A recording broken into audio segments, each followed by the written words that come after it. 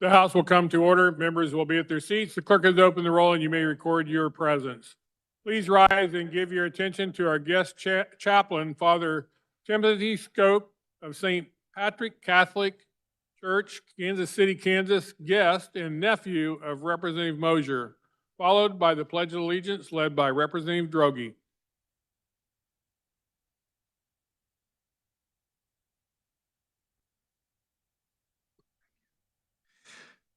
We read in sacred scripture from St. Paul to the Philippians, Christ Jesus, though he was in the form of God, did not regard equality with God something to be grasped. Rather, he emptied himself, taking the form of a slave, coming in human likeness. And found human in appearance, he humbled himself, becoming obedient to the point of death, even death on a cross. Because of this, God greatly exalted him and bestowed on him the name which is above every name, that at the name of Jesus every knee should bend, of those in heaven and on earth and under the earth, and every tongue confess that Jesus Christ is Lord, to the glory of God the Father. Father in heaven, I thank you for this time in which you have called us into existence. Your Son, Jesus, showed us that it is in a life of service that we truly live. I ask your blessing upon all these public officials who serve this wonderful state of Kansas.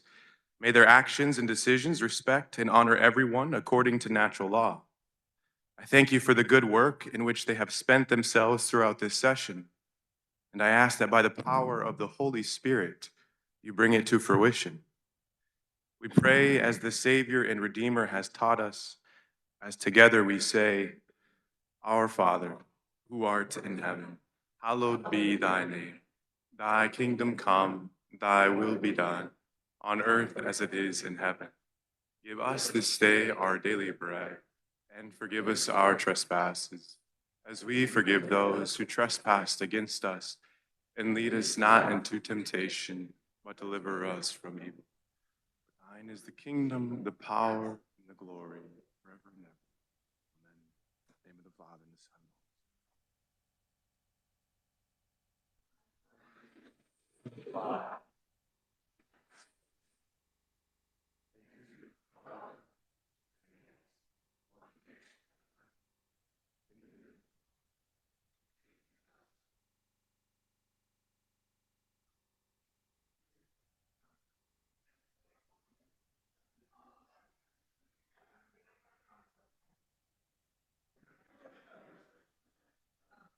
Has every member had an opportunity to record their presence?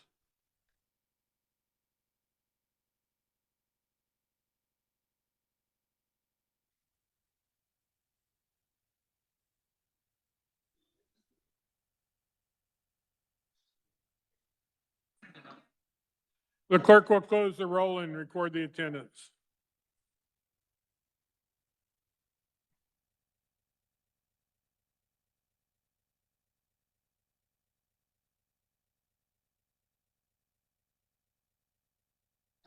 Speaker recognizes Representative Rogers for a motion to adopt the conference committee report on House Bill 2042.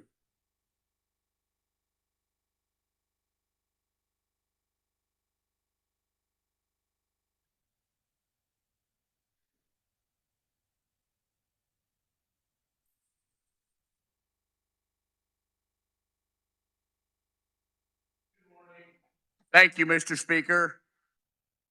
House Bill 2042 was amended. Amends the laws related. Nope, that's not right.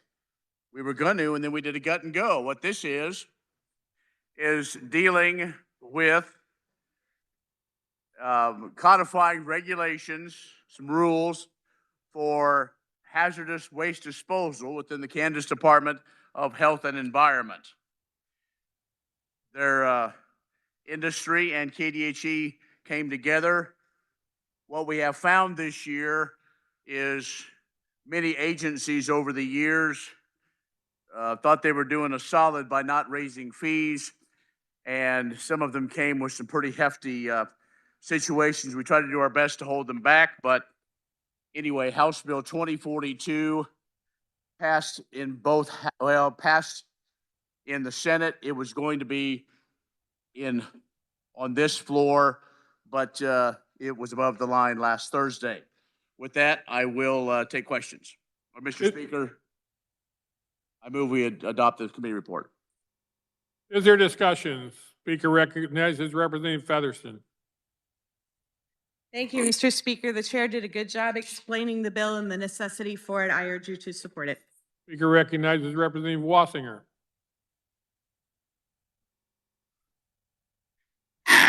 Thank you, Mr. Speaker. Sorry. It's bad enough, it's egregious enough that we aren't able to disallow different rules and regulations. But for agencies to put it in statute, it is wrong. It didn't go across our floor. It's a real bait and switch. I want to tell you, do not vote for this. Do not allow them to get away with this, please.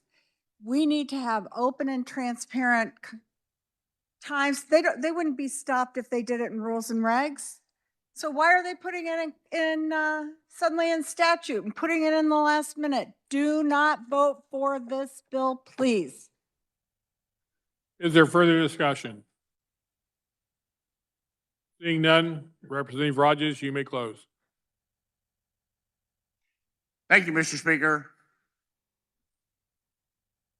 This passed out favorably out of committee.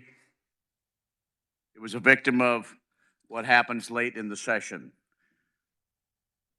To compromise, Mr. Speaker, I move my motion. This constitutes final action on House Bill 2042. The clerk will open the roll and you may record your vote.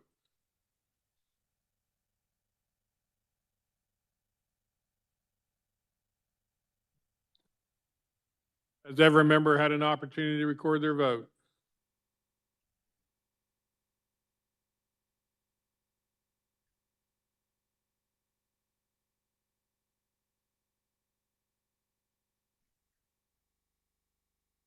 Has every member had an opportunity to record their vote? Clerk will close the roll. Does any member desire to explain his or her vote? Does any member desire to change his or her vote?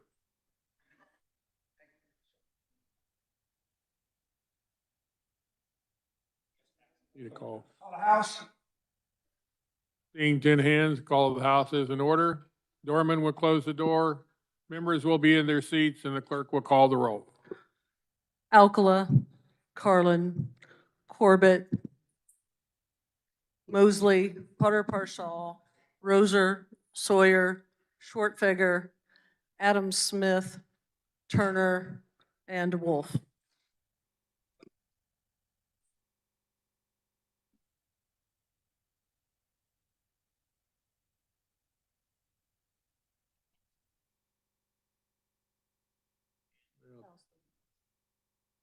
Representative Owsley may be excused.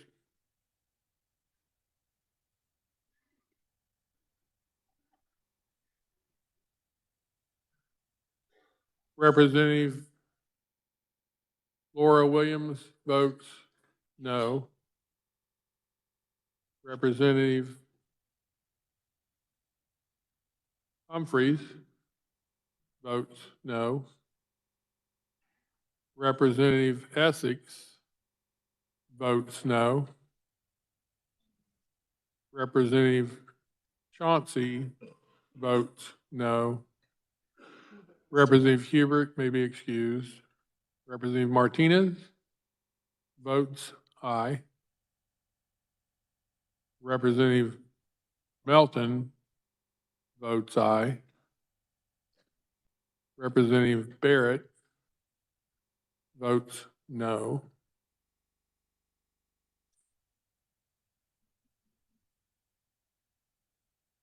Representative Roser votes no.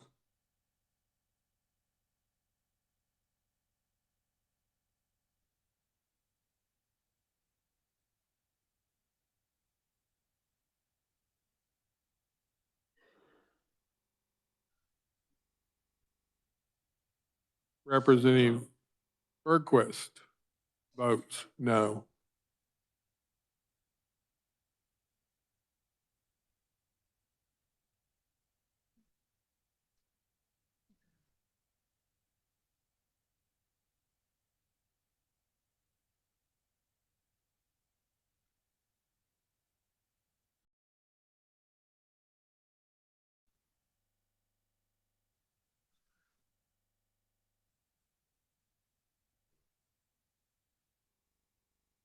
Representative Delperdang votes no.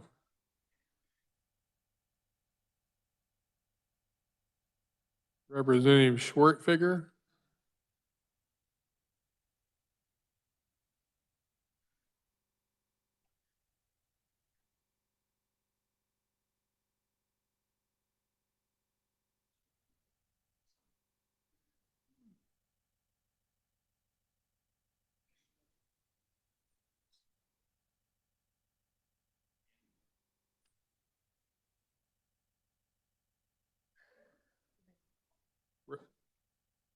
Representative Blake Carpenter votes no.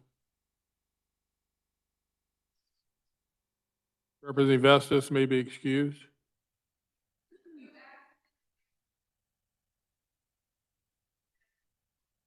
Oh, okay. So Representative Essex is no. Representative Estes is aye. Representative Schwertfigger votes no. Representative Corbett votes no. Representative Rivas votes no. Representative Wolf votes no. Representative Turner votes no. Representative Kessler votes no. Representative Adam Smith votes no. Representative Sawyer votes aye. Are there any further changes to the vote? Seeing none, 69 having voted in favor and 52 against the passage of House Bill 2042, the same having received a constitutional majority, the bill is hereby declared passed. The clerk will record the vote.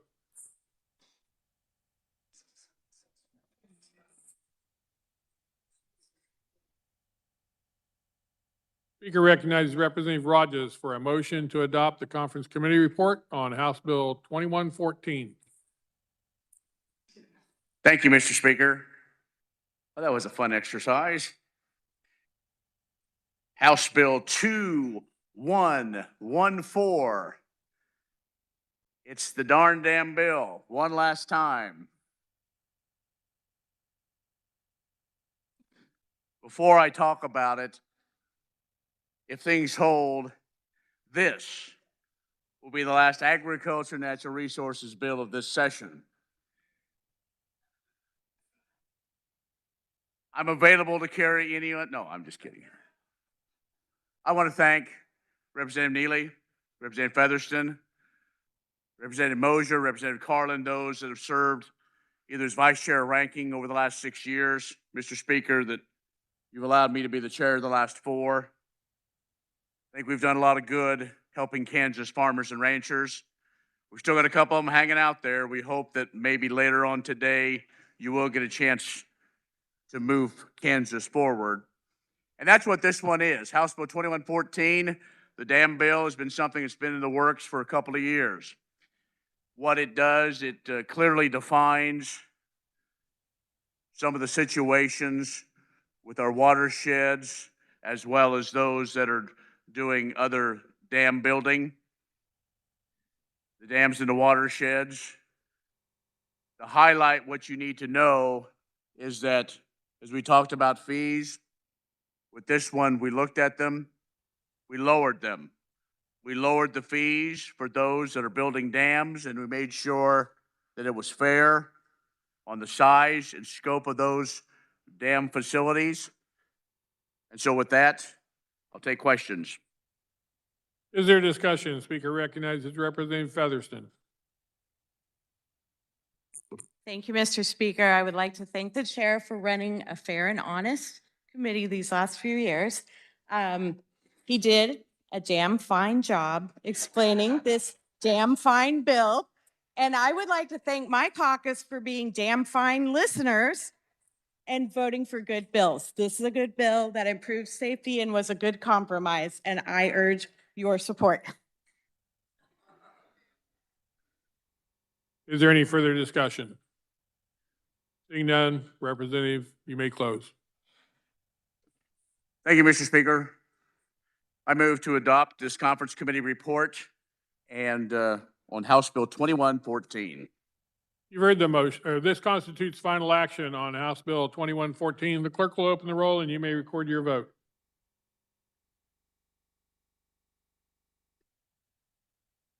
Has every member had an opportunity to record their votes? Clerk will close the roll. Does any member desire to explain his or her vote? Does any member desire to change his or her vote? Representative Hubert votes aye. Representative Francis votes aye. Any further change of vote? Representative Sawyer votes aye. Any further changes of vote?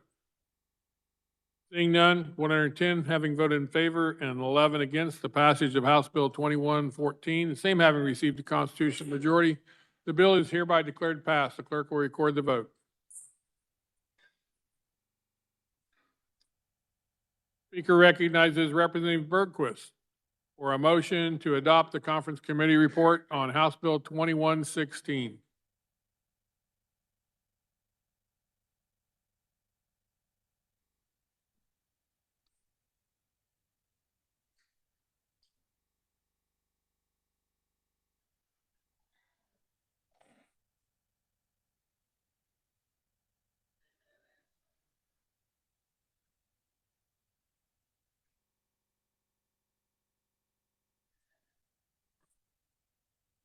Thank you, Mr. Speaker.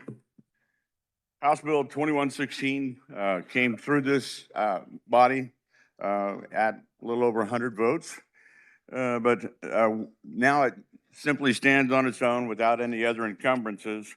2116 would require cities and counties of certain population sizes to use standard contract provisions prescribed by the Department of Administration as used in state contracts. These provisions would apply only to cities of the second and third class and to any county with a population of less than 35,000, and to any contract only those made after July the 1st of 2026. The contract provisions are contained in the form is called the DA-146A, published by the department, and includes provisions for governing warranties, liabilities, taxes, insurance, and applicable laws. The bill would require the provisions to be included in each contract unless the governing body of that city or board or county commissioners decides to omit a particular provision by affirmative majority vote. However, the governing body or board may not omit the provisions regarding indemnity or governing law as specified in the bill. Mr. Speaker, I move to adopt the conference committee report for House Bill 2116. I'll stand for questions. Is there discussion? Speaker recognizes Representative Featherston. Thank you, Mr. Speaker. This is a good bill, and I appreciate that in working it out, we removed cities of the first class from it. Those cities have extensive legal departments that can negotiate their own contracts. So if you represent one of those bigger cities and saw they opposed the bill originally, they do not anymore since they're not part of it. But I also think it helps out our smaller towns and cities who don't have robust legal departments to give them a basis for their contracts. So I encourage a yes vote. Is there any further discussion? Seeing none, Representative Bergquist, you may close. In closing, as others have said that have committees that work together pretty good. Local government committee has worked well to review a lot of matters that a lot of you guys don't ever hear about. Some of those things get set aside because we find a solution for them and help the cities and the counties get along. But I appreciate the ranking minority member and appreciate my vice chair who worked on this bill pretty hard for more than a couple years on behalf of an individual community. So with that, I close my motion. This constitutes final action on House Bill 2116. The clerk will open the roll and you may record your vote.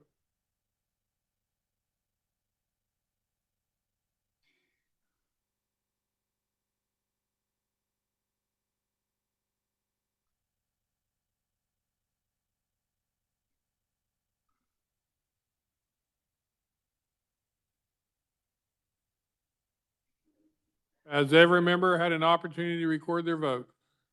The clerk will close the roll. Does any member desire to explain his or her vote?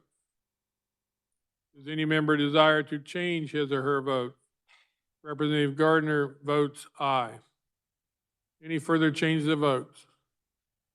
Seeing none, 122 having voted in favor and 0 against the passage of House Bill 2116, the same having received the constitutional majority, the bill is hereby declared passed. The clerk will record the vote.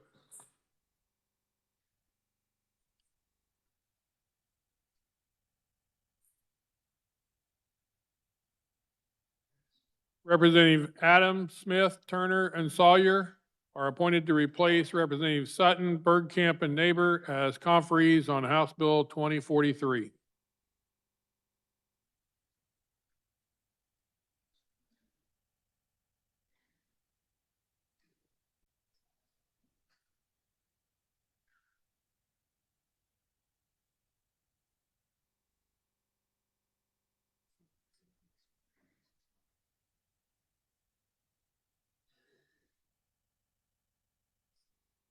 Speaker recognizes. Hold on. Representative Adam Smith, Turner, and Sawyer are appointed to replace Representative Sutton, Bergkamp, and Neighbor as conferees on House Bill 2044. Representative Adam Smith, Turner, and Sawyer are appointed to replace Representative Sutton, Bergkamp, and Neighbor as conferees on House Bill 2046.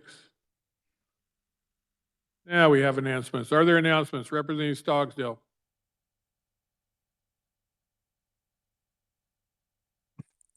Thank you, Mr. Speaker. Democrats, we will have agenda immediately upon recess. Thank you, Mr. Speaker. Are there any further announcements? Representative Humphries.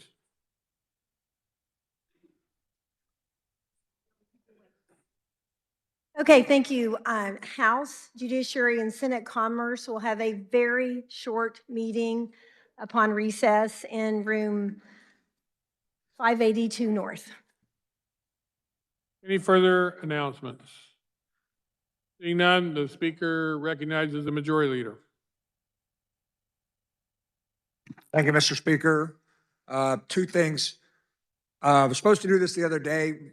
The letter you got from the Spouses Club about sponsorship, it said 5,000 for gold. It's supposed to be 500 for gold. It's a big difference between silver and gold.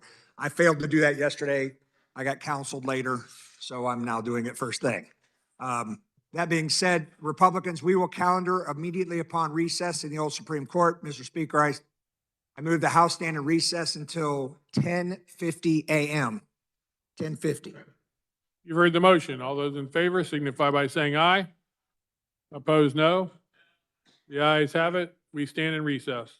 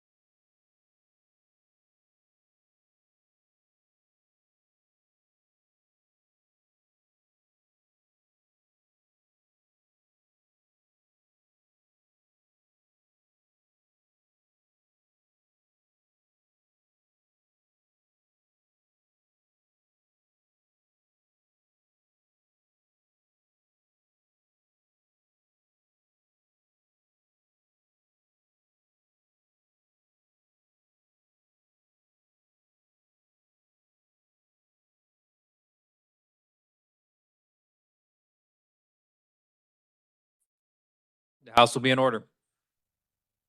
Message from the Senate, the clerk will read.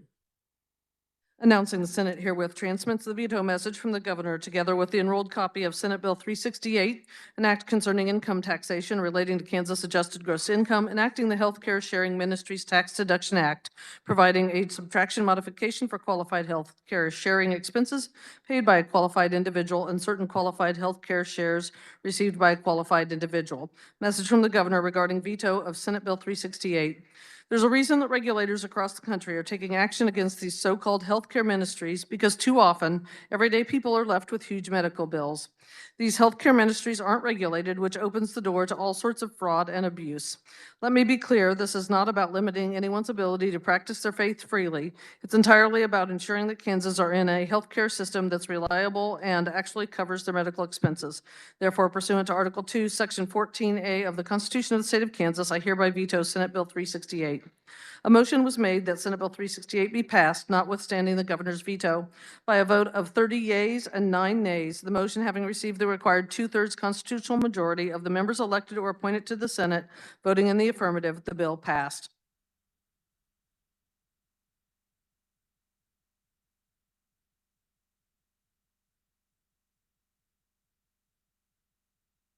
The Speaker recognizes Representative Will Carpenter for a motion to adopt the Conference Committee report on House Bill 2365.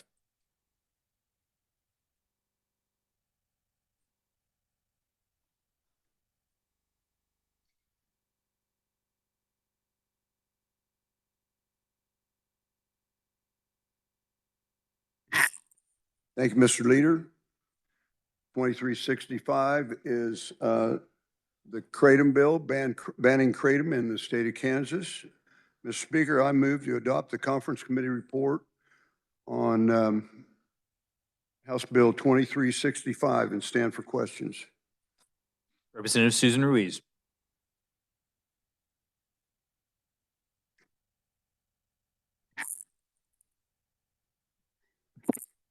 Thank you, Mr. Speaker.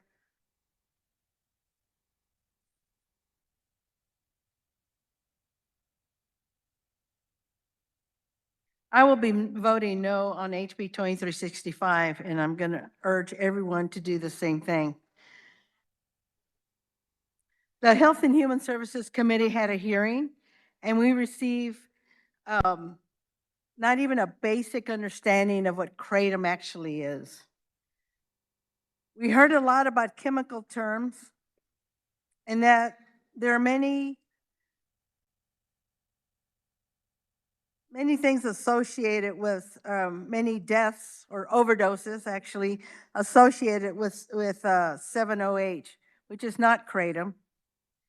We were told that Kratom and 7-OH should be placed in Schedule 1, thereby making it illegal to purchase and use it in Kansas. What we didn't hear is that 22 other states have regulated Kratom, not the 7-OH, but the Kratom, and have set many guardrails, including raising the age limit. The Health and Human Services Committee is well known for asking in-depth questions about bills that come before us.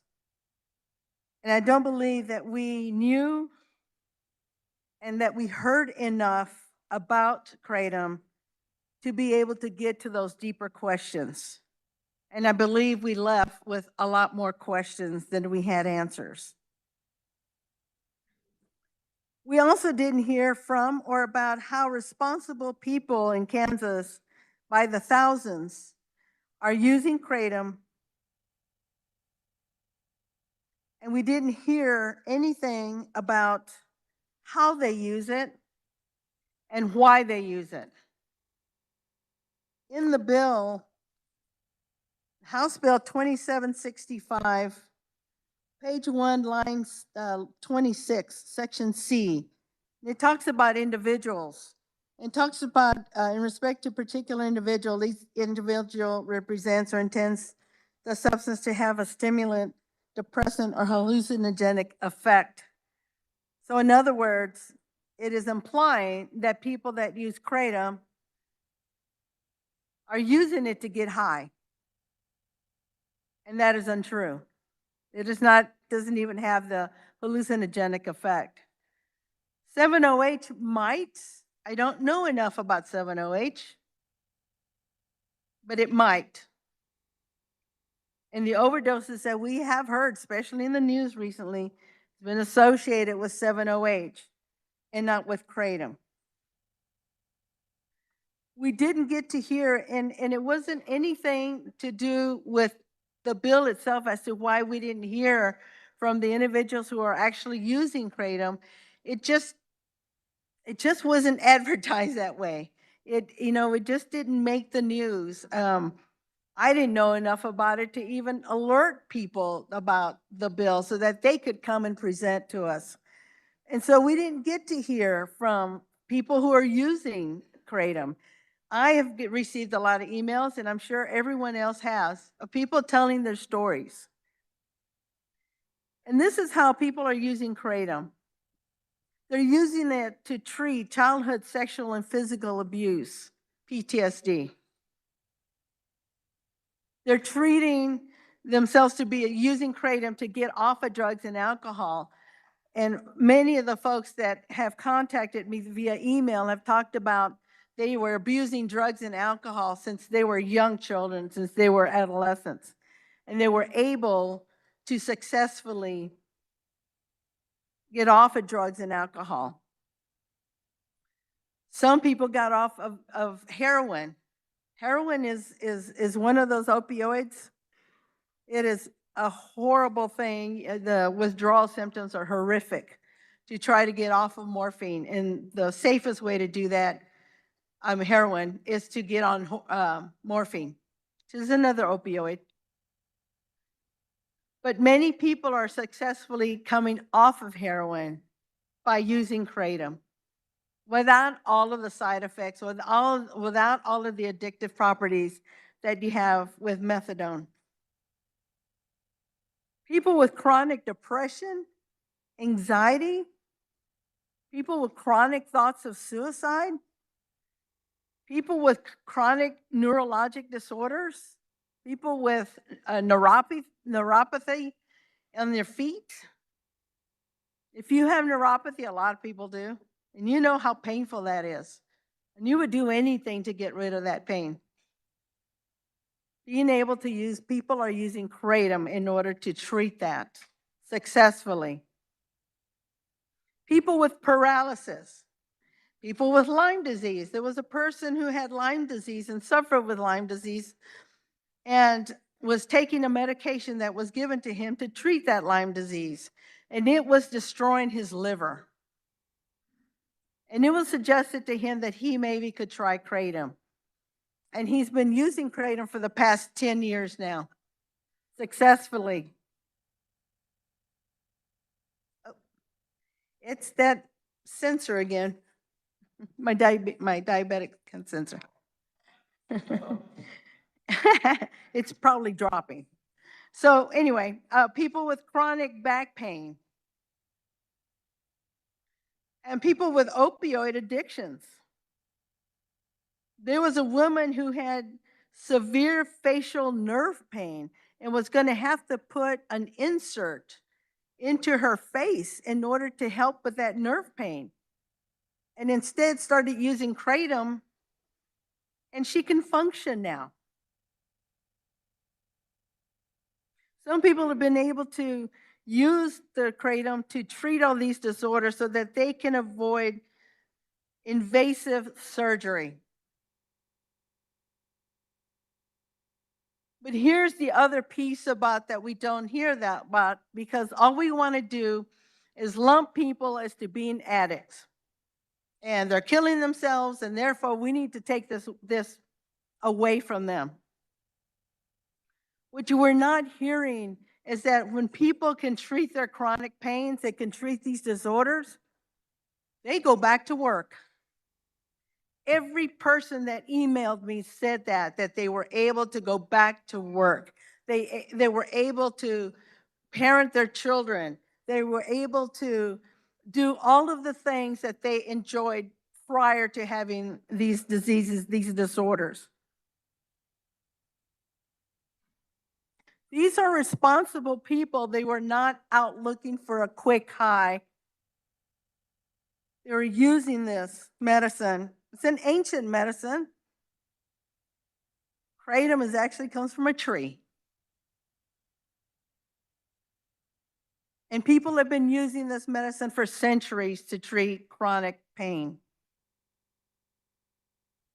Every single person that contacted me via the email also said it needs to be regulated, not banned, because the minute that you ban this, responsible people that have been using this now become criminals. You ban this, and we have seen in other states that when they ban it, overdoses go up again. The risk of going back to drugs, the risk of going back to alcohol rises because they can no longer take the kratom or use the kratom.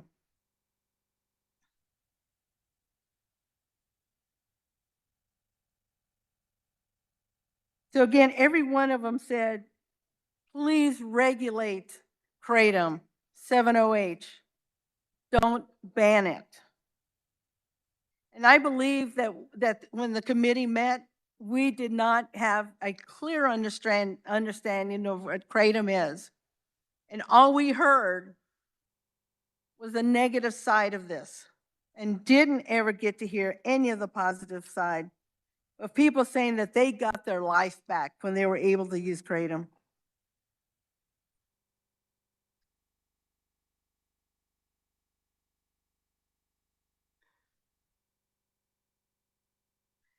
They all agreed and they pleaded in their emails.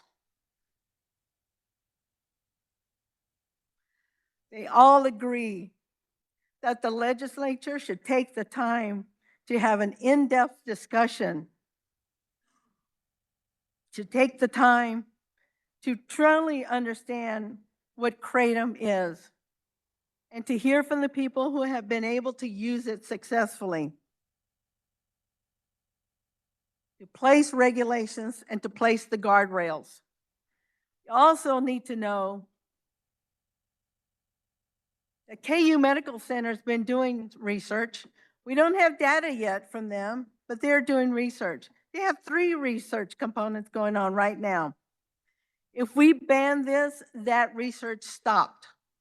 And I've heard people say, well, we don't have any data to back anything up because legislators keep banning things. And when you ban and you move drugs into Schedule 1, it stops all the research. We can't do any research on it. The feds won't do research.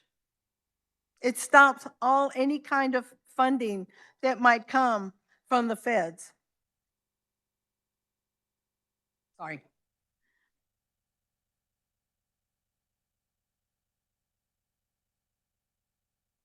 I urge you to vote no on HB 2365. Don't ban this. Don't make the thousands of Kansas who are using kratom in particular, don't turn them into criminals. Don't increase the chances of overdosing or going back to drugs or going back to alcohol. They had their life together after being able to use kratom. Banning it will just be devastating. Thank you, Mr. Chair, Speaker. Representative Haskins.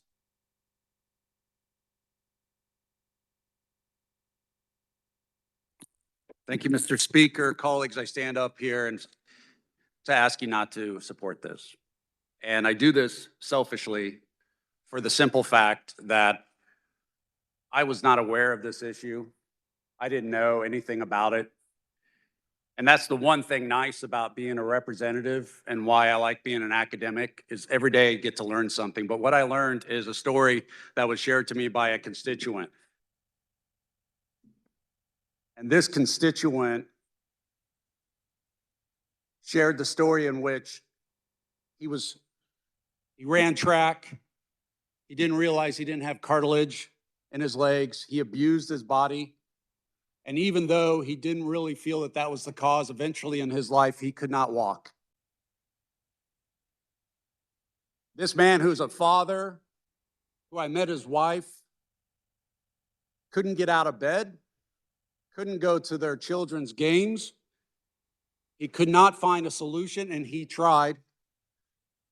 He tried by finding individuals that will give him prescription drugs and those that would give him drugs that may not be legal. He wanted to get better and he couldn't get out of bed. He had this pain that none of us could really relate with. And he couldn't find a solution, so that started to make his family life worse. Now, I want you to think as we stand up here and we talk about, well, this is what needs to be regulated, and because it's an opioid and it's bad, which the research that you have on your desk from credible academic sources state that it's not, that it needs to be regulated just like any other medicine, but it's not something that you would find in the simulation or in the similar categories that you want to criminalize these people with. 5 years, this man could barely leave his house. 5 years, his family struggled. And then one day, he ran into a solution. This was the solution. I met him not in his house on a couch. I met him standing upright at an event advocating for us not to do this. He had a smile on his face. He was willing to do whatever it takes just for you not to ban this, just to regulate it, because he was addicted to alcohol. He was addicted to drugs. He had suffered from depression. And once he started taking this, he got his life back. He found his religion. He made his family stronger. And the coolest thing, because I can be a little clumsy, I dropped my plate. He bent down and picked it up and put it back. And not thinking, because we take all of that for granted, not thinking, he said, I couldn't have done this in 2024.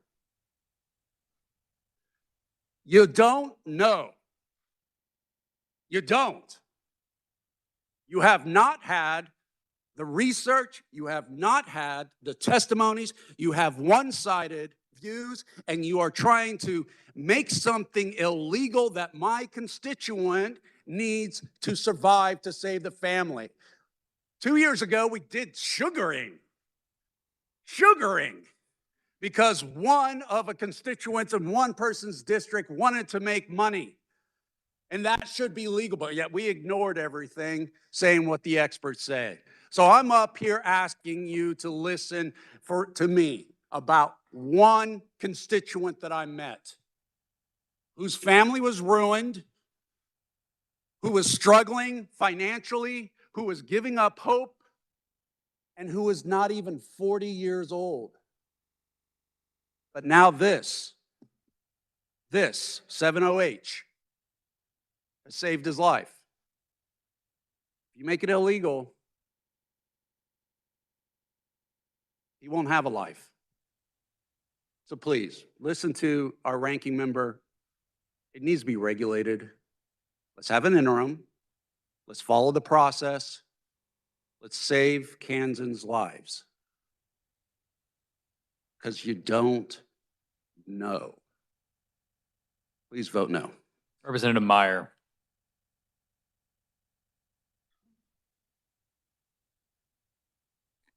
Thank you, Mr. Speaker. Our ranking and the previous speaker did an excellent job. I had the opportunity to meet his constituent as well, and I was blown away by his story.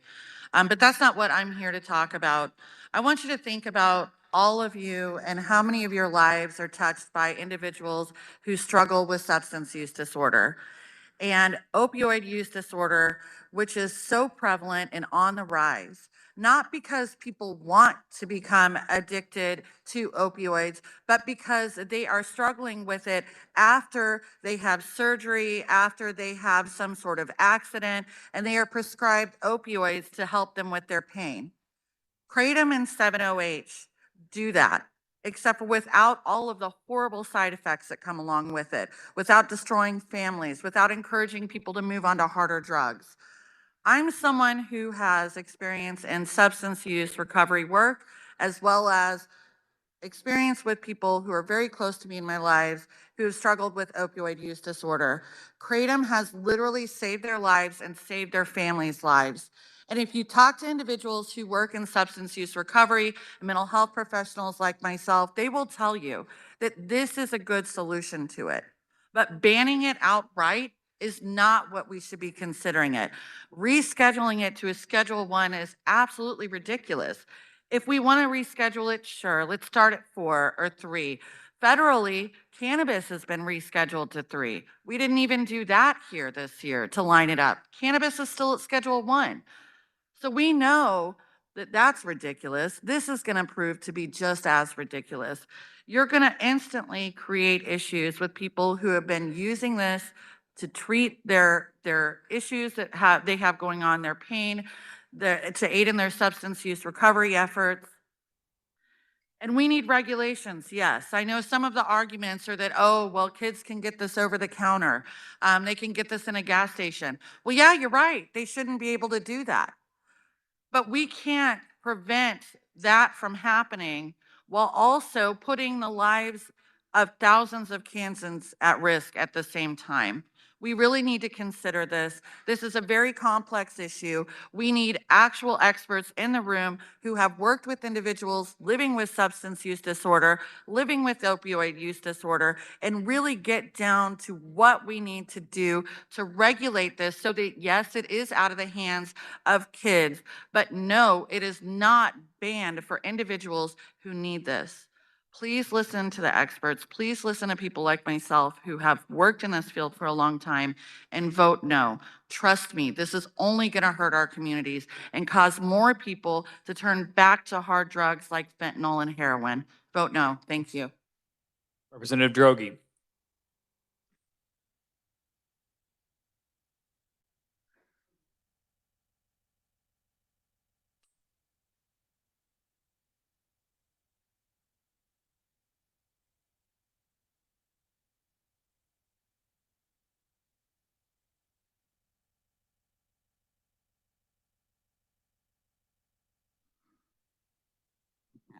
Thank you, Mr. Speaker Pro Tem. Body, there's been a lot of eloquence and verbiage used to try to defend this drug.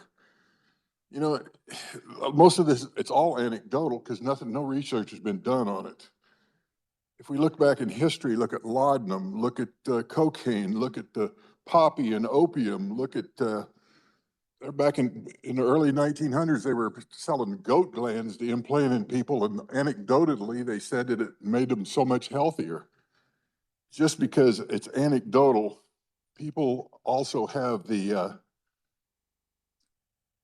if you tell them something's going to work, they think it works.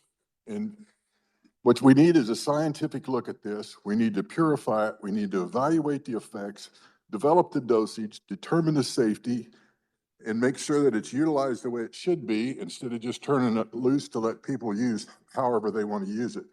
And we faced this with THC, with marijuana. You know, there's some positive effects, but there's also the negative effects on our society, especially when it's available as easily as it is in the convenience stores.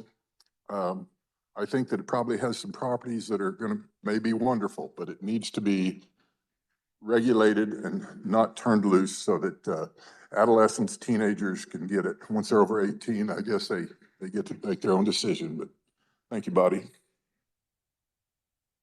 I would ask that the state senator please move to the wall and have the conversation along the wall. Representative Bryce.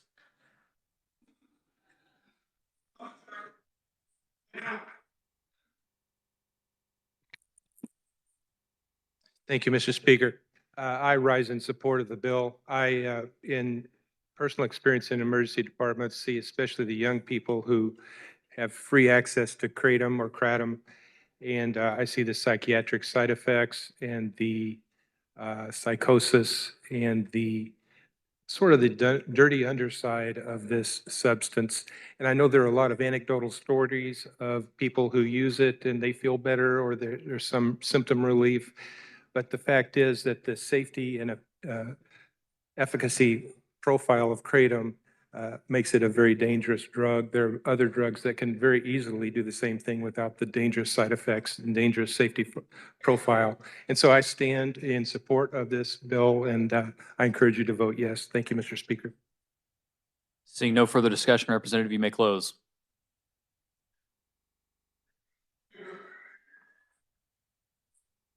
Speaker recognizes Representative Susan Ruiz for Susan Ruiz for a second time.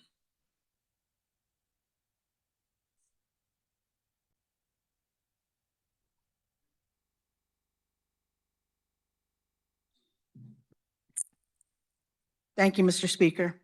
I wanted to give one more example of what banning kratom would do. There is a person that we know very well. I can't say her name, but it's a person that we know. I have her permission to share her story a little bit.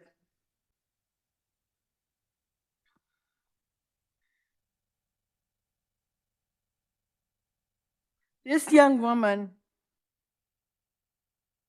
started taking kratom 9 years ago. She has struggled with anxiety disorders since she was 13. And she said that kratom has been a game changer in her life and was able to now live a normal life. She also has chronic pain because of injuries she sustained in her younger years.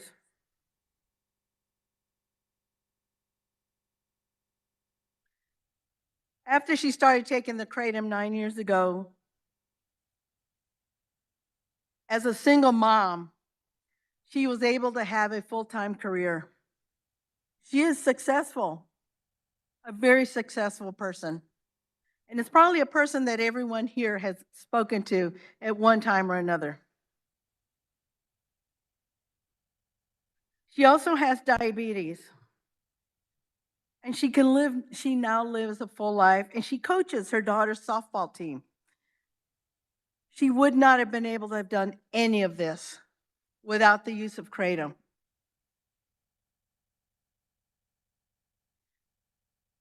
I cannot imagine what her life is going to be like, what the life and how it's going to affect her daughter if we ban this.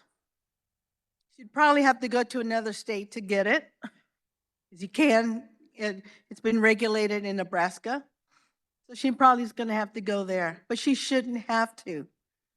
She should not have to leave our state to go and find the one substance that has helped her gain her life again. Please think about her and so many thousands of other Kansans using kratom and vote no on HB 2365. Thank you, Mr. Speaker. Representative Schwerfigger.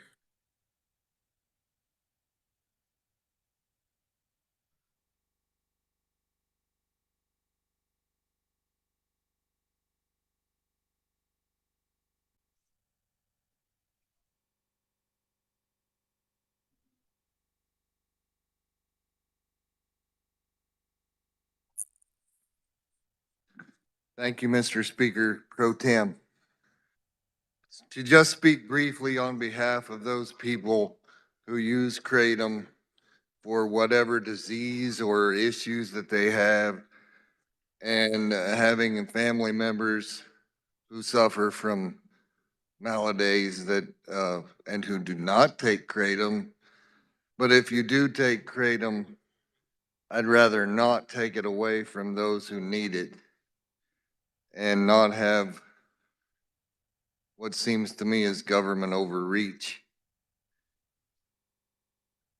I advise and ask you to vote no. And we take this up next session to clear this up and redefine perhaps a medical use for kratom. Thank you. Representative Fairchild.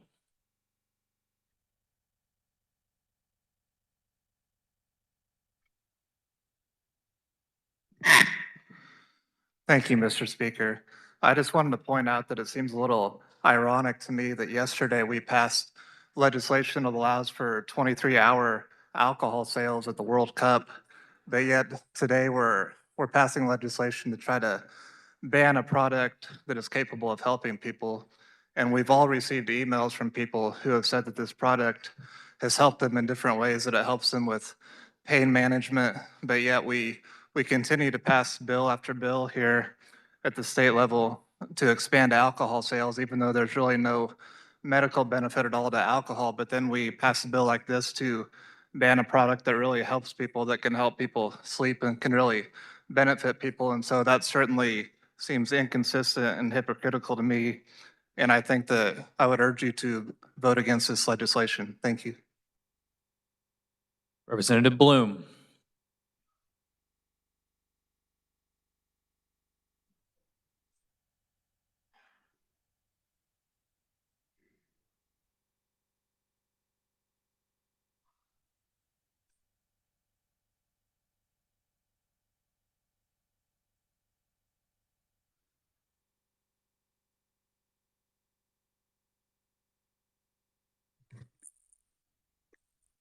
I want y'all to listen. This is a bad bill. We're comparing apples to oranges. Pure kratom is great. I know, I've seen it. I've seen it for 30 years. I see the things it can do. When it's been chemically altered, it is not good. You can stand here and tell me, oh, you want something to happen to our kids. I'm the last person that wants anything to happen to our kids. But this bill should have been written so that the natural kratom we can use. People depend on it. They depended on it for years when other things don't work. This is a good product. When it's been chemically altered, it is not.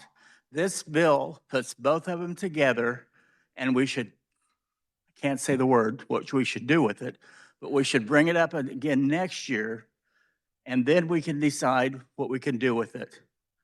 But don't get rid of a bill that's helping over 100,000 Kansas citizens, good citizens, paying taxes, working hard, that's going to make their life miserable.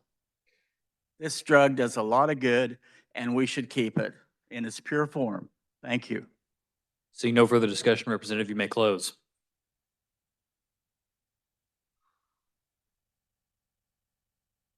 Thank you, Mr. Leader. Colleagues, nothing like a good kratom bill to wake everyone up in the morning and get us fired up for the day. So I appreciate the dialogue. I appreciate everyone that came up here and testified. Just a few facts from the Drug Enforcement Agency on kratom. Connecticut and Ohio just scheduled it as a Schedule I drug. 6 states have already banned it outright: Alabama, Arkansas, Indiana, Louisiana, Vermont, and Wisconsin. 2 states, Florida and Ohio, have scheduled as a Schedule I controlled substance. As of January 26, 30 states and the District of Columbia have regulated kratom and its components in some manner. The bottom line is, I'm not going to read a lot of this stuff. I could keep you here for hours, quite frankly. This bill was supported by the Chief of Police Association, Family Voice, KBI, State Board of Pharmacy. But the bottom line is, and I could go on for a long time, but this is the new fentanyl. And we've cut down on fentanyl at the border and that kind of stuff. And so people are turning to other things, and this is the next one of those. And I've got some stats here to prove it. But the bottom line is, because of that inactivity on this bill, is people are dying. And that's the bottom line here. People are overdosing, they're dying, they're in the emergency rooms. And that's what this is about. I'm sorry for the unintended consequences, but I'm not sorry to help the people that are overdosing and dying in this drug. So in the effort of not reading through this entire thing here and time, Mr. Leader, I move my motion. This constitutes final action on House Bill 2365. The clerk will open the roll. You may record your vote.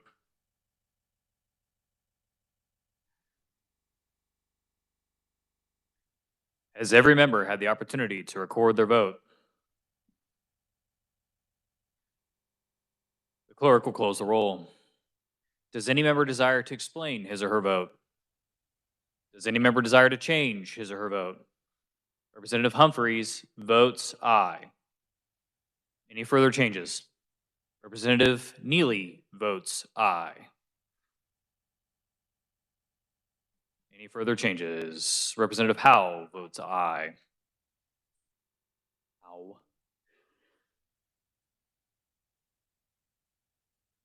Any further changes? Seeing none. With 76 having voted in favor and 49 against the passage of House Bill 2365, the same having received a constitutional majority, the bill is hereby declared passed. Clerk will record the vote.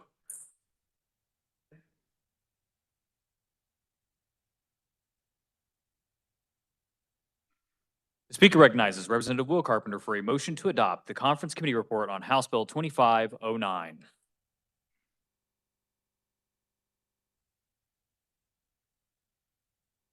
Thank you, Mr. Leader. This is a lot less controversial than the first one, so I'm happy to say this bill 2509 is the combination of two bills.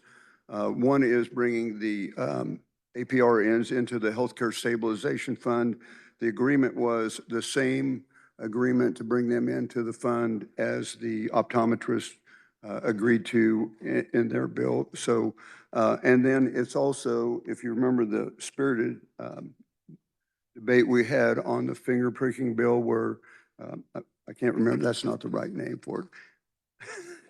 Let me find the right name so that point of care testing, how's that? So anyway, that's a combination of these two bills, and I will stand for questions. Oh, did I already make a motion? No, I move, Mr. Speaker, I move to adopt the conference committee report. Representative Susan Ruiz. Thank you, Mr. Speaker. I do not support HB 2509. The nurse practitioners, the APRNs, did not ask to be placed in the Healthcare Stabilization Fund. There feels like they're being forced into it. And it's unfortunate that the point in time bill is combined with 2509, but I agreed to it in conference committee. It wasn't the ditch I wanted to die in, so I agreed to it, but I will be voting no on HB 2509. Representative Oropeza.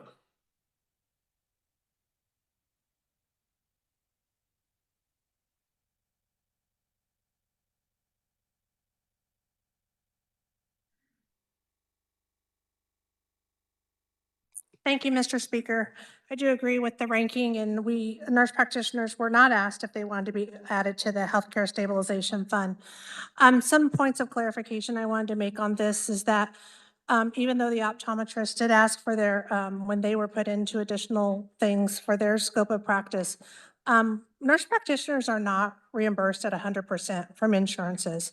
We are about sometimes 75%, 80, 85, but never 100%. So I want to make sure people understand that. There are small practices that are in rural Kansas that potentially this, adding us to the Healthcare Stabilization Act may run us out. As statute, we are already required to have malpractice insurance. And so this would potentially raise rates and will potentially maybe even tie us into a spot where we only have two insurances to look at when you're looking at the Healthcare Stabilization Fund. Currently, midwives are also a part of the Healthcare Stabilization Fund, and they currently only have two insurance options. So for them, it's $13,000 a year, which is really hard to do when you're already having a small practice and you're not reimbursed at 100% from insurances. I also wanted to make a point of that when midwives come into the state of Kansas, this is a major deterrent for them to even practice and especially military spouses. Some have looked at these insurance rates and have decided just not to practice in the state of Kansas because financially it's just not worth it. I want to make sure that people understand this and that, yes, we did get a seat on the board, but that was not the original intent and that was not put in the bill. That is something that had to be asked for. And there's no guarantee that it will be a widespread option of insurance plans available to us. I also want to make sure that people understand this is not something that'll be great for everybody in the state of Kansas and especially the small practices. And with that, I will be voting no on House Bill 2509. Thank you, Mr. Speaker. Seeing no further discussion, you may close.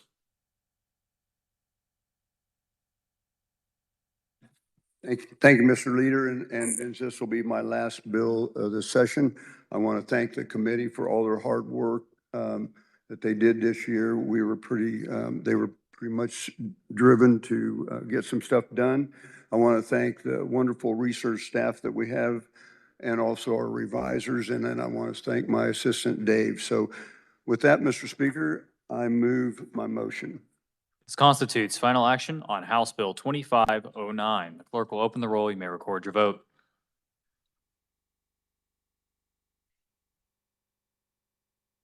Has every member had the opportunity to record their vote?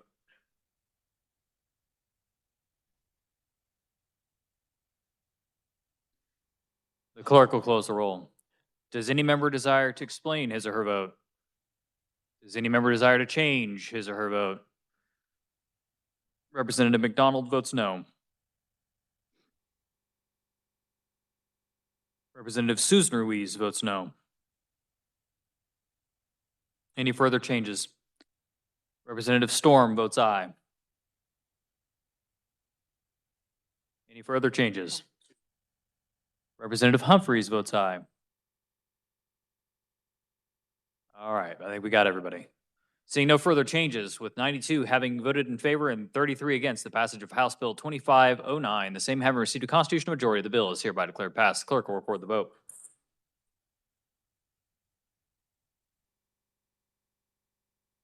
The Speaker recognizes Representative Humphreys for a motion to adopt the Conference Committee report on House Bill 2479.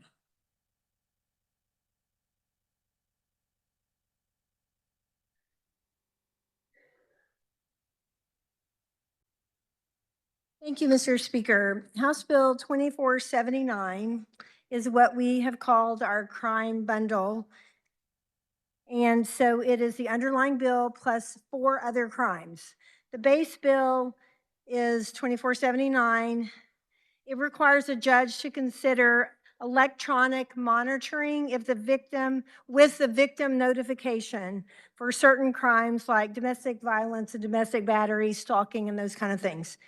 This was the bill that was shepherded through the process by our dear colleague that we lost this session. Included in House Bill 2479 is 2412, which was increasing criminal penalties for endangering a child under age 6. Also 2518, increasing criminal penalties for the crime of breach of privacy and modifying the culpability mental state when offenders are over 18 and the victim is less than 14 in places of authority in schools. Excuse me, it's not that one. And it updates references to technology. Similar, House Bill 2762 modifies the crime of unlawful sexual relations regarding a person in a position of authority, which I just was mentioning. And that could be in a school, and that would be, for instance, like bus drivers or SROs, volunteers who are over the age of 20. And then the last one is 2594, modifies the elements of the crime of blackmail relating to disseminating images, videos, or recordings. Those all will become effective in the statute book. And an interesting point is that all those 5 bills, the vote count in this House was 612 to 1. And with that, I'll stand for questions. Representative Osman.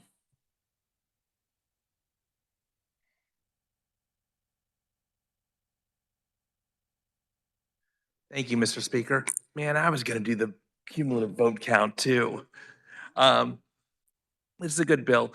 It's rare that you can, number one, bundle things that, first of all, we've all voted on all of the things. And number two, which is something that we fought hard for. We didn't always get it, but we fought hard to make sure that only the bills that were going through conference committee are ones that Judiciary had worked on and that we as a House have voted on and we've done a lot of Judiciary bills. This was something that extremely important to us. So all 5 bills we've worked on, all 5 bills we voted on, all of them we've almost unanimously supported. It's a good bill. It's a good bundle. I suggest voting for it. Thank you. Representative Carmichael. Oh, excuse me. I apologize. Representative Collins first.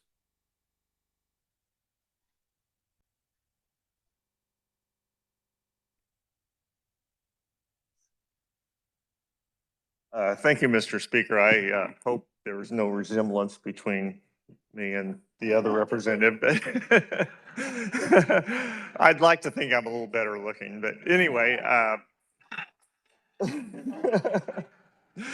Anyway, I just wanted to mention that the bill I've been advocating for, Benny's bill, House Bill 2412, is part of this bundle, and I do appreciate all the support I've received for that bill, and it's a really good bundle. All the other bills that we're bundling, they're just really good, and I really feel like we're doing something good in Kansas when we pass this. And so with that, I will just encourage you all to vote for this bill. Representative Carmichael.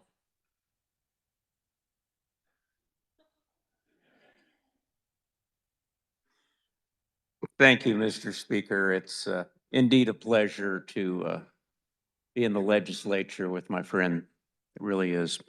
I also rise in support of the bundle that is now described as HB 2479. But the reason that I stand here right now is to remind you that we need to think about more than just how many votes there were collectively in favor of each of the component bills. We need to heed the words of our ranking member in corrections from yesterday, that we also need to be keeping track of bed counts. Every time we make something against the law that wasn't against the law, or every time that we increase a penalty, the consequence is that we have to build more prisons. Now, there are situations where that absolutely needs to be done, as far as putting people in jail longer, situations where things that the law has overlooked for whatever reason need to be made illegal. But keep in mind, there is a consequence every time you vote to increase penalties. And that consequence is you need to be able to reach into the state general fund and pay for a place to put those people. And sometimes I fear we don't give the back end of the equation enough attention. Notwithstanding that, I do rise in support of HB 2479. Thank you, Mr. Speaker. Seeing no further discussion, Representative, you may close. Thank you, Mr. Speaker, and I do appreciate your vote yes on this and for also honoring our dear colleague, and that this bill was his from beginning to end. So with that, I close. This constitutes final action on House Bill 2479. The clerk will open the roll. You may record your vote. Has every member had the opportunity to record their vote?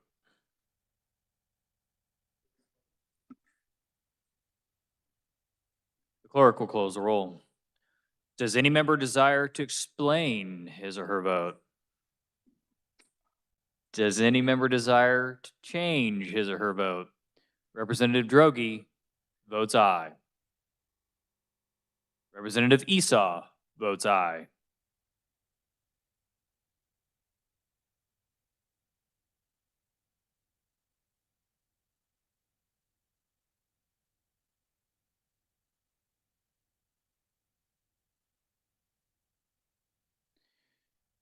For an explanation or, okay, Representative Carr.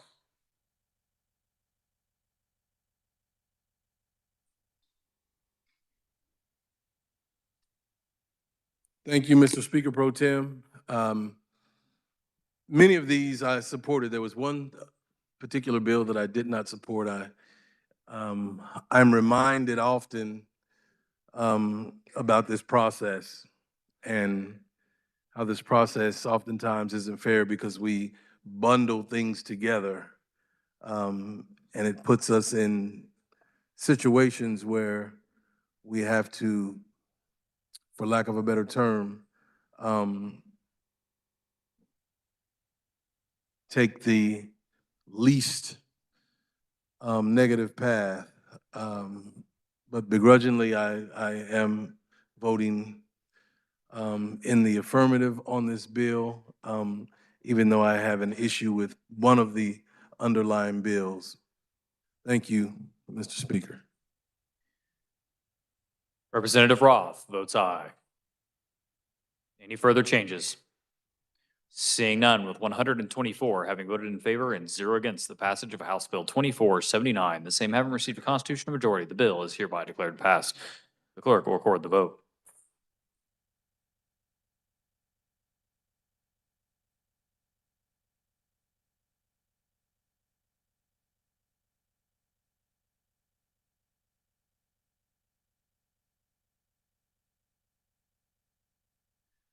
Are there announcements?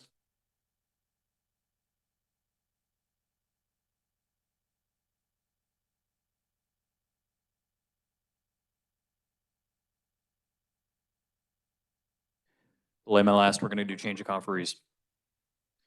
Representatives Estes, McNorton, and Stogstill are appointed to replace Representatives Will Carpenter, Bryce, and Susan Ruiz as conferees on House Bill 2763.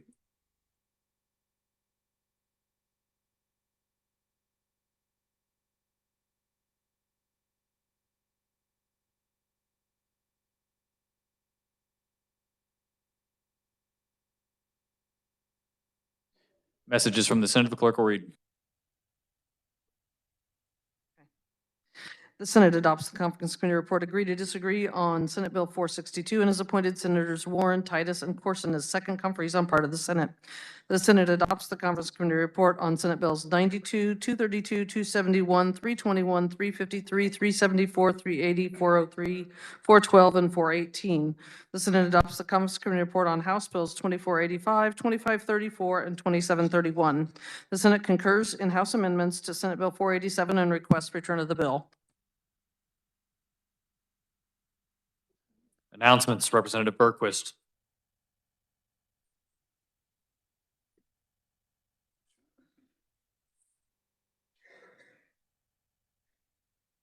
Thank you, Mr. Speaker Pro Tem.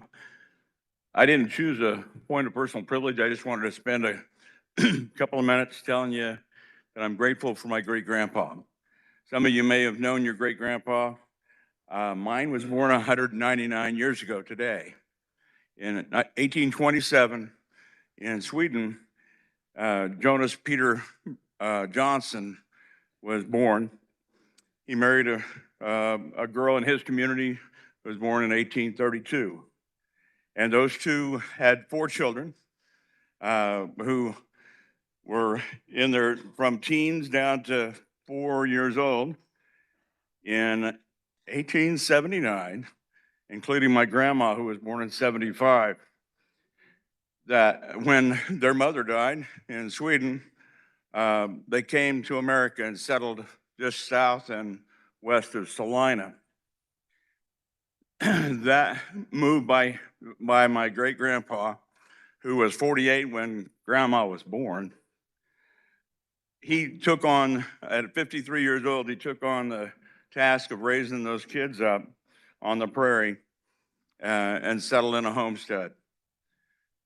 About the same time, a young man named Berquist was 4 years old, and he lived next door to the house where they came to when the day they first showed up in America in 1880. Representative, I'm sorry, but what is your announcement exactly? Announcement is happy birthday, great-grandpa. great-grandpa Jonas Peter Johnson, and a great history and a great thankful family. Thank you. All right, thank you, Representative.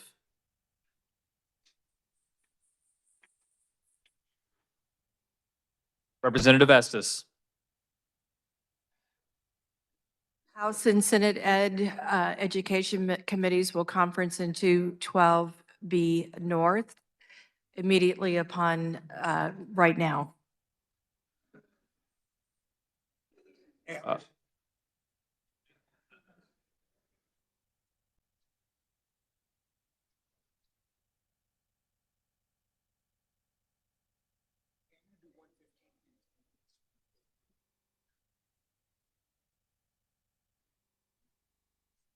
Speaker recognizes Majority Leader Croft for a motion to recess. Republicans, we will calendar immediately upon recess and then give you a couple minutes to go grab some food. Mr. Speaker, I move the House stands in recess until 1 PM or 1300. Oh, no, I said, I'm sorry, 1:15 PM or 13:50. You've heard the motion. All those in favor signify by saying aye. All those opposed, no. The ayes have it. We're in recess.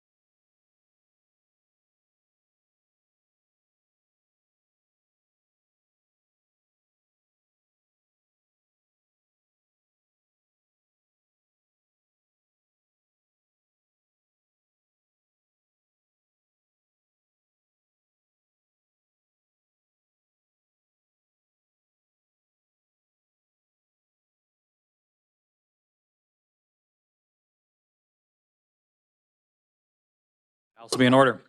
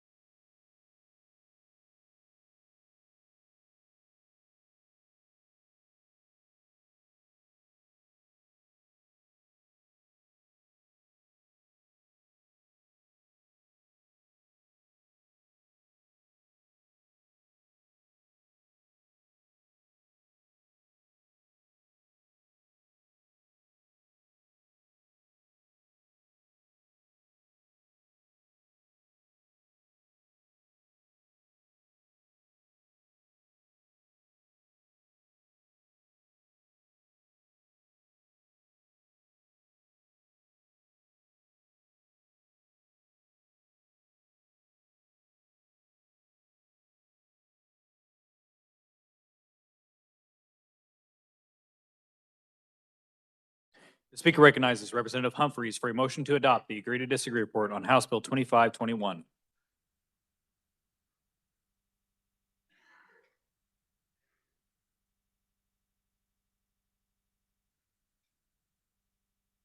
Thank you, Mr. Speaker. We're looking at House Bill 2521, and that has to do with adding child placement agencies into the Tort Claims Act. We heard this bill and we disagreed in committee. So, Mr. Speaker, I move to adopt the agree to disagree conference committee report, and then a new conference committee be appointed. And I will stand for questions. Representative Osman.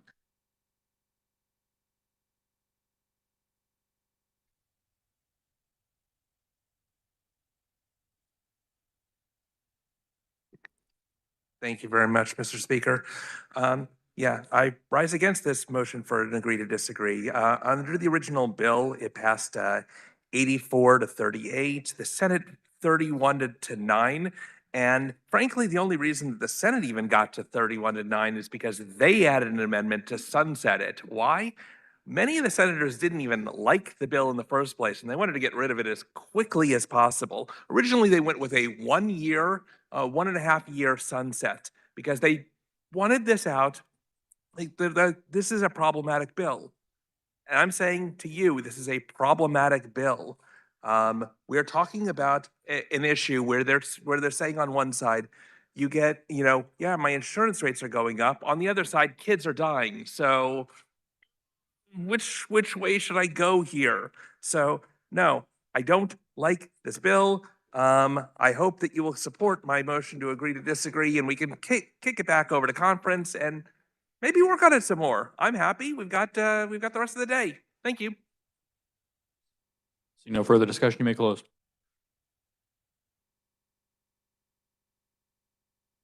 Thank you, Mr. Speaker. I'm just reminding everyone, this is a vote to agree to disagree. It's not a debate about the bill. We're going to have that debate. We should have that debate.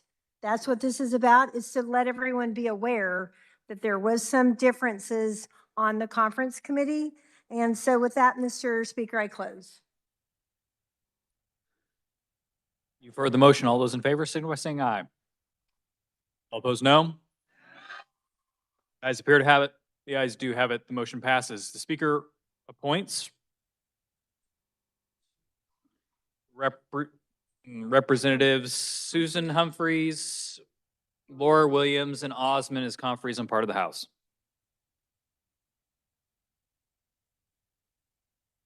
Speaker recognizes Representative Humphreys for a motion to adopt the agree to disagree report on House Bill 2651. Thank you again, Mr. Speaker. House Bill 2651 has the contents in it of 2610. It is limiting the use of summons in legal cases. And with that, I'll stand for, and I move that we adopt the agree to disagree conference committee report and that a new conference committee be appointed. Representative Osmond.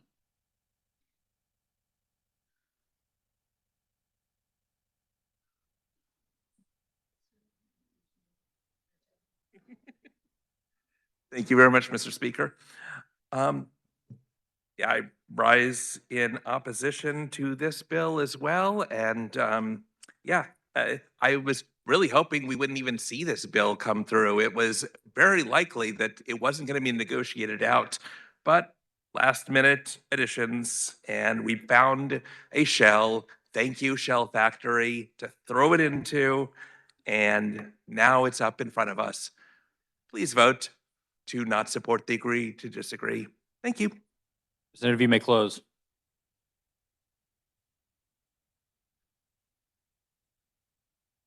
Thank you. I close. You've heard the motion. All those in favor, signify by saying aye. All those opposed, no. Ayes appear to have it. The ayes do have it. The motion passes. The Speaker appoints Representatives Humphreys, Laura Williams, and Osmond as conferees on part of the House. The Speaker recognizes Representative Tarwater for a motion to adopt the agree to disagree report on Senate Bill 229.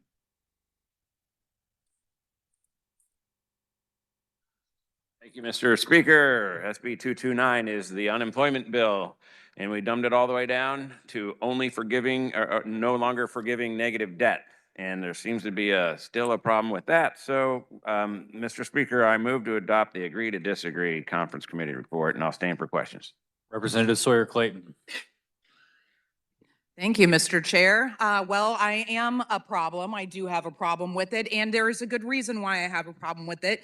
This does not include the fix to help our friends in labor, particularly those who are furloughed under UAW. And so I hold in my opposition, and I urge you to oppose the motion. Thank you. You may close.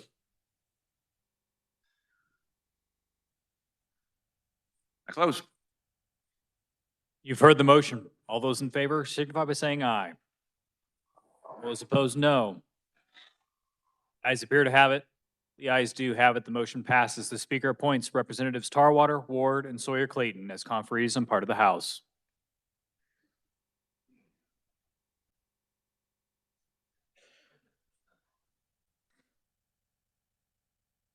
The Governor's objection to Senate Bill 368 having been read, the time has now arrived for the House reconsideration of said bill. Is there a motion to reconsider? The Speaker recognizes Representative Bryce.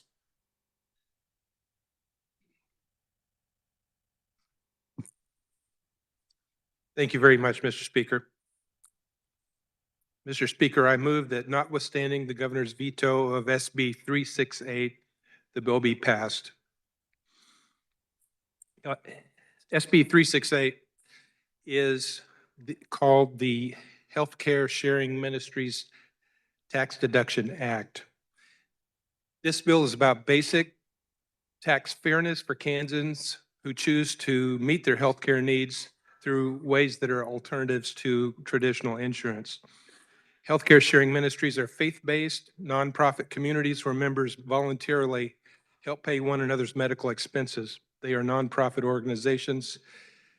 Healthcare costs are a major concern for Kansas families, and not everyone can afford or use traditional health insurance. Many families instead participate in these healthcare ministries.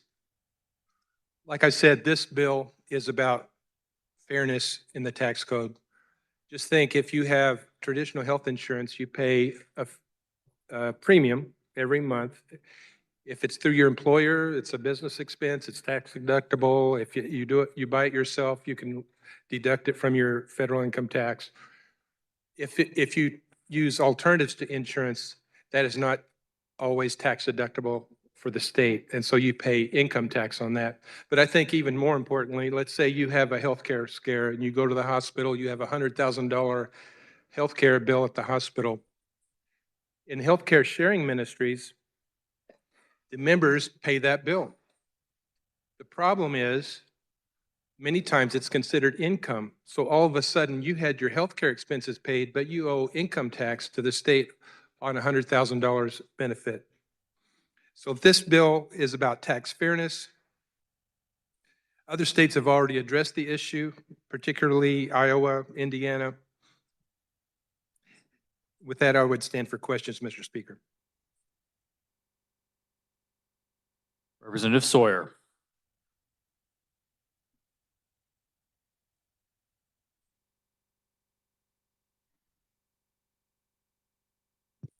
Thank you, Mr. Speaker. I rise to urge a no vote on this motion. I think it is about tax fairness, but the problem is if you've got regular insurance and you buy a policy, the only way you can deduct your premiums is if you itemize your deductions. So what this bill does, instead of having the people with the health share ministries as they pay their health shares, instead of having them have to itemize their deductions to get the deduction in Kansas, it's an automatic modification to your income, adjusted gross income. It's called, we call it subtraction modification. So you automatically get to do that. You don't have to itemize. So it's not a tax fairness issue. We are actually treating the people in the health share programs better than we are in people that buy traditional health insurance. So we're still not treating them the same. There are 2 states that do this, as he says, but the rest of the states do not do this, and the IRS does not recognize these. So we are doing something that's more out of line. But again, to me, there is a tax fairness issue. We are now treating these better than we are regular health insurance premiums. So I urge you to sustain the governor's veto. Seeing no further discussion, Representative, you may close.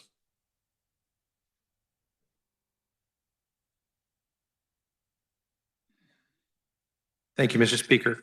At its core, this bill simply says that if Kansas families choose to care for one another through a nonprofit voluntary ministry, the tax code should treat them, those contributions and benefits, similarly to how traditional insurance is covered.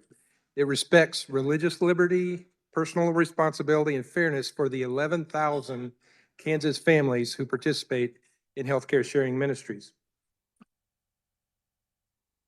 With that, Mr. Speaker, I close and move my motion for override of the governor's veto. The question arises on the motion of Representative Bryce that notwithstanding the governor's veto, the bill be passed. The clerk will open the roll and you may record your vote.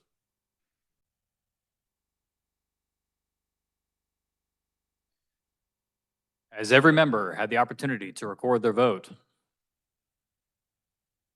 The clerk will close the roll.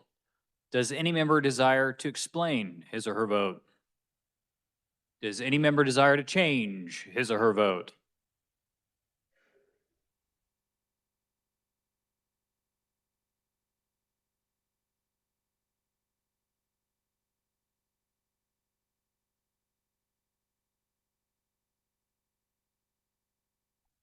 Representative Estes votes aye. Representative Stogsdill votes no.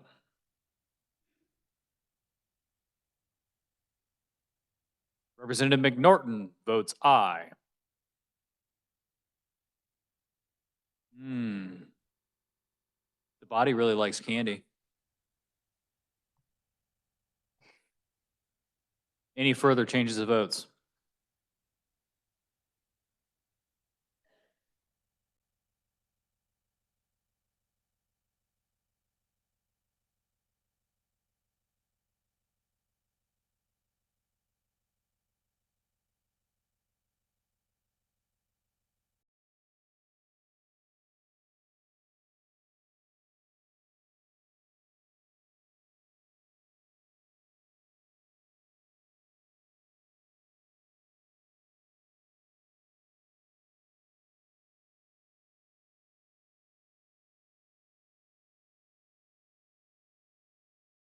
Representative Haskins is excused.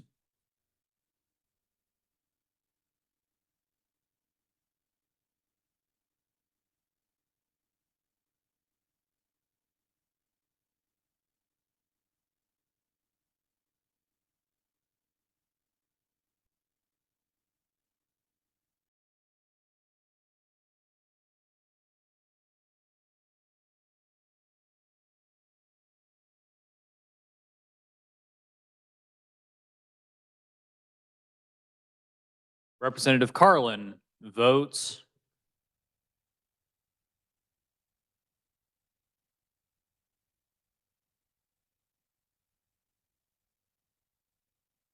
no. Does any other member desire to change their vote?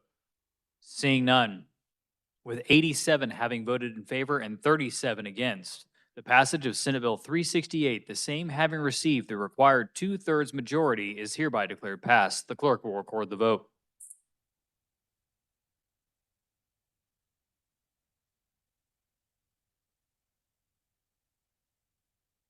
Please come to the well and state your point of order.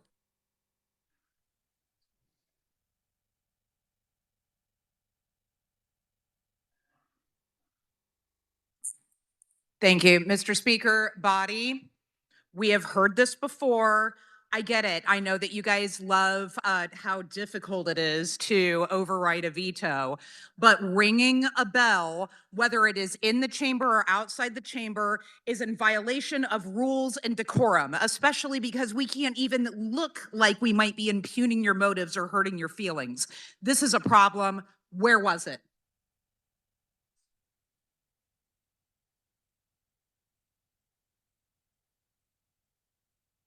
But seriously, you guys knock it off. Thank you, Representative. All right, let's all come back into order. The Speaker recognizes Representative Howerton for a motion to adopt the Conference Committee report on House Bill. Come please to the well, state your point of order.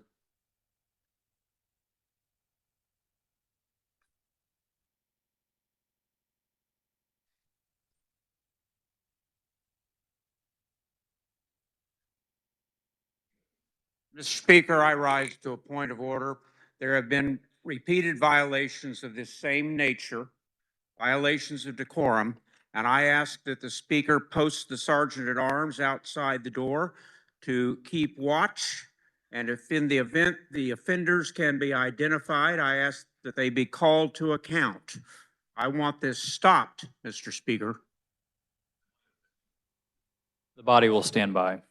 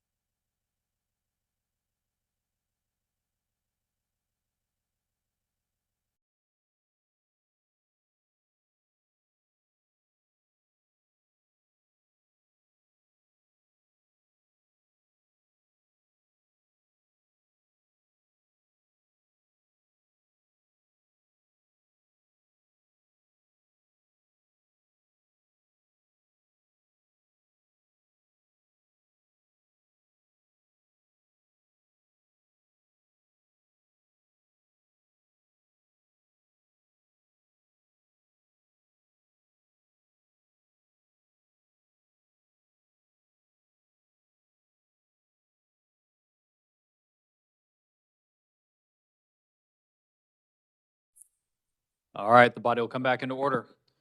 Thank you for the points of order. The Speaker will go ahead and rule on it at this point in time. As of right now, there is no rule in our House rules that addresses the issue of the bell outside the House chamber that is not controlled, and all members were present in the chamber at the time the bell was being rung. So at this point in time, we are going to move on with business. Proceed, Representative.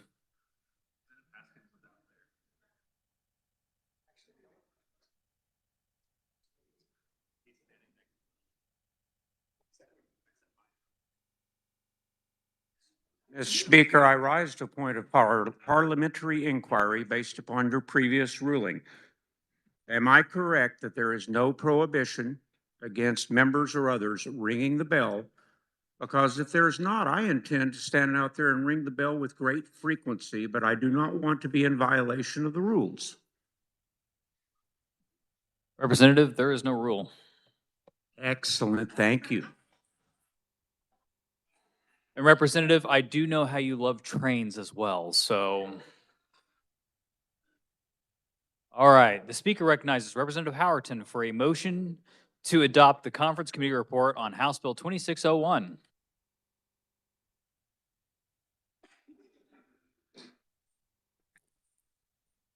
So happy to be up here right now. Okay, so actually HB 2601 is a great bipartisan bill, and it came from the Child Welfare Committee. You all voted unanimously on it. It went to the Senate. The Senate put some amendments on it, and it passed out of there unanimously as well. So just a reminder what this bill does.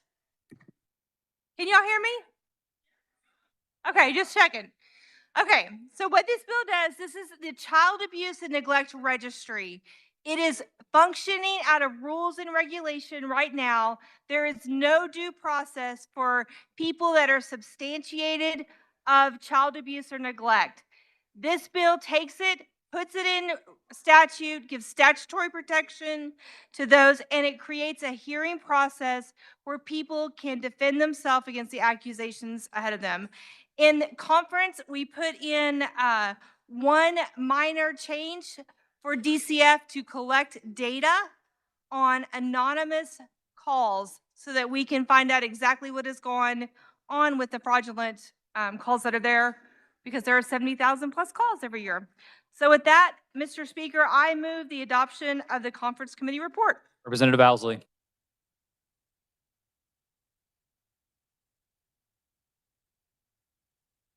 Thank you, Mr. Speaker, and thank you to my Madam Chair for the explanation of vote. I would urge your support to adopt the CCR on 2601. Thank you. Seeing no further discussion, you may close.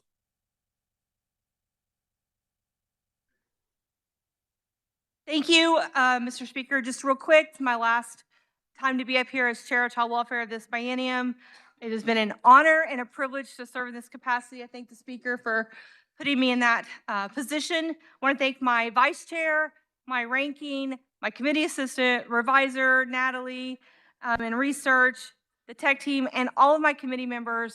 It was a great bipartisan effort, and I just am very thankful. So I close. This constitutes final action on House Bill 2601. The clerk will open the roll and you may record your vote. Has every member had the opportunity to record their vote?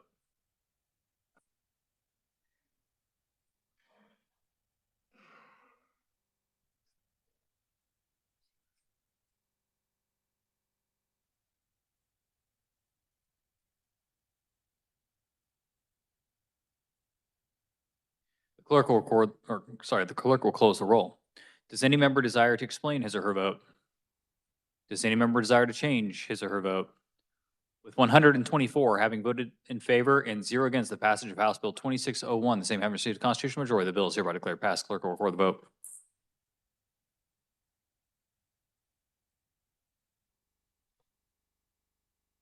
The Speaker recognizes Representative Kessler for a motion to adopt the Conference Committee report on House Bill 2372.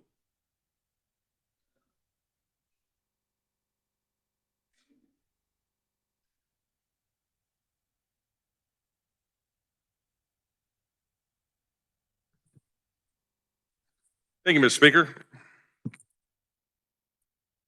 Senate sub for HB 2372. This is the bill that we've talked about before, and this would allow sheriffs or keeper of jail to detain people with an immigration detainer request issued by the Immigration and Customs Enforcement for the purpose of transferring custody.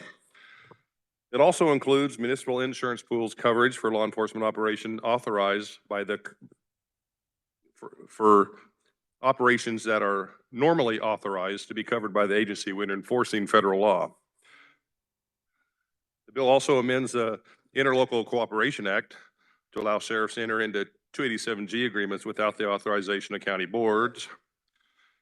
And then it also, to wrap it up here, this bill would also create the crime of unlawful approach of a first responder and incorporate federal law enforcement as well.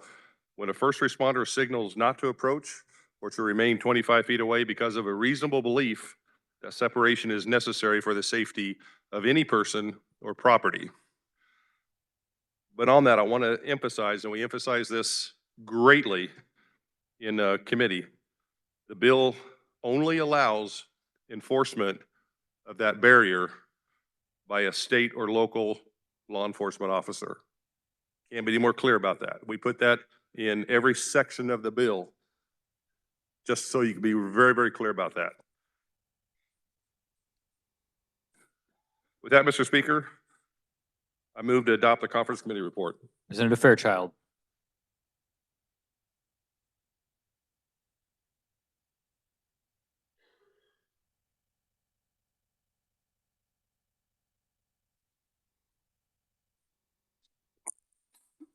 Thank you, Mr. Speaker.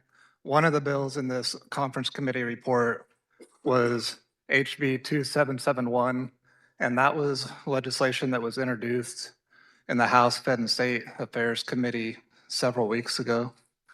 And when that legislation was introduced, I wrote written neutral testimony on that bill. And the reason why I did that is because I support immigration enforcement. However, I personally felt that that bill was unconstitutional as it's currently written. And the reason for that is because I believe that it should require a judicial warrant in order to detain an individual for 48 hours and not simply an administrative warrant. And so in my neutral testimony on that bill, I basically argued in favor of the committee passing an amendment to the bill that would require a judicial warrant backed by oath or affirmation, basically just putting the exact wording of the Fourth Amendment or the exact wording of the Kansas Bill of Rights into this bill in order to actually make the bill constitutional. However, that amendment was introduced in committee, but it didn't actually pass out of committee. But I do believe that that amendment is necessary in order to make the bill constitutional. I believe that there is a clear difference between administrative warrants and judicial warrants. For example, judicial warrants require a much higher level of probable cause than administrative warrants do. And I also think that administrative warrants in general are basically a conflict of interest because the same executive agency that is writing the warrant is the same agency that executes the warrant. And so I personally believe that that's a conflict of interest. The proponents of this bill basically argue that they make the argument that because immigration is a civil offense rather than a criminal offense, it's not necessary to obtain a judicial warrant. But I would basically just point out that immigration is more than simply a civil offense. It is a misdemeanor for somebody to come into our country illegally. It does violate the law. It is a crime.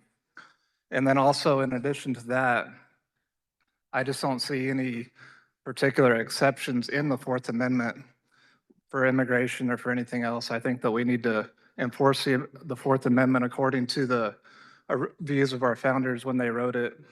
And we don't allow any other government agency to write their own search warrants, execute their own search warrants. The DEA, FBI, IRS, they all have to get judicial warrants. And so I don't buy into the whole idea that it wouldn't be possible for our immigration agencies to also obtain judicial warrants when every other government agency has to obtain them.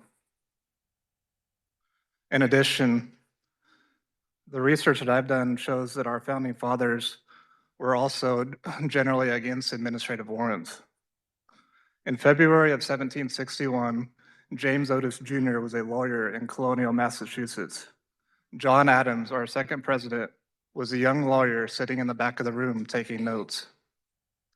At that time, the British Crown issued writs of assistance. These were exactly like the administrative warrants in this bill. They were general warrants that allowed officials to search anywhere and to seize anyone without a judge's specific oversight. John Adams watched Otis argue against these warrantless searches for 5 hours. Years later, Adams wrote, "Then and there, the child independence was born." In other words, Adams believed that James Otis's fight against the British Crown's general warrants is what ignited the American Revolution.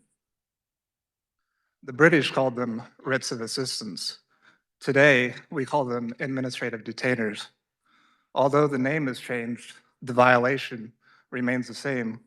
An agent of the executive branch signing their own written permission slip to deprive a person of their liberty. When we look back to the year 2001, that was the year of the 9/11 attacks. And then shortly after that, perhaps a month later, after that, Congress passed the USA Patriot Act. And at that time, many of us felt that there were some constitutional issues with the USA Patriot Act from a Fourth Amendment perspective. And in particular, when we look at that bill, when we look at the contents of the Patriot Act, we look at a provision called the National Security Letters. The National Security Letters in the USA Patriot Act allowed an FBI agent to write their own search warrants before entering somebody's home. Many of us objected to that on the same basis that a government agency like the FBI should have to first obtain a warrant from a judge before they enter somebody's home, and because they have a clear conflict of interest in writing their own search warrants before entering somebody's home.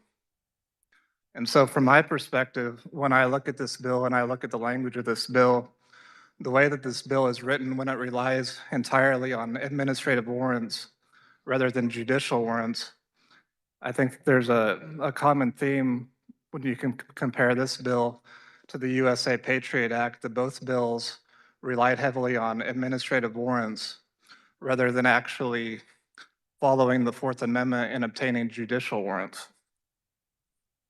In addition, there are also some court rulings that back up my argument that ICE immigration detainers should require a judge's signature under the Fourth Amendment. For example, in Galarza versus Salizik, a U.S. citizen was wrongly held for days on an ICE detainer. The court ruled that detainers are voluntary requests, not mandatory, and local agencies can be held liable for unlawful detention if they honor them without independent probable cause or authority. This emphasized that detainers alone do not compel holds and can lead to Fourth Amendment violations if they result in extended custody without proper basis. In Morales versus Chadbourne, the court ruled that detaining somebody beyond their release date solely based on an ICE detainer constitutes a new arrest under the Fourth Amendment. The court required ICE to have probable cause to issue such requests, and local compliance without it violates protections against unreasonable searches and seizures. In Miranda Olivares versus Clackamas County, the court held that an ICE detainer does not provide sufficient probable cause for local jails to detain somebody. Holding the plaintiff violated her Fourth Amendment rights as the detainer lacked judicial backing or reliable evidence of removability, leading to liability for the county. In Lund versus Commonwealth, the court echoed Fourth Amendment concerns. Extending detention on a detainer without judicial warrant or probable cause of a crime is an unlawful arrest. It barred Massachusetts officials from honoring detainers absent stronger safeguards. Lower courts, especially in the First, Third, and Ninth Circuits, have consistently found that ICE administrative warrants and self-declared probable cause on detainers lack the neutral magistrate review required for most seizures. Honoring detainers can create new Fourth Amendment violations by local officials, exposing them to liability. These precedents strongly support the view that this bill risks encouraging unconstitutional detentions without adequate due process. The proponents of this bill basically argue that it's inconvenient to obtain judicial warrants and that it's inconvenient to find a judge. And I do acknowledge that it would be more inconvenient to obtain judicial warrants rather than simply relying on administrative warrants. However, I believe that we must follow the Constitution, especially when it is inconvenient to do so, because our founding fathers fought and died to ensure that no government official, no matter how high their rank, could seize a person without judicial oversight. Thank you. Representative McDonald.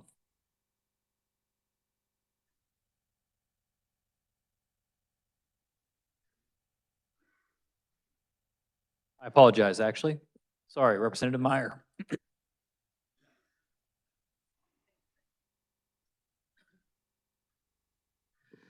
Thank you, Mr. Speaker Pro Tem. I have well, the carrier did an excellent job of explaining basically what went down. I do have a small question, if you wouldn't mind.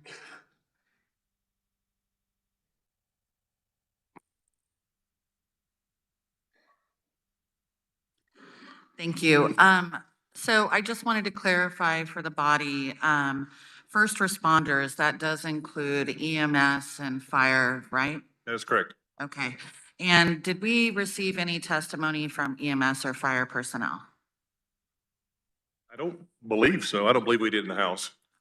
I don't believe we did either. Thank Yeah. you. Nope. Okay. So there are several aspects of this bill, and I want to thank the previous speaker for really elaborating on a lot of our concerns about our constitutional rights. That is much more eloquent and well-researched than I could have done in such a short time. So thank you for bringing up all of those issues. First of all, I absolutely do not support this legislation, and I think that's pretty clear. I've been open about my stance on immigration enforcement and the dangers of it and how they operate within our state. But this bill really creates some ways for them to have far too much control over what we do.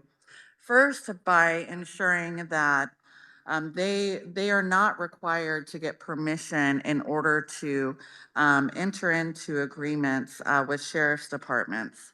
What I found interesting through the discussion about this is that many of the counties and the sheriff's departments who enter into these 287 agreements do so because the funding that is associated with it. Now that's a problem, because what we heard when they were directly asked was, does this funding help you fund infrastructure, other operations outside of what the sheriff needs to do to protect the people in the community? And they answered yes. They fund their infrastructure, road projects, water projects, things of that nature, because they have such a small and limited tax base in order to do that in their own communities. Now, while I understand that a lot of rural communities need to find unique ways in order to be able to maintain their infrastructure, I don't think it's appropriate for them to use 287G agreements to do so, especially considering the pressure that it puts on local law enforcement as well as individuals who live within the community. So I want you to consider that. They also don't have to get permission from their counties to operate in this way at all, which is a really big issue. In addition to that, I have serious concerns about the municipal insurance pool section of this as well. I believe that this could expose our state to a lot of litigation and cost us quite a bit of money. We didn't have a fiscal note on that because it's all just, maybe it'll do this, maybe it'll do that. But to me, it seems like by going through this, we would be spending a lot of money on making sure that the federal government could come in and do whatever they wanted to here in our state. I know that many of you here strongly believe that we need to have a very well-defined separation from the federal government. I would agree with that. But this is a bridge too far, absolutely. Now, beyond the issues with the bill, in conference committee and during regular committee, I had offered an amendment. And I knew it wasn't going to go over well, but it's important to discuss. Because if we're talking about having federal agents come into our communities and basically do whatever they want within the confines of this bill and other legislation that has already passed that expanded their authority in our state, we need to make sure that they have some guidelines that they're supposed to follow. So in this discussion during committee and conference committee, I offered to gut the contents of the bill and replace it with a bill that we had come up with very many co-sponsors that would put some controls and some constraints on federal officers when they enter into our state. Those are to establish basic standards of conduct for agents of the United States Immigration Customs Enforcement Agency, ensuring that we prohibit facial covering, requiring agency vehicles to be clearly marked, prohibiting raids on schools, places of worship, daycare centers, hospitals, and courts, requiring judicial warrants, and requiring minimum training. Now, during the conference committee discussion, it was noted that it's possible that we could run into some issues with telling the federal government what they can and cannot do. So I offered to take it down a notch, as I would hope folks here would while I'm speaking. I offered to take it down to simply the basics so that we know who we're dealing with. Because I'm not sure if you've had a lot of ICE activity in your communities, but in my community we have. And we often do not know if these are actual ICE agents. Consider this. You have an individual who walks up to you and says that they're with ICE. They have an unmarked vehicle, they're wearing a mask, they have no identification proving that they are an ICE agent. They are not required to have any of that on them. That is a problem. Someone could kidnap you, a family member, your children, anyone from anywhere at this point. That is a problem. So I offered that we should simply take it down to they shall display identification on their uniforms, just like our regular LEOs do, like the other federal agencies do that are mentioned in this bill. We have that with the DEA, we have that with the ATF. They are required to do so. ICE vehicles should be clearly marked as such. That's a very obvious and important reason, same reason for the identification on their uniforms. ICE agents shall identify themselves as such when asked. So if you are concerned that you may be interacting with an ICE officer or maybe not interacting with an ICE officer should be required to state, yes, I am an ICE officer, and show you proof of such. We also wanted to ensure that ICE agents are prohibited from using door-to-door raids in neighborhoods, apartments, or any other residential dwelling. As we have seen, and as was discussed by the previous speaker, administrative warrants are issued for this, not judicial warrants. And even in those cases where administrative warrants are issued, these agents are still doing door-to-door raids in communities that are simply a darker shade than they are. And that's just facts. We've seen that happen across the country, and we've seen that happen in our own communities here in Kansas. No enforcement agency should be able to commit a door-to-door search without a warrant, without probable cause. And that seems like a very reasonable amendment to make. Unfortunately, none of these very reasonable compromise were accepted. And that's really disappointing. Because when we are talking about allowing the federal government to come into our state and exercise their authority over individuals who live here, over Kansans of all walks of life and all shades, all backgrounds, we are opening it up. We're opening things up to such severe, overarching federal power that it reeks of fascism and authoritarianism. And I don't say that lightly. I want you to consider how this affects us in the long-term outcome of this, what it could be. What if we now open the door to other agencies being able to have these same rights and privileges as the ICE agents were? What if we continue to open it up to allowing other federal agencies to come in and do whatever they want and adjusting our laws in order to do so? I want you to consider all of this that I've said. Please listen to the next speakers, their experiences and their backgrounds. Please consider the arguments made by the previous speaker before me and vote this down. I implore you. Thank you. Representative McDonald. Thank you, Mr. Speaker. I know the hour is late and I can read a room, but I want to talk to you about this in a way that you might not have considered before. As the mom of a young adult, special needs son, who happens to have blonde hair and blue eyes, but I've always taught him to respect authority. I've taught him the social norms that we have. I've taught him that you need to help others when you see they need help. And I can imagine a situation in which my son, who has a hard time with social cues normally, might come upon a situation with maybe plainclothes officers, and he might see that someone might need some help, and he might step in. I think that we need to think about people who are non-English speakers who just happen to be walking by, getting swept up into something. What about hearing impaired people, blind people? It says that the officers or emergency response people have to give a visual or audible signal. Are we changing what our norms are in this country? Does the fix outweigh the loss of the freedoms that we're enjoying? What problem exactly is it that we're trying to solve? I know that we don't change minds when we get to the well very often, but I would just ask you to consider passing laws like this. Will it result in us looking back later and saying that this is a chapter of our lives we have regret and shame about? This is a bad bill. Please vote no. Representative Osman.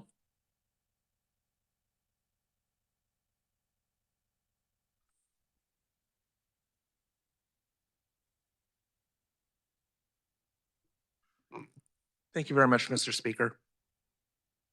I rise in opposition to 2372, and the previous speakers gave some excellent information that I hope that you will consider, but I want to take this in a different direction and talk about the first part of this bill that was combined together regarding the unlawful approach of a first responder. And we had conversations about this, about a massive violation of the First Amendment, which is what this is. Now, a number of you are strong proponents of the Second Amendment, and I support that. And I will tell you I am just as strong of a proponent of the First Amendment. The right to speech, the right of the press is sacrosanct. That is what allows us freedom in this country. And this is a blatant violation of the Constitution. It is very clear you are allowed to videotape police officers. You are allowed to videotape law enforcement officers. You are allowed to videotape anyone in the public sphere, including first responders. And that is what's at stake in this. The bill would create a new crime of unlawful approach of a first responder, approaching or remaining within 25 feet of an individual. Now, what is 25 feet? We had this conversation in Fenton State. What is 25 feet? And we figured it out and we're like, okay, that sounds reasonable. Here's the question. What if the police officer, what if the first responder is spatially challenged and decides from back there to the door is 25 feet? What if they decide from back there to the halls of the Senate is 25 feet? Who are you to argue with them? You can argue. You're going to argue it to a judge months down the road. There are limitations to First Amendment. It's time, place, and manner restrictions as just one example. It's the reason that we're allowed as politicians to put up signs in roadways. We can do that because there are clear guidelines and clear ordinances in terms of here is the time that you can put up a sign. Here is the place you can put up a sign. It's content neutral. It is written into law. There is no misinterpretation of that. Who is the decider of it? In a time, place, or manner restriction, it's the ordinance. Who is the decider in this case? It's the police officer. It's the first responder.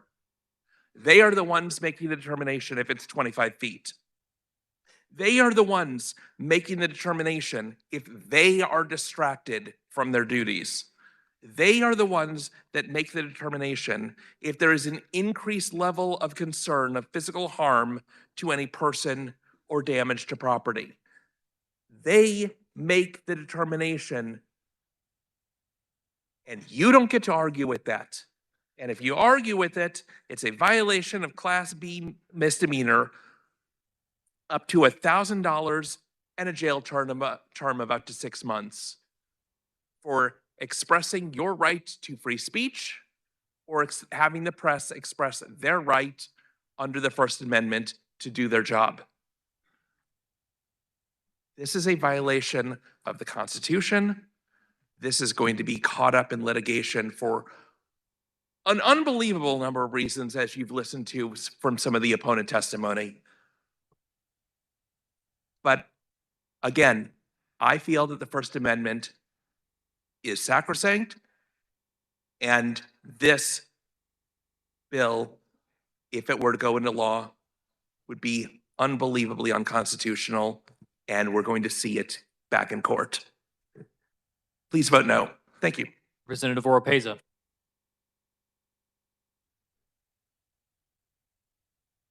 Thank you, Mr. Speaker.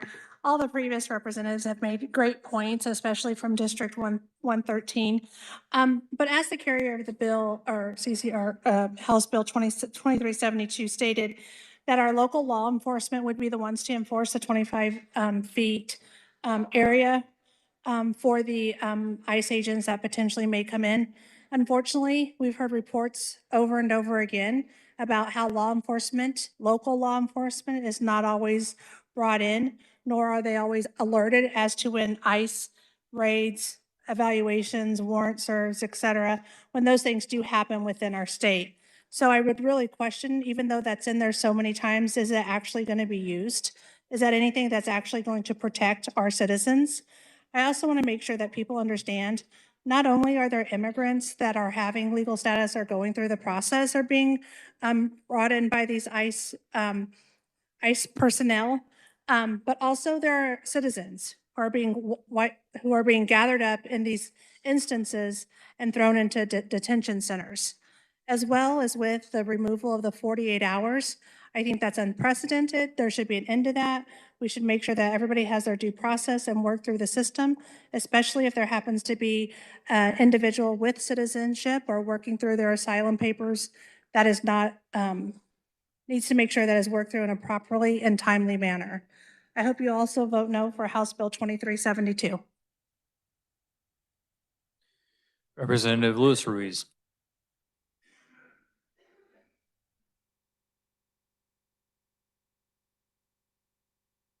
Thank you, Mr. Speaker. I won't be up here long. I'm not going to pontificate or preach because I think we know all had a lot of speeches here recently. And I'm not going to change anybody's minds. I already know how this is going to go. Been here a little bit. I just want to make a few points.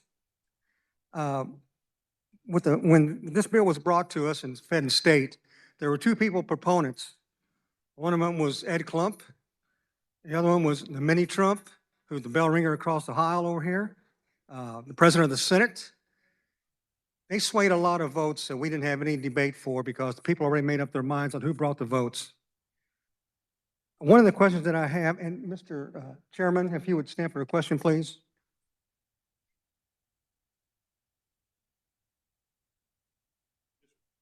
First off, I want to thank you for running a good committee. You'll be missed this summer, I'm sure.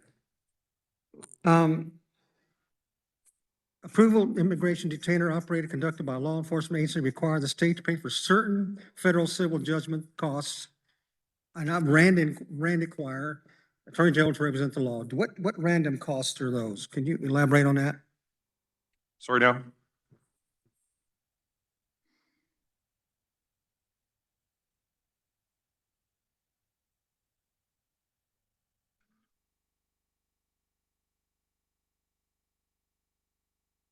Oh, talk about the pools? Yeah. Talk about the pool. Okay, so as I understand it, when it comes to the municipal pools, an officer can be doing a job, his regular job, everyday job, and he's covered. He's covered by the insurance for whatever that is. And if he gets sued civilly, insurance, I mean, that takes care of all that stuff, right? So what this, in this case, if he happens to be performing what would be considered a federal law instead of maybe a state law, county law, city law, or whatever other law you look at that, there's a good chance that the insurance pool wouldn't cover him if you or her, if you were sued civilly, you're not covered. Does that make sense? Yes, it So does. now this is everyday stuff. This is stuff they do every day, whether or not they're doing it for the city, for the county, for the state, or for the feds. This is everyday kind of stuff, but there is a technicality there that they may not be covered if they're working on the Fed side. Thank you, Mr. Chairman. I That's how I appreciate it. understand it. Thank you. Okay, that was a good explanation. I appreciate that. And also, the further down in the paragraph is civil lawsuits and provide civil immunity to officers or agencies acting in good faith under 287G agreement or detainer. Now, we've seen what the examples of, not what good faith is, but what happens when things are actually in motion. Now, to me, what I interpret as good faith is one of the immigrants or somebody who's going to be arrested by ICE being hit in the head instead of being shot. That's being acting in good faith as far as I'm concerned. Now, the president did want the borders closed, and he wanted the worst of the worst deported and apprehended. He wanted rapists, drug dealers, criminals, cartel members, grandmas, 5-year-olds, and pregnant women. We saw what's been happening. So elaborate in your vote at this time. We don't have the luxury of the Senate that has 2 more years on their terms. Our terms are up this year. Own your vote. Thank you, Mr. Chairman. Representative Barrett.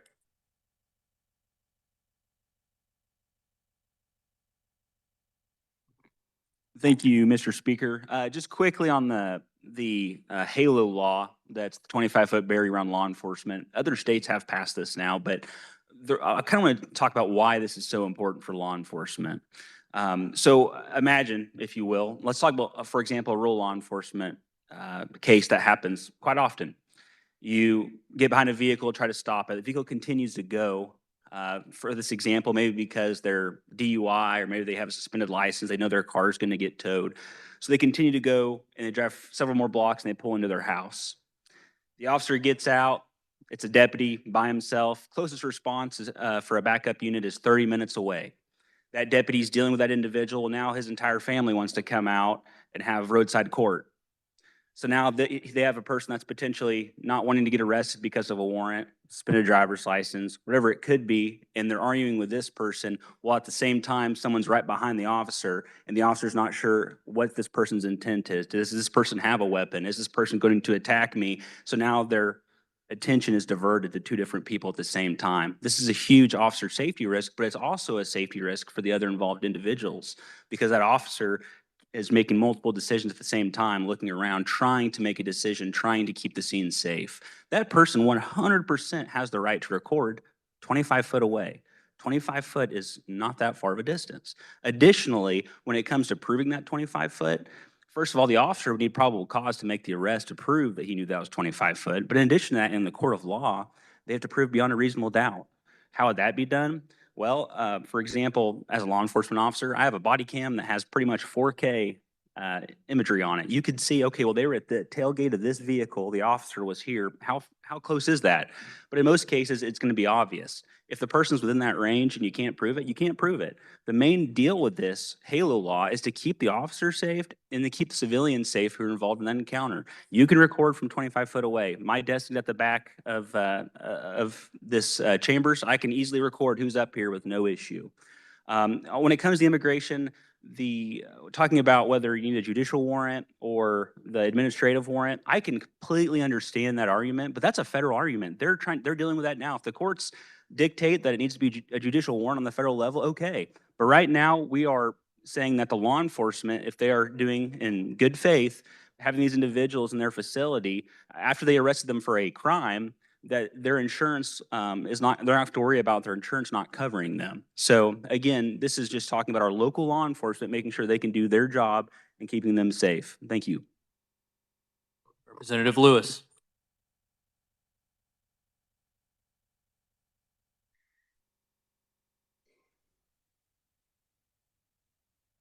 Thank you, Speaker Pro Tem. So I wanted to talk a bit about California litigation, federal court litigation, which I believe has been discussed. There was a litigation brought against ICE in California a few years ago. It was in the Central District of California, which is Los Angeles. And the issue was indeed whether or not these detainers violated the constitutional rights of the people who were being held, or in this case, one person. And that got litigated, and there was a trial. And the judge in that case held that it was unconstitutional. However, this is critical. The basis for the decision was that California statute, state statute, did not authorize civil immigration arrests on detainers. That's exactly what our bill does. It authorizes civil arrests, civil immigration arrests on detainers. So that takes us out of the holding in that federal district court judge. But moreover, that decision where the judge tried to issue a nationwide injunction has been overturned by the Ninth Circuit. It held that the decision was wrong and returned it for more litigation. So I think that any problems that we had pursuant to certainly the litigation in California in the Ninth Circuit is being resolved by the bill itself, which authorizes civil immigration arrests on detainers. Thank you. Representative Johnson.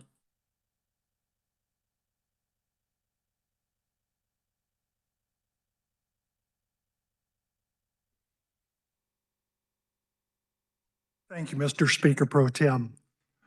I come to you with 31 years of law enforcement, 26 of those in the sheriff's office, under sheriff in a large county, certified in law enforcement, self-defense, tactics, procedures.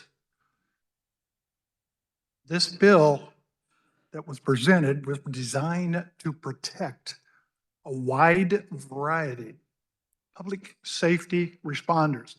Now, very clearly, we have to disassociate our issues with ICE and Kansas law enforcement. This bill is in regards to our sheriff's officers, our municipal officers, our park rangers, who have to work here. The federal issues do not apply. If they are wrong, then they need to be addressed at the federal level.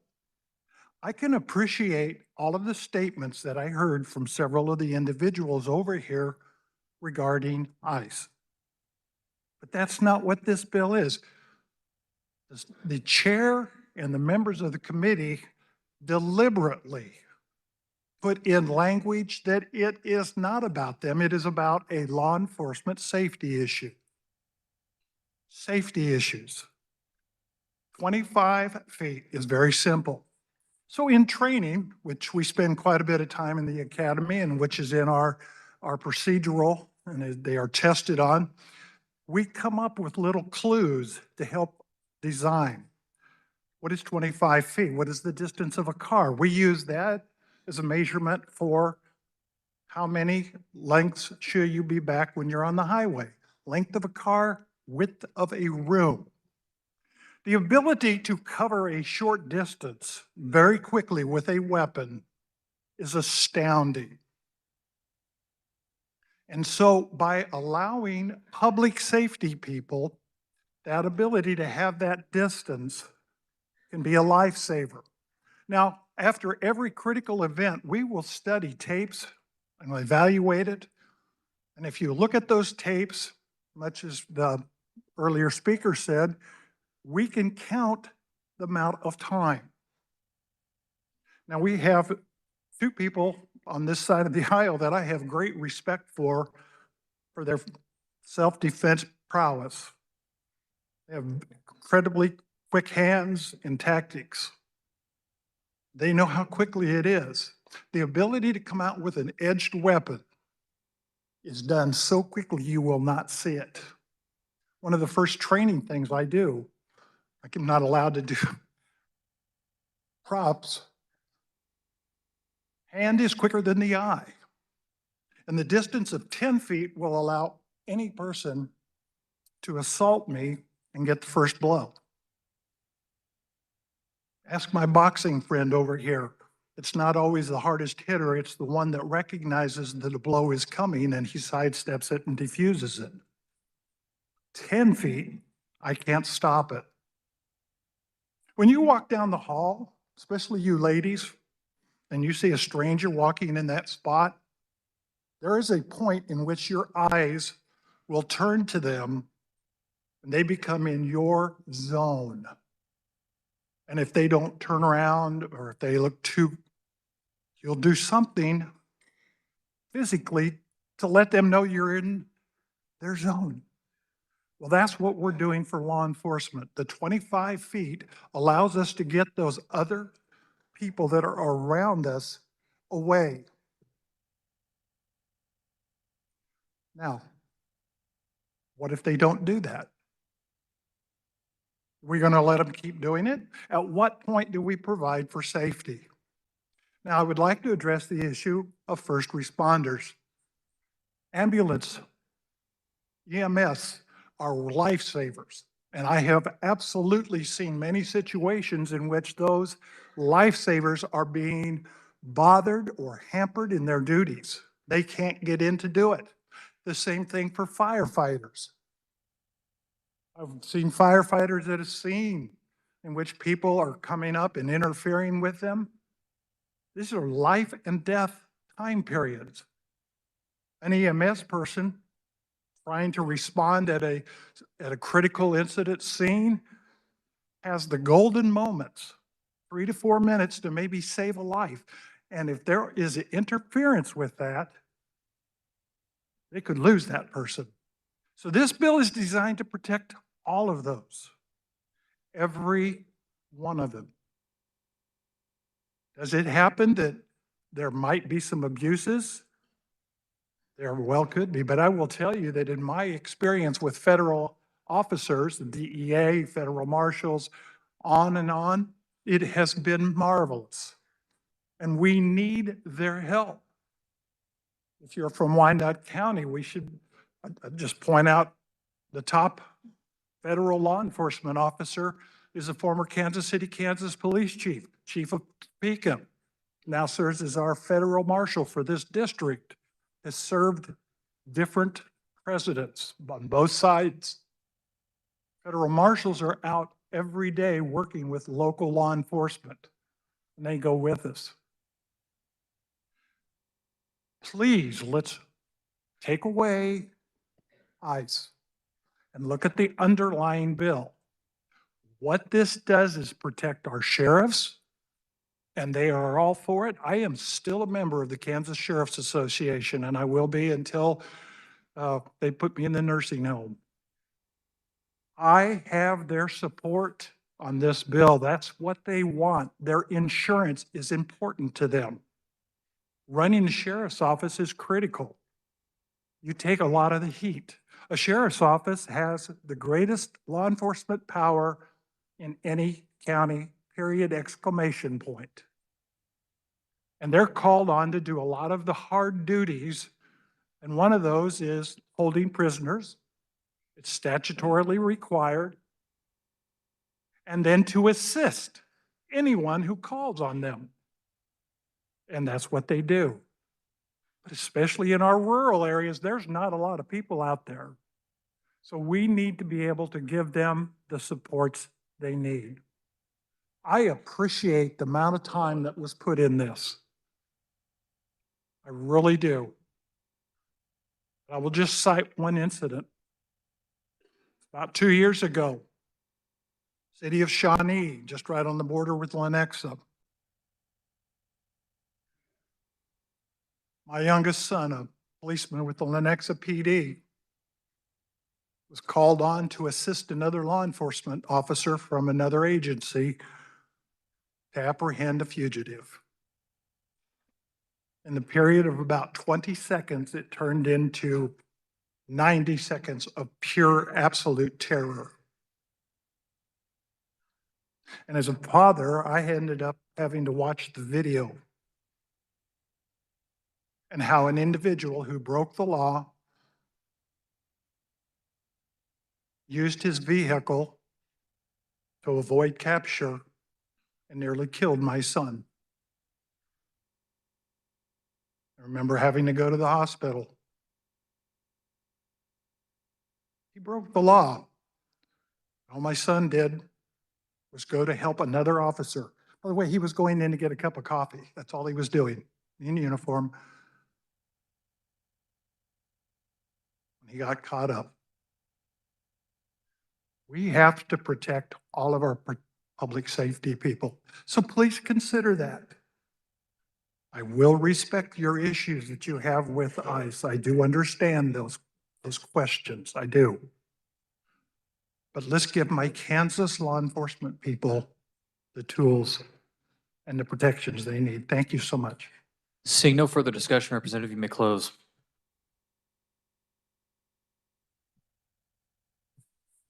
Thank you, Mr. Speaker. Well, buddy, I got to kind of just take a moment here. This will be the last time you see me up here this year. But I would like to kind of thank our Fed and State Committee. They guys, we've had a lot of robust discussions. We've had a lot of hard topics, a few funny topics, and had a lot of laughs and tears in our committee that were just made for a really robust year. And I just want to thank you guys, especially my vice. I've had to lean on her quite a bit. She's done a great job. My ranking for being by my side, asking a million questions. And but anyway, I just want to say thank you before I get away from here. You guys really made this a great session for Fed and State. So with that, Mr. Speaker, I move to adopt the conference committee report. This constitutes final action on House Bill 2372. The clerk will open the roll. You may record your vote. Has every member had the opportunity to record their vote?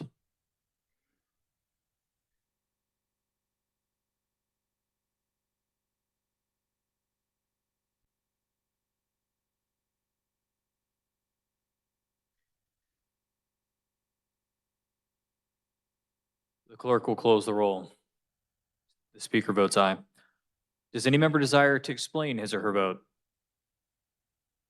Members will be in their seats on final action.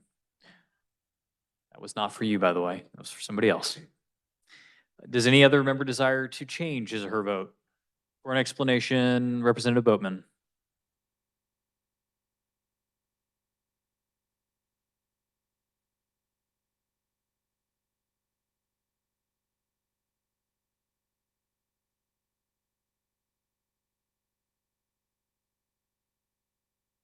Thank you, Mr. Speaker. A little bit ago, we voted on a Kratom bill, and people stood up here and said, I understand this will ruin some people's lives, but we need to make sure that we guard against the abuses. And so we passed that. And now we're standing up here talking about law enforcement officers, and I hear again from this well, there is going to be abuse of power, but suddenly that's not a concern anymore. We need to stand up for this abstract argument. I understand that law enforcement is a dangerous job. I understand it is not a safe profession. But we should not be infringing and chilling people's rights to keep law enforcement safe in a dangerous job. Yeah, sure, it's a dangerous job, but if you can't handle. Representative, your time has expired. Does anybody else desire to explain their vote? Representative Melton.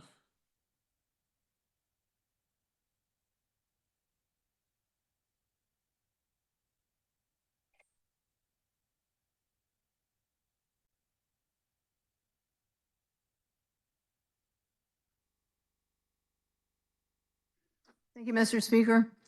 Having a retired DEA agent and a fallen law enforcement officer in my family, and with the beliefs that I was raised with, I usually support law enforcement and public safety of all branches.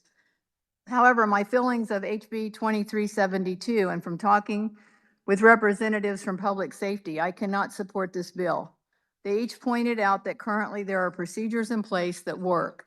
This solves a problem we do not have.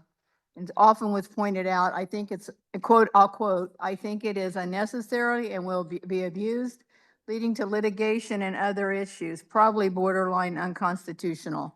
So with that, I'll be voting no on House Bill 2372. Any further explanation of votes? Representative Susan Ruiz.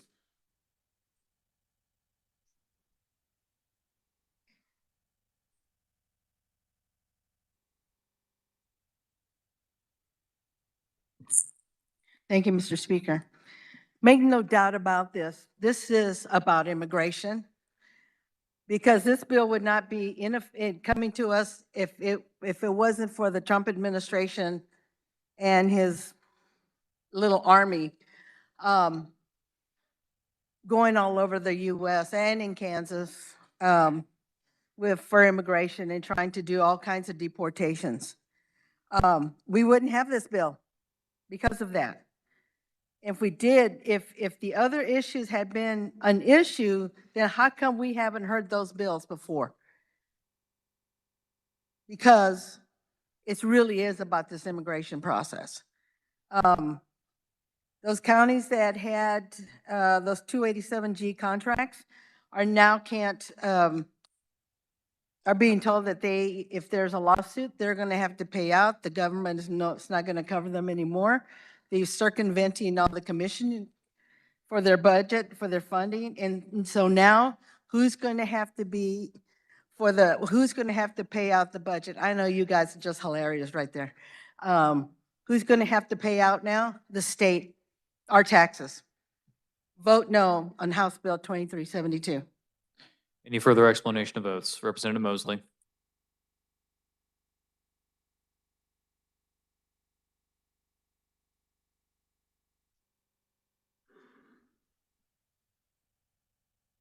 Thank you, Mr. Speaker Pro Tem. I vote no on, I did not wear my glasses, 2372, mostly because I do not want to be a collaborator on what's going to go down as one of the darkest moments in our time as a country. One thing I know about being a student of history is just knowing that in the end, collaborators get destroyed too. Thank you. Any further explanation of votes? Does any member desire to change his or her vote? Representative Adam Smith votes aye. Any further changes?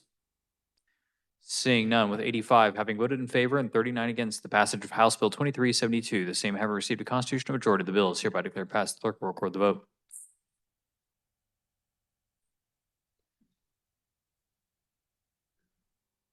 The Speaker recognizes Representative Adam Smith for a motion to adopt the agreed to disagree report on SCR 1603.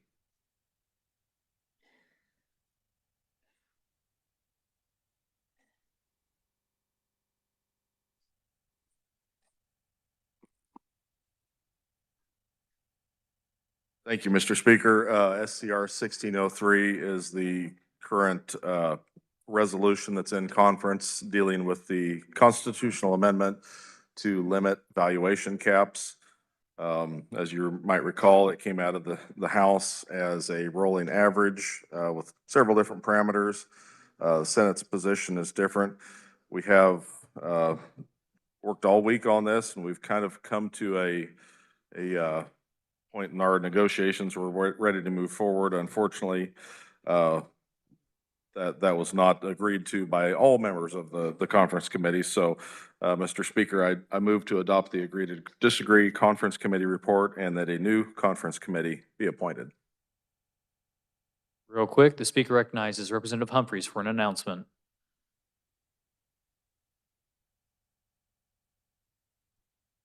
Thank you. Judiciary, House and Senate will have a conference committee to finalize a few things really quickly at 2:45, and I think it's 2:18. Thank you. For discussion on SCR 1603, the Speaker recognizes Representative Sawyer. I think the conference committee report on 1603 that's coming after this is very bad, so I urge you to vote no. Representative, you may close.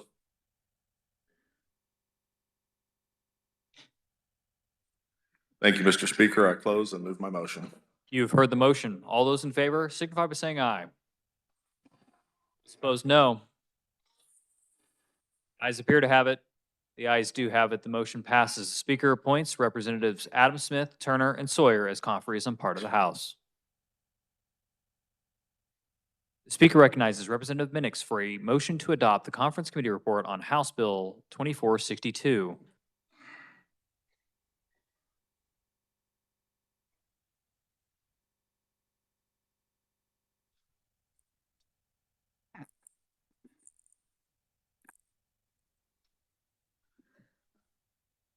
Thank you, Mr. Speaker Pro Tem. House Bill 2462 came to us as a request from the city of Wichita to request that the Secretary of Health and Environment adopt rules and regulations by July 1 of 2028, allowing for the direct and indirect potable reuse of treated wastewater, requiring such rules and regulations to prioritize prescriptive treatment processes that make the reuse of this treated wastewater affordable or otherwise achievable. During the 22 drought, Wichita realized it needed to find another backup water source besides Lake Cheney and the Equus beds to the north. So as this bill came through the House started in the Senate or the House, they changed a few things over in the Senate. We agreed to most of those terms, but we also added in Senate Bill 317. Senate Bill 317 goes back to tighten up some of the guardrails from a 2302 bill that was passed 3 years ago. That provides some grant funds for small municipals. We raised the population limit from 2,000 to 3,000 people. We asked for more viable communities to make sure that our investment in their water projects was worthwhile. And we also added 1 year to a sunset. The original bill had a 5-year sunset. We added 1 year to that. The Water Task Force is meeting over this next summer, and we hope to come back with some recommendations, but we wanted a little bit extra time to be able to implement things over the next several sessions.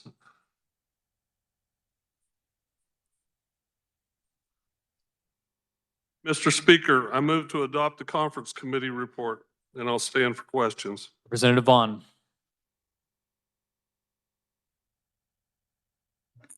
Thank you, Mr. Speaker. The Kara did a great job describing the bill, and I urge your support of the conference committee. And I urge your support. Representative, you may close.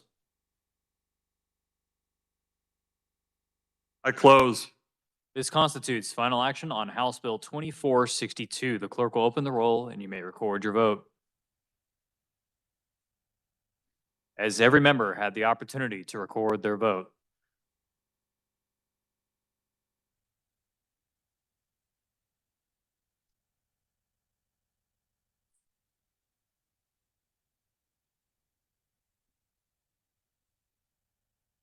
The clerk will close the roll. Members on conferences are excused. Does any member desire to explain his or her vote? Does any member desire to change his or her vote? Seeing none, with 121 having voted in favor and 3 against the passage of House Bill 2462, the same having received a constitutional majority, the bill is hereby declared passed. Clerk will record the vote.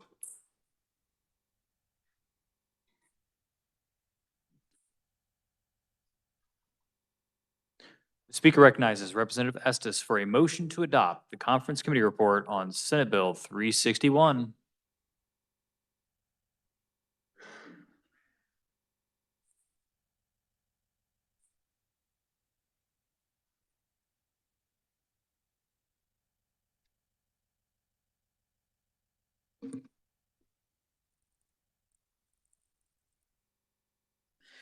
Tried to do that not as loudly as I did last time.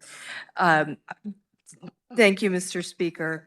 I move that we adopt the conference committee report for Senate Bill 361. This bill is a smaller portion of what you remember in House Bill 2468. And this bill is very much more narrow in scope because it deals with just the federal opt-in portion only. And just as a reminder, there is a federal tax credit program that if an individual donates up to $1,700, they get a dollar for dollar tax credit, and they can donate it to the scholarship granting organization or the public or private school of their choice. This is a federal program that is going into law, so Kansans will, in all likelihood, be making donations. If we do not participate in this program, then money that Kansans donate will be going outside of our state. So I think it's very important that we adopt this because it is happening, whether we adopt this or not, so that we are able to keep Kansas money in Kansas. Most of the states with the tax credit scholarships are able to have, I'm sorry, that's in my way. One thing that I like about this bill is that it helps public and private schools. Money can go to the SGO or money can go directly to the school. While the guidance continues to be developed from the Department of Treasury, they have signaled their willingness to have maximum flexibilities so that money can be used by the family or the school. There's a wide range of things this money can be used for. It means that donations that go directly to a school can be used for things such as tutoring, special needs and services, school supplies, an extended day, and technology. So I think this is something that is very beneficial for Kansas. It gives us a way to keep Kansas money in Kansas, and I will be happy to stand for questions. Representative Stockstill.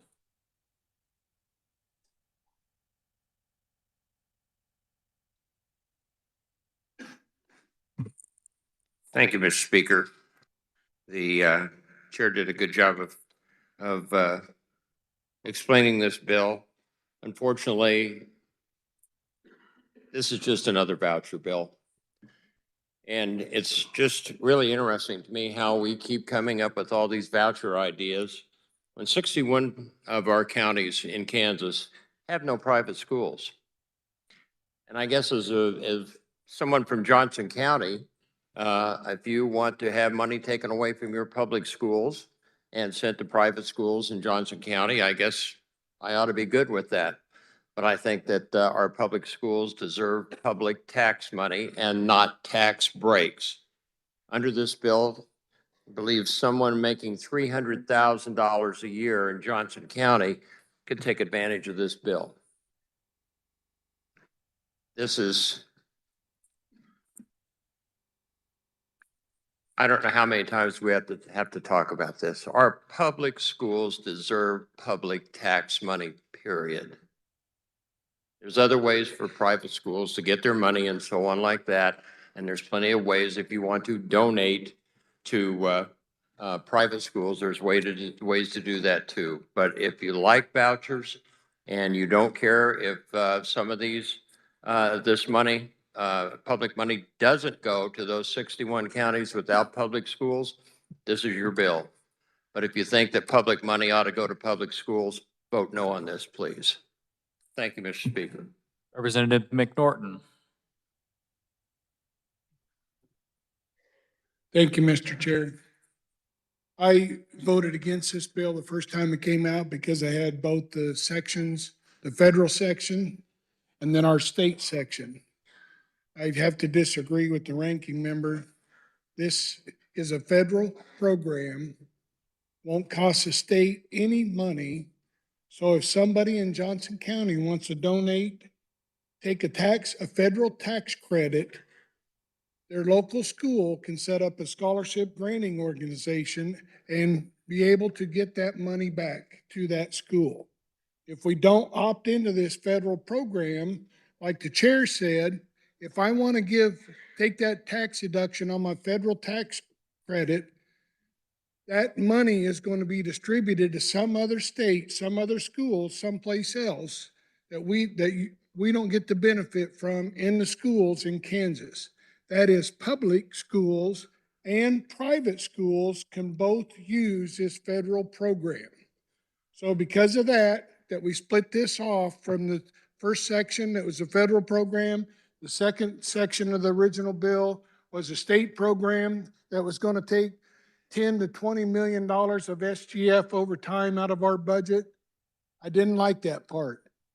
This part is a federal program, and we would not be very smart to not take advantage of it. And I will wholeheartedly support this bill to get our federal tax credits that can go back to either the private or public school in your area.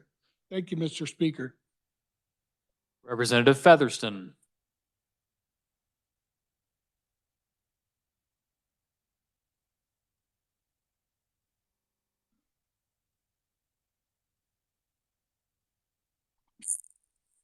Thank you, Mr. Speaker. I think it's important to note that the federal government is also in deficit to the state on what they could be spending on special education funding. If they were meeting their option to fund up to 40%, we would have no special education funding deficit in this state at all. These deficits in special education funding are driving up property taxes, which, as I recall, was a priority of at least the majority, and I believe the minority party this year. 30% of my local option budget, which accounts for the majority of my property tax, is going to fund the special ed deficit in my county. Currently, there are no rules to designate where this money is going or how it will be spent. So if you're a big fan of Charlie Brown and Lucy and want to see the football ripped away from your public schools, I guess that's fine. Next, this money goes to education foundations. Education foundations do not use their money for direct assistance to families. Last I checked, it would require 90% of these funds go to direct assistance for families. What our education foundations use their money for are classroom enrichment, soccer goals, field trips, extra things like that that make our public schools the backbone of our community and what keeps people, especially in Johnson County. There's been a lot of talk about we won't be able to give to this fund if we don't get the tax credit. No one is prevented from giving to any educational charity fund, whether they get a tax credit or not. We call that charity. And if you would like to give to any fund, there is nothing preventing you from doing that. And then I will again end with, this will send money to families who likely have children already in public schools who are earning $300,000 a year.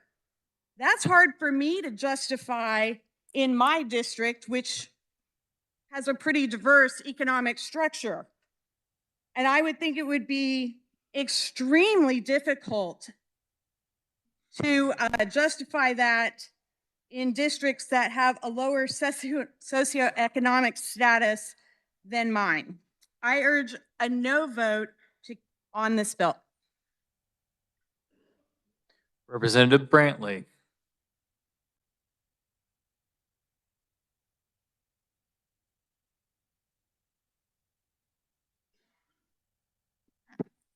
Thanks, Mr. Speaker. Representative Smith, you are not recognized. Representative Brantley. Thank you, Mr. Speaker. Body, I told you this morning exactly what this was going to be, and I am correct. We've explained this. Vote. We've explained what the the opposition would be. I urge you to vote yes on this. It's a good bill. Representative Chuck Smith.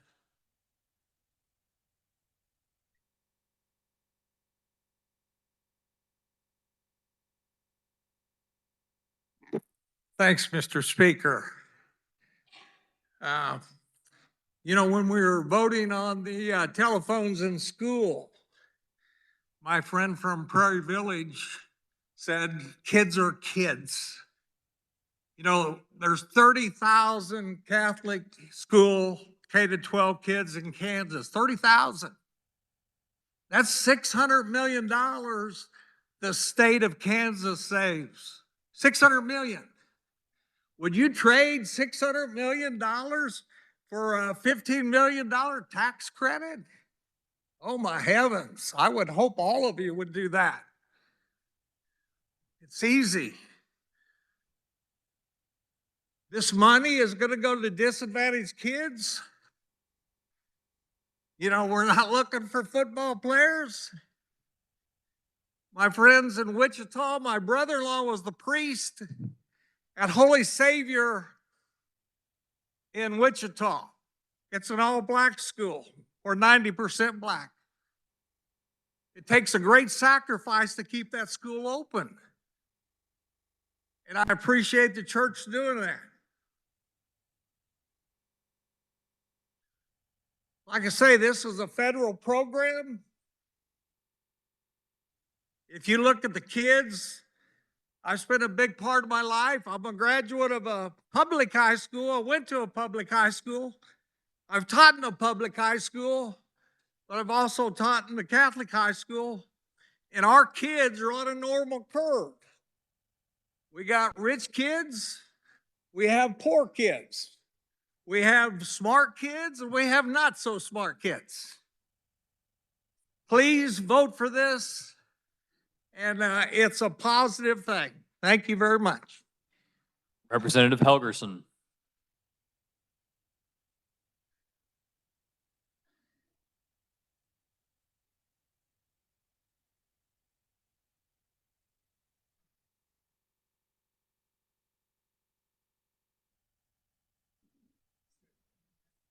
Good afternoon. Approximately 40 years ago, I had a neighborhood house meeting.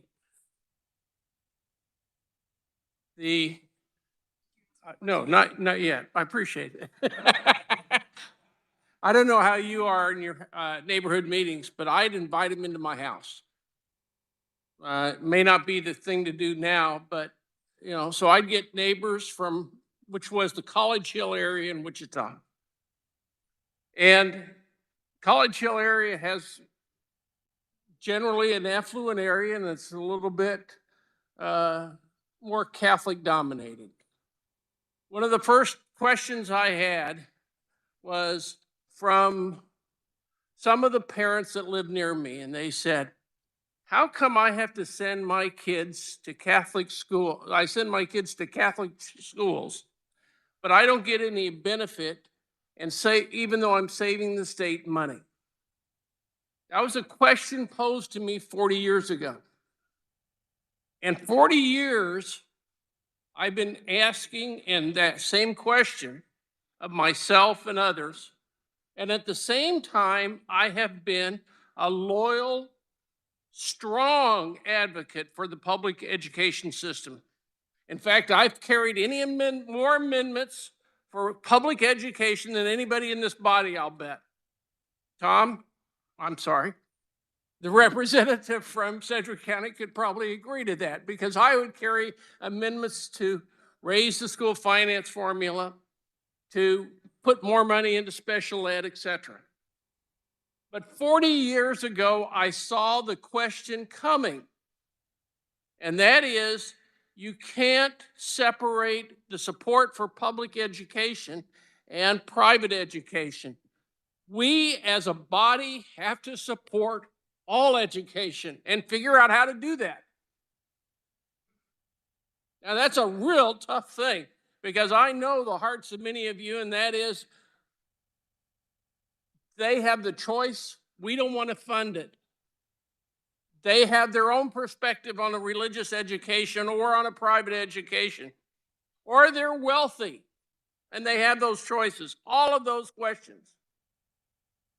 Now we have a program that is coming awfully close to the nose of the camel getting under the tent. Next year, you're going to be faced with it hard and fast. We're going to have a new governor. We're going to have a new school finance formula fight, because I believe it's going to be a Donnybrook. But in the meantime, we have this bill. Now, I took the position that I wasn't paying any attention. This was, in the mind of Democrats, this was the voucher bill. Well, first time it came up, it was the federal and the state, and it was a voucher bill in the mind. But now it is a credit bill. And I want to ask the carrier of the motion to ask a few questions. Certainly. As this works, or as it's designed, I can give money to whichever, not really a school, but a foundation.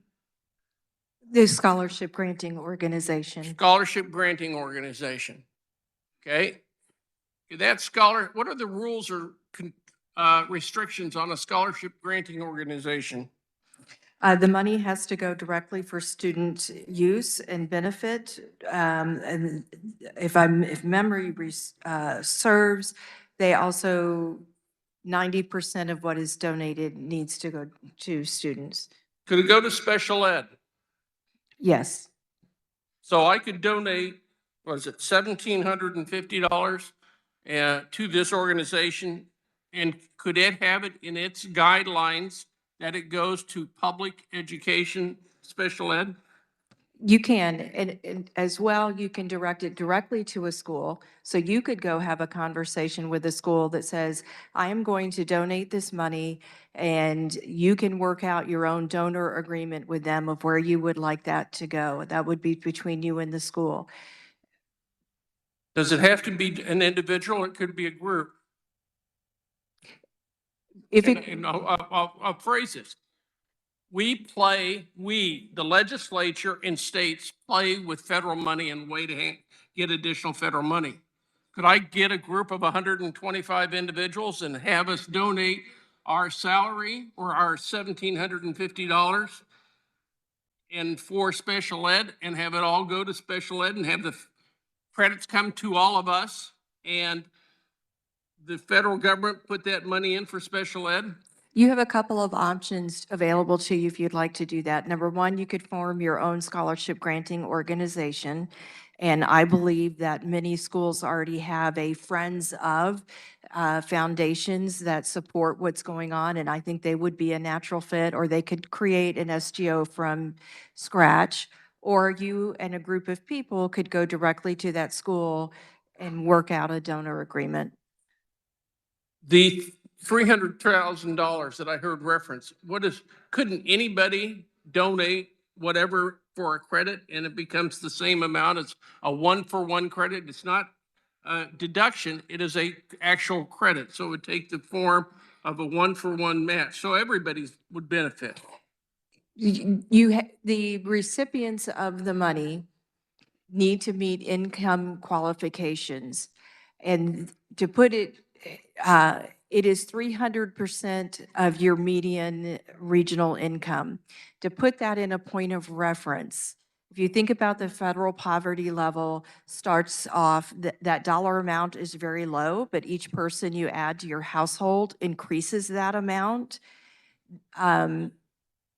Medicaid ranges between 100 and 400%, and it varies a bit by state. So you're not very far off from Medicaid, just depending on how you're comparing it. Is the 300, but the donors, they can take advantage of the credit regardless of what the income is. Correct. Any taxpayer could take advantage of the credit. Okay. We kept the body long enough. Thank you very much. Thank you, Representative. I wanted to highlight some of the issues that you all should be facing sooner or later. I know all the education lobbyists have talked to me about it. Or I at least have talked to them in the last 12 hours. I think the short term would be, this may not be ready for prime time yet, but I'm guessing this is going to pass, and then it's going to go to the governor, and the governor's going to veto, and then if we come back, that's whether or not it's the important vote. But it's a precursor of everything that you should be looking at for next year. How do we get the majority of this body supporting a public education system that has all of the kids and that are not against parochial or Catholic or other denomination, but we're trying to make sure that they're all going to succeed. This is one avenue that many of you are going to support. But I urge you to look outside the boundaries that we normally have put together and try to figure out what system works not only for all of the kids, but also in other states. I appreciate your patience, and this is a tough vote for me because I think it has a lot of advantages. And it'll be in our future, regardless of what happens today, because I'm guessing it's going to come back next year in some form or another. Thank you for your patience. Representative Schreiber.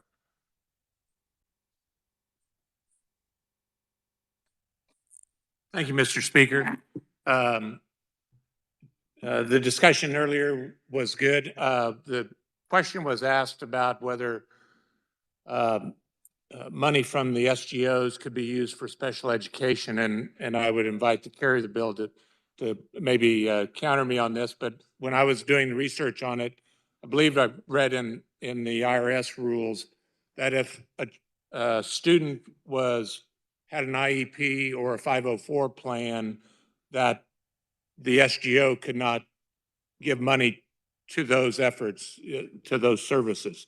It might be other tutoring that's going on in some other way, but if the child was under an IEP or a 504 plan, then the SGO couldn't give that money. And I'd invite the carrier to either verify or counter that. Thank you.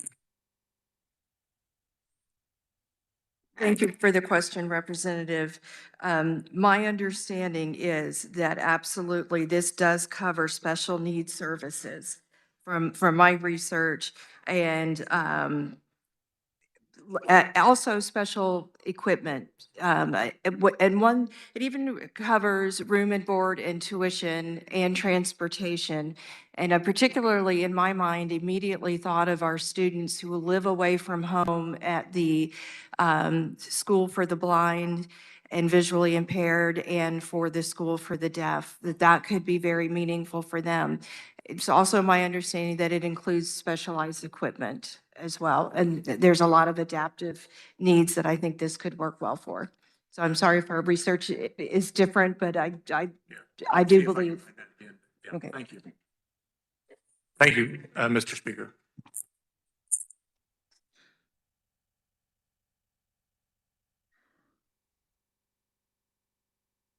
Representative, you may close.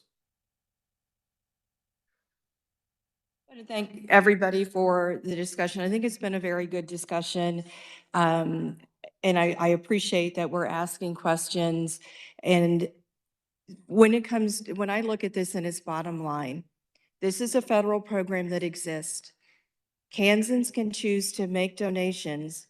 If we opt in, they do not get a tax credit if they donate in Kansas. So they are going to donate to other states. This does apply to public and private schools. So I think that this is a very good common ground area for us to participate in this program. It's also a program that both Republican and Democrat governors have indicated or have already opted into. The closest one that comes to mind is Governor Pritzker from Colorado. So I encourage your support of this bill, and I renew my motion to adopt the conference committee report for Senate Bill 361. Thank you. This constitutes final action on Senate Bill 361. The clerk will open the roll and you may record your vote.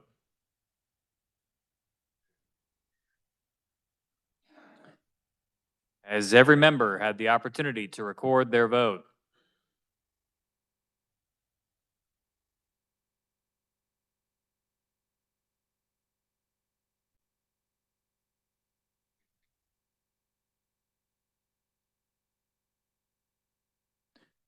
The clerk will close the roll. Does any member desire to explain his or her vote? Does any member desire to change his or her vote?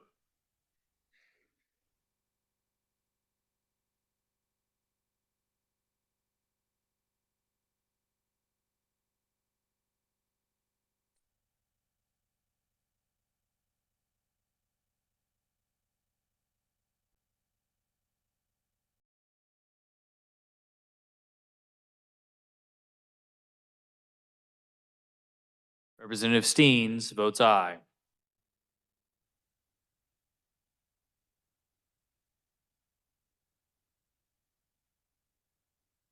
Representative Haskins is excused. Never mind, he wants to talk.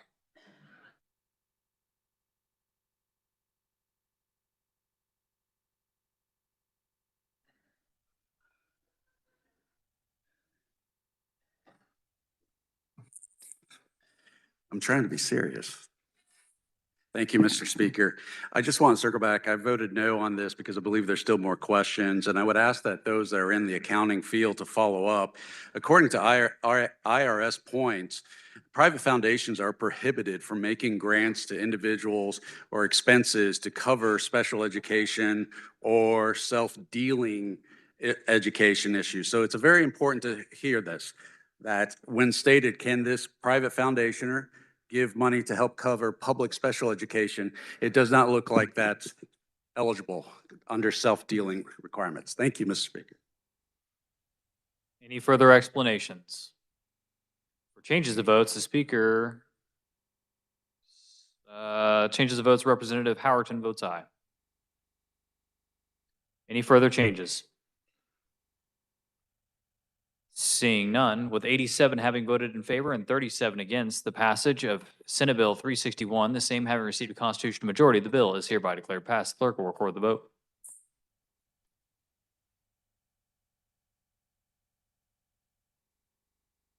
Speaker recognizes Representative Tarwater for a motion to adopt the conference committee report on Senate Bill 197.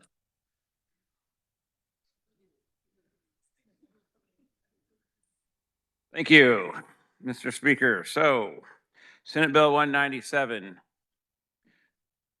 is now has a HB 2343 in it that got 74 votes in this chamber, and it is the home-based business bill.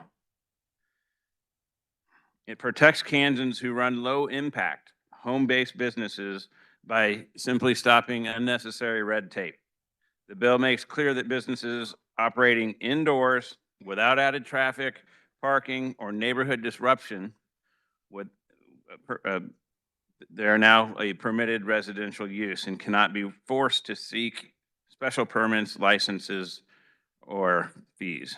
And I want to address, last time we ran this bill over a year ago, you guys trusted me to make some changes. I asked you to vote it over to the other side, and we would make the changes that we discussed. And so we made it very clear, even though all of the things that you were concerned about were already not part of a no impact home-based business, we put the words in there that you requested. So we made it sure that you can't be breeding animals.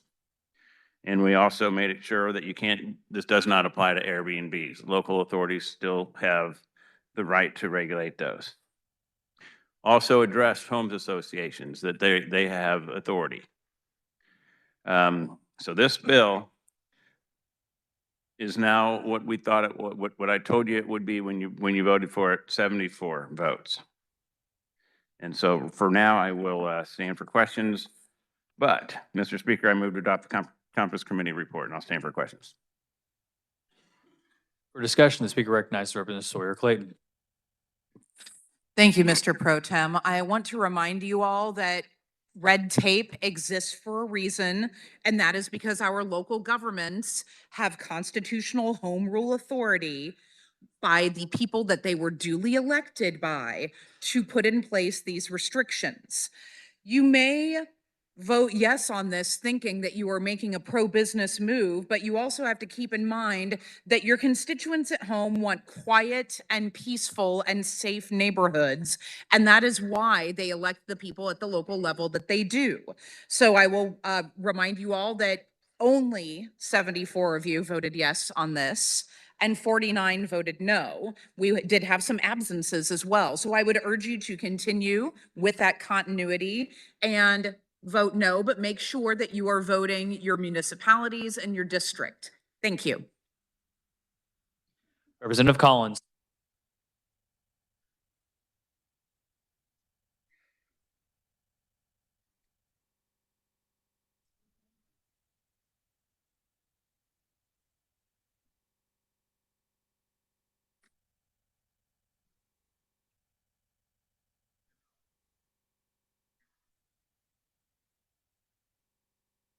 I have a couple of questions for the carrier, for the chairman. Yes,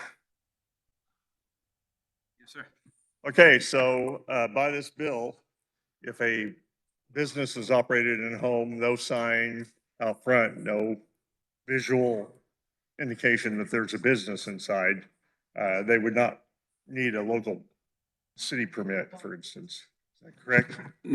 That's correct.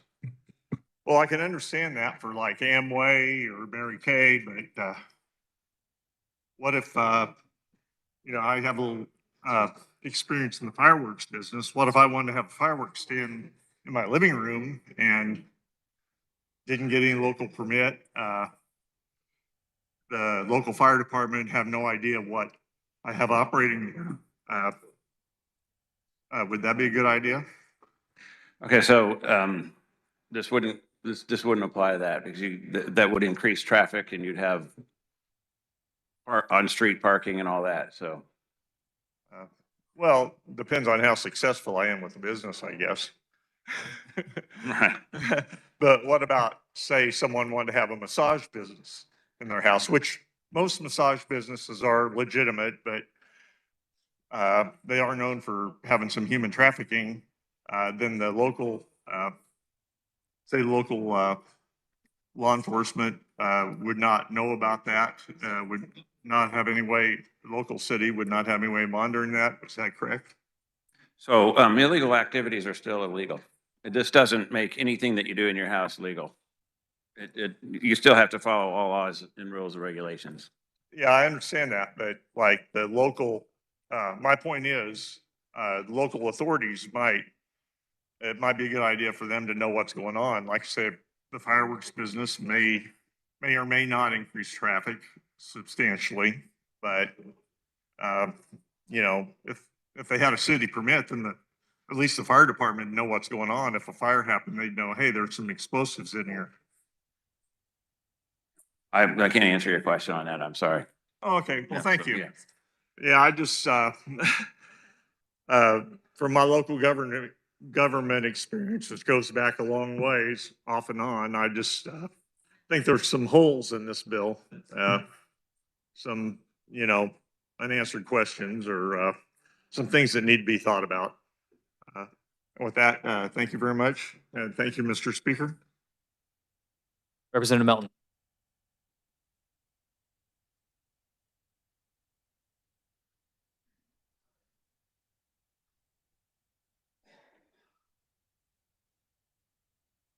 Thank you, Mr. Speaker.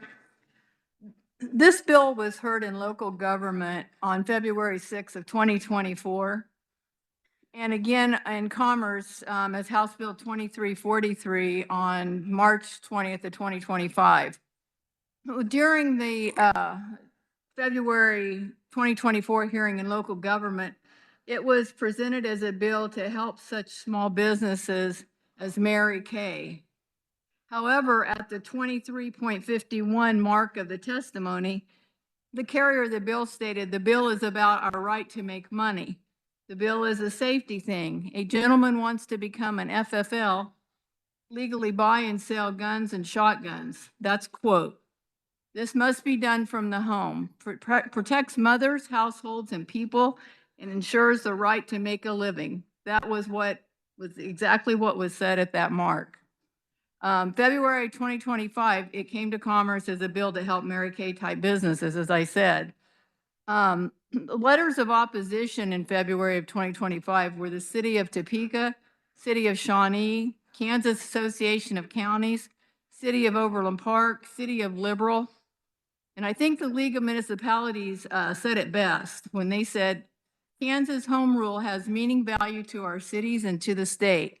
If there are examples of business categories facing obstacles while operating out of a home, then we should address the specific challenges as they actually exist, rather than seeking broad legislation and risk the unattended consequences.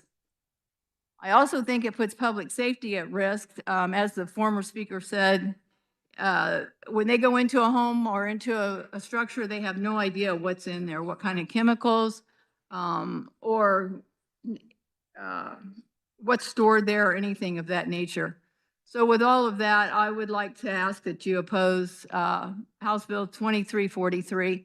I think we should stay out of local government issues. They know their neighborhoods and they know what's best for them. For an announcement, the speaker recognizes Representative Adam Smith.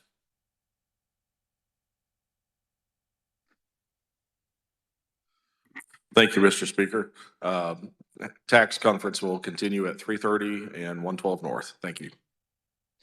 As another announcement, representative from Wichita did some digging in his Mason's manual regarding the bell, even though I think he thoroughly enjoyed ringing it earlier. But what we're going to do, though, is under section 122, subsection 2, it does talk about something disturbing the orderly proceedings of the body. There can be arguments made, I think, on both sides, but I think for right now, just to, we're almost to the end of the session, ladies and gentlemen. Let's have a thorough discussion and debate on the rules next year as to the bell and overriding. Hey, if it's a Republican governor next year and we override him, I think you guys might find that pretty fun. But that being said, we're going to cease ringing the bell, and we will make every effort to have that stop for the rest of the session. Thank you, and we will proceed with the debate. Representative Turner.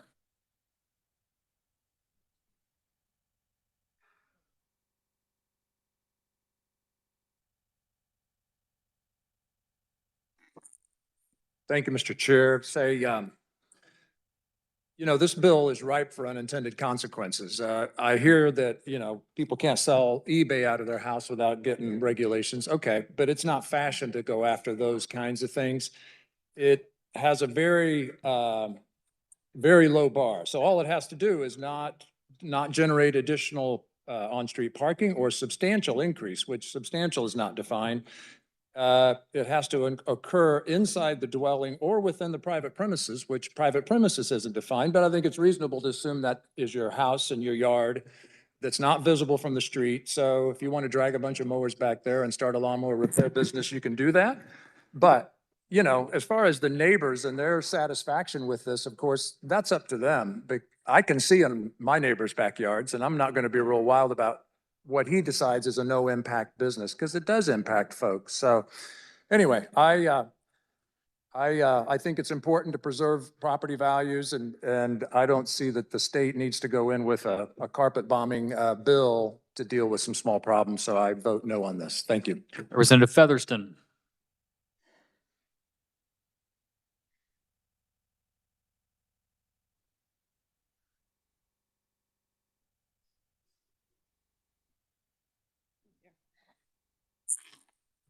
Thank you, Mr. Speaker.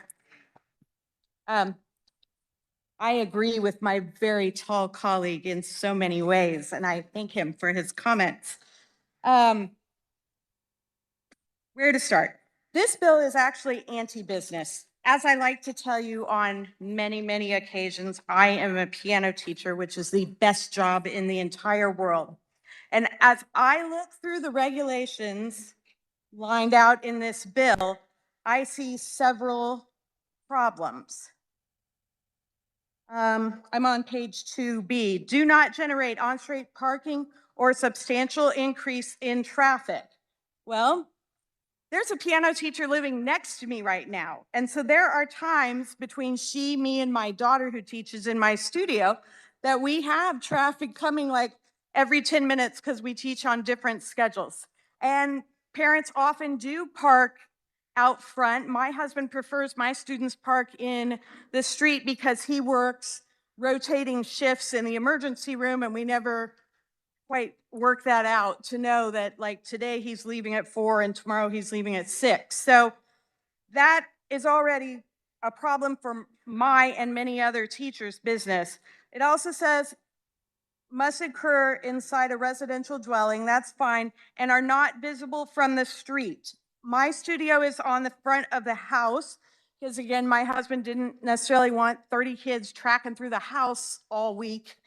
And so when the lights are on at night, it is very visible what's going on in my studio. And actually, as a teacher, I think it's a good idea that parents are able to see in those front windows so they are reassured that we're a safe environment at all times. When we had this bill before, I did do a little Facebook survey of my piano teacher colleagues and mom friends to say, like, have you had any trouble with your city or municipality? Anybody trying to apply a fee to you to have a business or to interfere with your business? And the only response of interference I got was from a homeowners association. And you know, in local government committee, HOAs were a new thing to a lot of people, and it was really surprising to a lot of people how powerful those HOAs are. But I can tell you, my one teacher friend in Western Johnson County, her HOA said she couldn't teach past 6 o'clock, which is a real problem if your students are children, so they can't get there before 3:30 and you have to be done by 6. And I can tell you, when I was the sole breadwinner of my family, I had to teach from 2 to 8:30 every night so that my family wouldn't starve. So I can assure you, as not a Johnson County native, but now someone who's lived there for quite a while, every HOA will tighten up their rules to no end to make sure there's not going to be anything going on to lower their property values or let home-based businesses continue. As a side note, as long as we're talking in the bill, on section 6, it also prohibits structured sober living home for drug use or alcohol-based recovery. And I think that's just mean. These people are trying to pull their lives together and they just need a little step to get safely back into society. And we're saying you can't have a halfway house. I knocked doors in the southern part of my neighborhood, I think for 6 years before I ever knew that this one house was a halfway house. And I only knew it because a friend mentioned it to my husband. So they clearly were not a detriment to the neighborhood, and that neighborhood's nicer than mine. It was also pointed out in committee from the representative from Douglas County, this is fundamentally unfair to brick and mortar businesses. So say if I was a beautician and I was in a brick and mortar environment, I would need to be following all rules and regulations. I have to pay for rent. And if I'm going to do this at home, things will be a little more freebie, and that's not fair to brick and mortars. And in my county, we earn a substantial bit more of property tax money from our business community, our brick and mortar business community, than we do through regular housing levels. So that's probably going to drive up my property taxes, which is also going to be hard on my business, but it's going to be hard on my whole county, in fact. The two things that were really driven home most of all in committee is that nobody is standing in the way of these home-based businesses. Nobody is hunting them down. Nobody wants to mess with them. Sell your Mary Kay, your Lululemon, teach some piano lessons, do whatever in the confines of your home, not disturbing your neighbors. Nobody's seeking that out. This is not a problem. We don't need to come up with a solution. And it is just a gross violation of local control. And I know that we all value the Kansas Constitution and local control quite a bit. And so I am certain you would not want to vote against the Kansas Constitution and against your elected representatives at home. Thank you. Representative Corbett.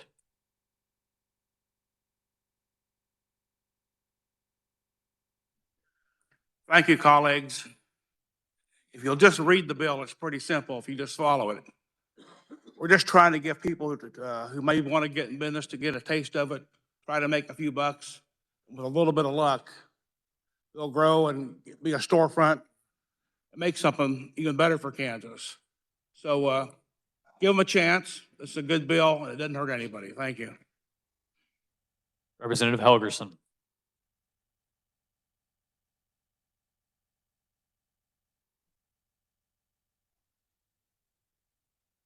Could the carrier stand for a question, please?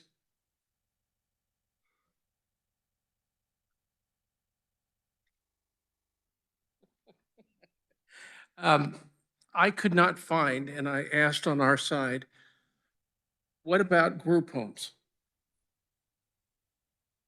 Yeah, so group homes are excluded from this as a home-based business.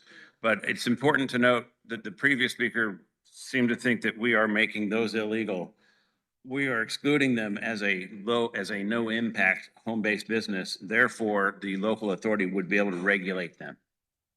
This just prohibits new red tape or regulation on no impact home-based businesses, which that is not. Okay, so all group homes that reside in a single-family residence that has become available for several different families or individuals, that's excluded specifically in the bill. It is excluded from the prohibition. It's not, we're not making them illegal or saying they can't be there. That is up to the local authorities.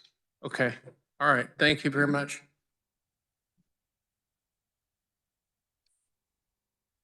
Representative Howell.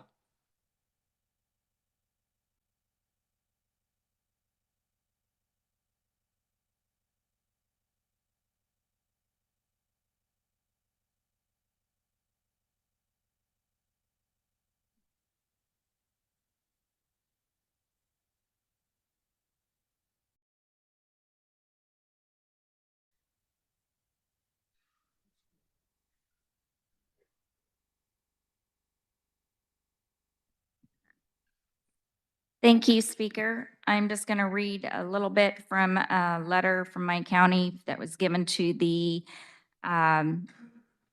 Commerce Committee in the Senate. And it states that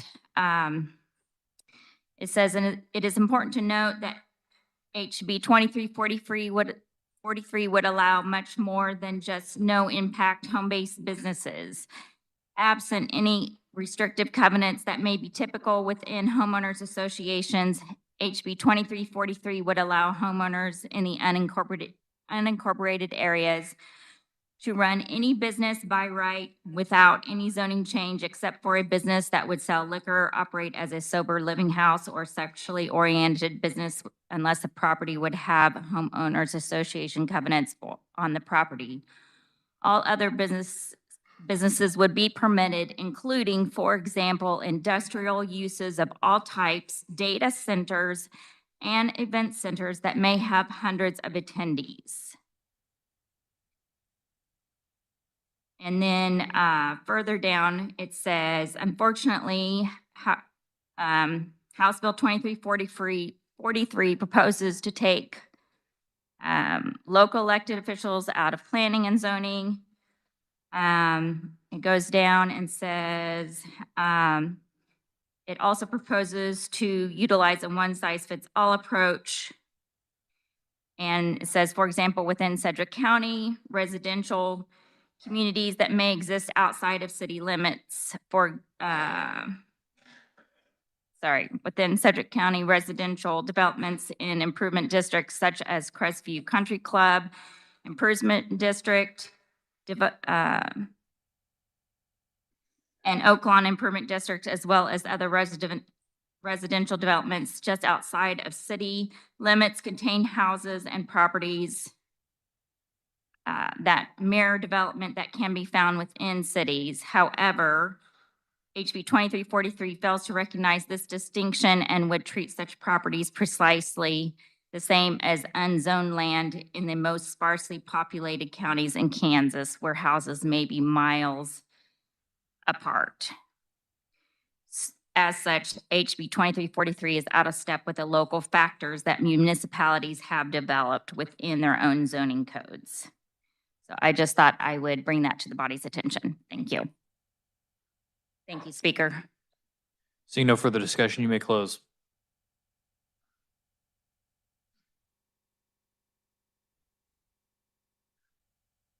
Thank you.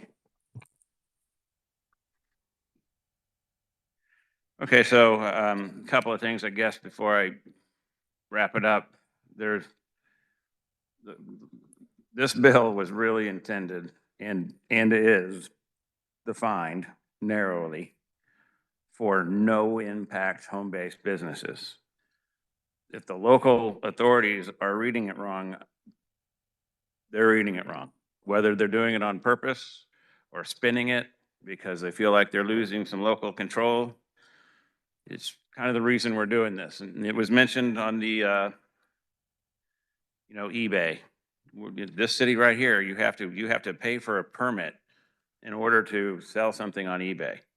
If you have a business that you need to use eBay for. This is a simple pro-small business reform that supports entrepreneurs, remote workers, and rural Kansans. It is another bill for the little guy, 2 of them in as many days, that we're going to help the little guy. This is for your piano instructors. One of them was up here talking about it. This does not prohibit a piano instructor from having her piano in the front room.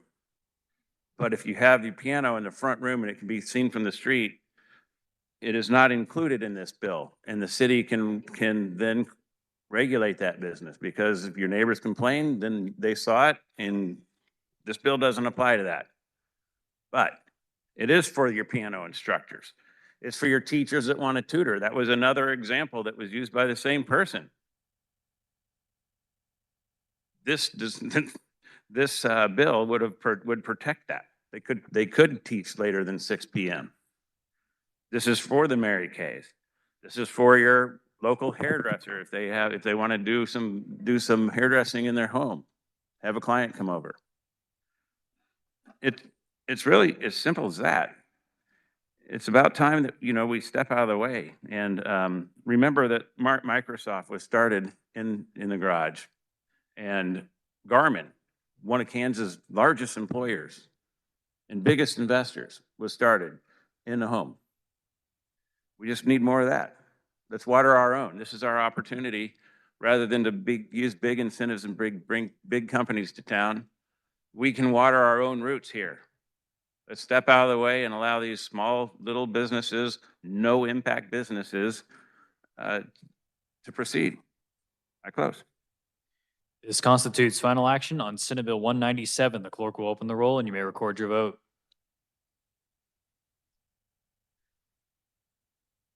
Has every member had the opportunity to record their vote?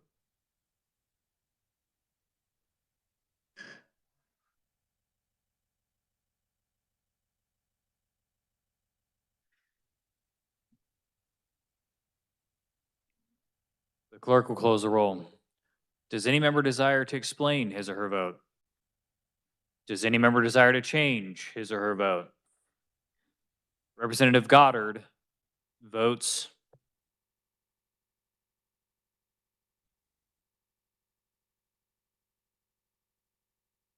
Representative Goddard votes aye.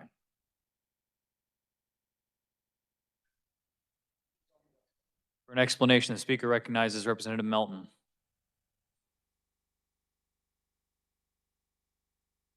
Representative Kahar is excused. Representative Rajas votes aye.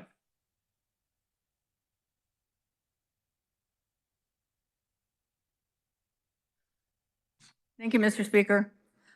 I fully believe neighborhoods are for neighbors, not for businesses. I think the opposition received is valid, and the bill certainly has concerns of unintended consequences. As a supporter of local government, this is clearly a local government issue. Local government knows their neighborhoods. With that, I vote no on House Bill 2343.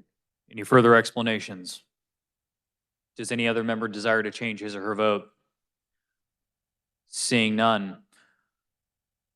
With 74 having voted in favor and 49 against the passage of Senate Bill 197, the same having received a constitutional majority, the bill is hereby declared passed. Clerk will record the vote.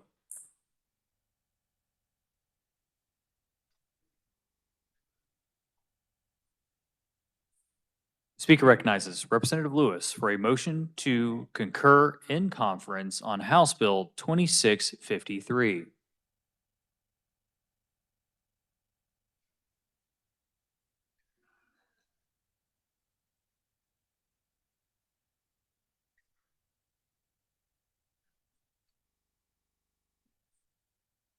Thank you, Mr. Speaker Pro Tem.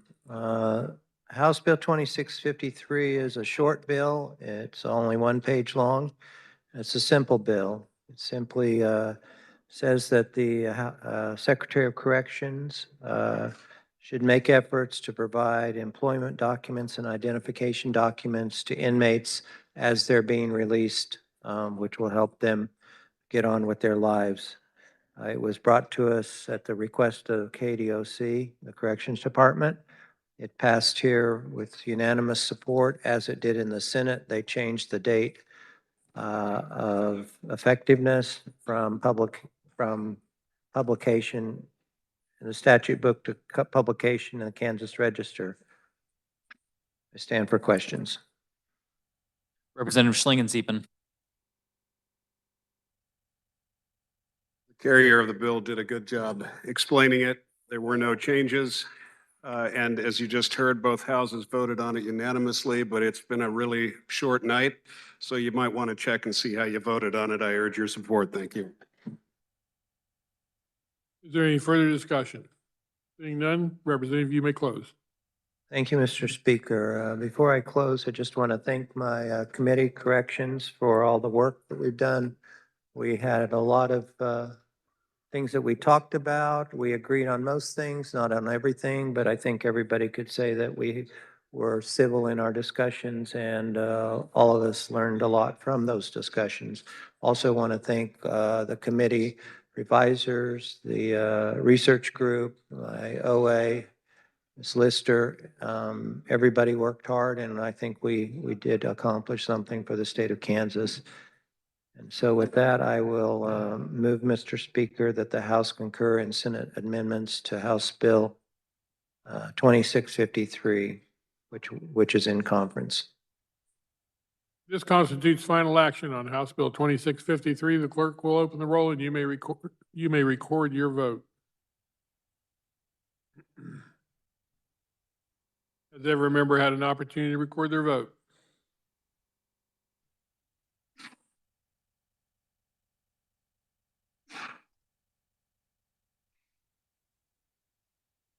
The clerk will close the roll. Does any member desire to explain his or her vote? Does any member desire to change his or her vote?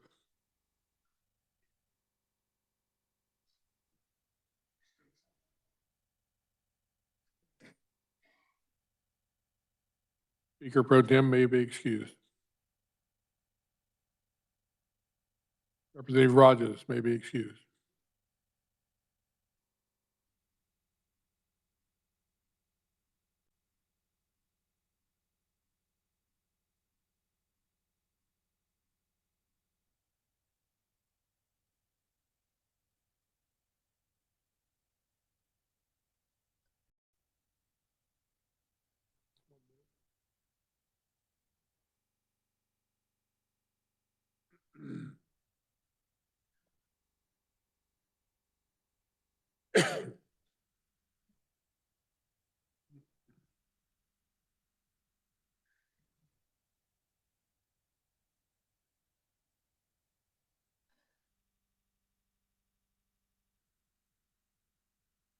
Representative Kahar votes aye.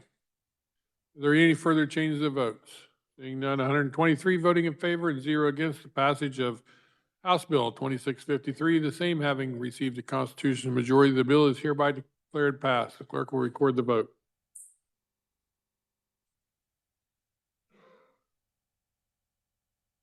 Speaker recognizes Representative Humphreys for a motion to concur in conference on House Bill 2613.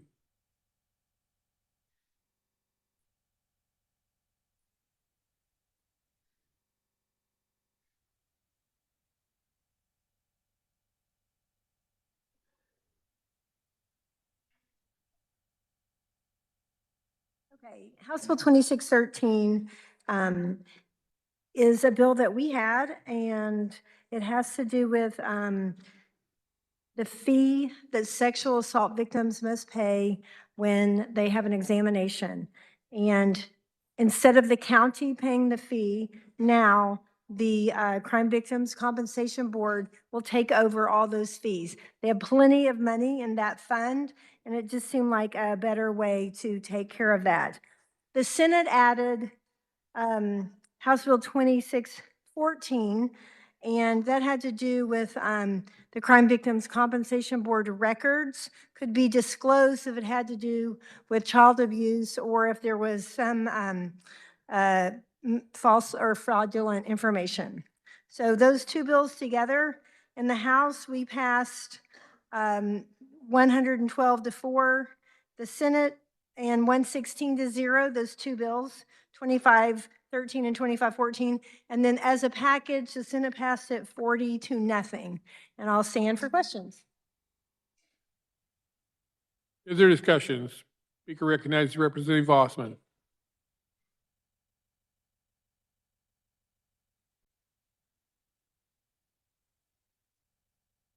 Thank you very much, Mr. Speaker. I do rise in support of HB 2613. The portion that we put in 2614, we passed unanimously. I will say what I said, sort of reiterate, we haven't changed any of the documents. So I'm going to say what I said when originally 2613 came before us. And at that point, the vote was 112 to 4, but I didn't know it at that time. We had a lot of discussion in caucus, and we had discussion this time as well. I was initially skeptical of this particular bill. So much so that I reached out to both the AG's office as well as the Crime Victims Compensation Board director. And I felt satisfied with the information that they presented, that number one, the Crime Victims Compensation Board fund is healthy, and that yes, it will be utilized. The funds will be utilized for this. It is going to be supplemented, maybe not to 100% within this, but it will be supplemented through enforcement, because they're going after criminally a number of the perpetrators of these victims.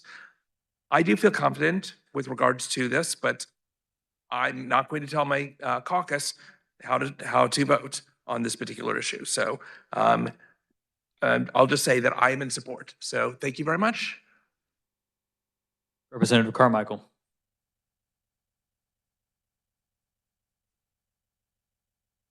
Thank you, Mr. Speaker. I rise in opposition. Right now, victims of crime do not pay for the investigation to find out who it was that did them wrong. People who have been raped, in particular, do not have to pay the sheriff to investigate the case. And in fact, people who have suffered sexual assaults oftentimes are requested to participate in what's known as a sexual assault kit. And that's where swabs, etc., are obtained, and that's what eventually leads to the DNA that eventually leads to convicting rapists and child molesters. That's being paid for now by the responsible investigating agencies. Some of the healthcare providers who perform these examinations, usually in an emergency department type setting, are upset that they don't get paid fast enough by the county. Doesn't mean they don't do the tests. It just means that they have an account receivable that goes more than 30 days overdue. And so what I really think has happened here is, in an effort to be expedient in the payment of the bills, somebody came up with the idea that the Crime Victims Compensation Board ought to start paying for the investigation of crimes. Now, why did that happen? Because there's money at the Crime Victims Compensation Board. So we help out the hospitals, the minor emergency clinics, wherever the exams, to collect their money sooner. And we take the money out of a fund that is intended for victims of crimes.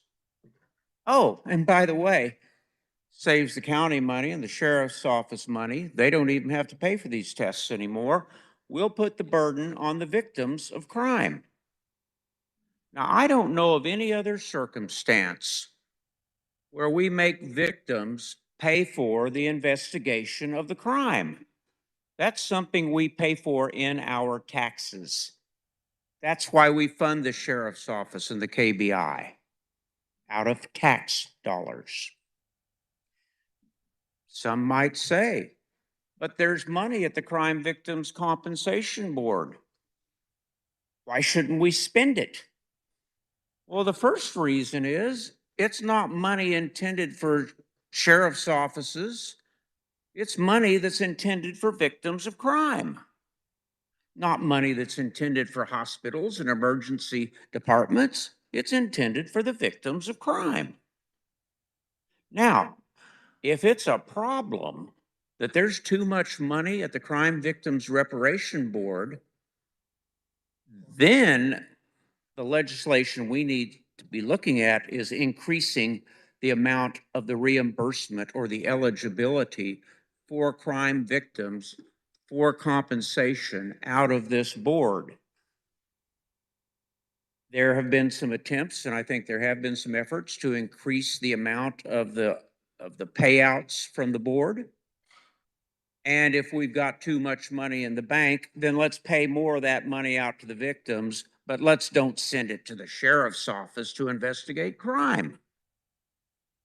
Now, I understand that the chair of the Crime Victims Compensation Board, I think he believes this is a good idea.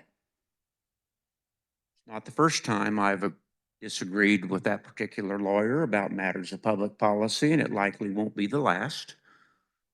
But my point is that just because you've got a fund of money that's intended to take care of victims doesn't mean you should send the money to hospitals and doctors and the sheriff's office. You ought to spend it for the right purpose and better compensate victims of crime. Final thing that I want to suggest to you is that I believe this is a slippery slope. We don't want to live in a society where those who have money or have resources can pay for the investigation of crimes like sexual assault, and those who don't have the funds, that their victimization, the crimes that have been committed against them, are somehow deprioritized because some people have money to pay. That's a real bad way for us to go. So these kits will continue to be processed. The hospital might have to wait an extra 30 days or 60 days to get paid, but let's don't spend money intended for crime victims on investigation of crime. That's a bad precedent. Thank you. Representative Sappington.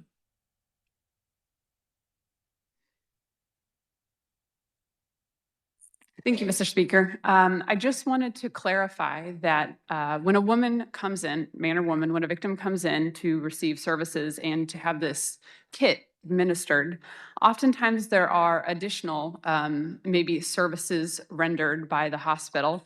And so those could be prophylactics that might inhibit or prevent STD from STD exposure from the particular incident. And so right now the Victims Compensation Fund covers those add-on services. And so there already is a precedent for these services being covered from this fund. Thank you. Representative Carmichael for a second time.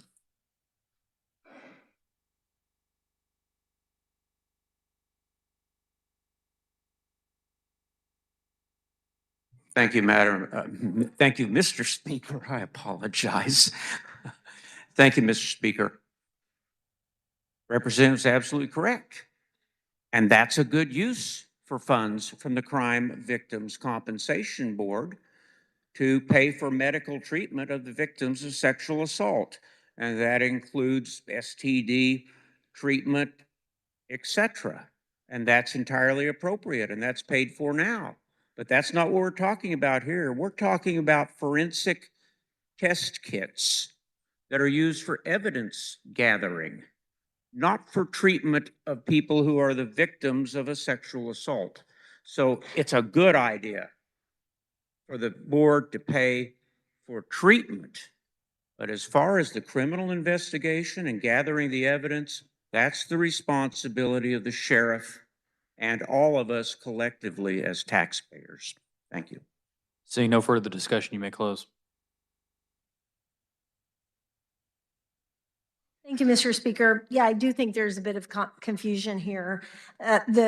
Just to make sure everyone knows, there are no crime victims that are not getting the full amount that are due to them. Their grants, they are getting everything that they need. So it's not like we're taking money and not taking care of our crime victims.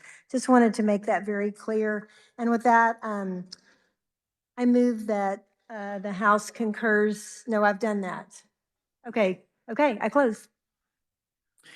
This constitutes final action on House Bill 2613. The clerk will open the roll and you may record your vote.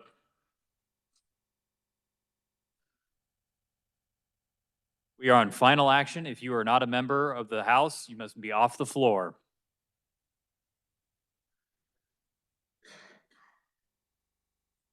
Has every member had the opportunity to record their vote?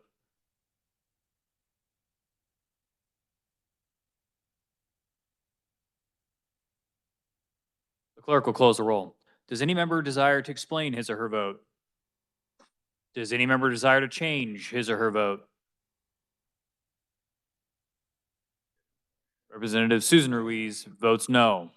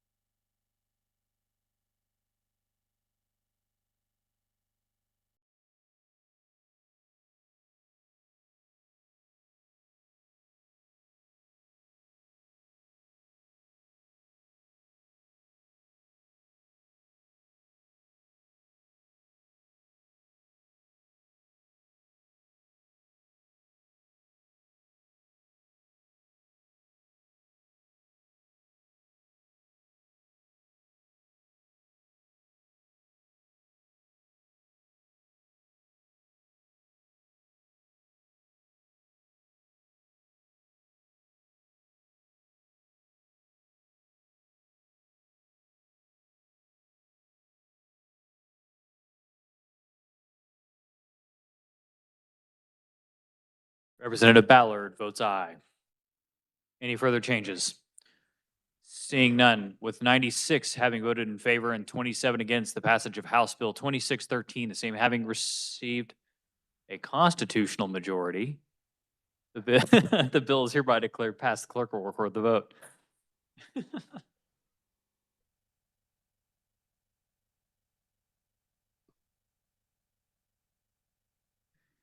Message from the Senate, the clerk will read. The Senate adopts the Conference Committee report to agree to disagree on SCR 1603 and has appointed Senators Tyson, Peck, and Corson as second conferees on part of the Senate.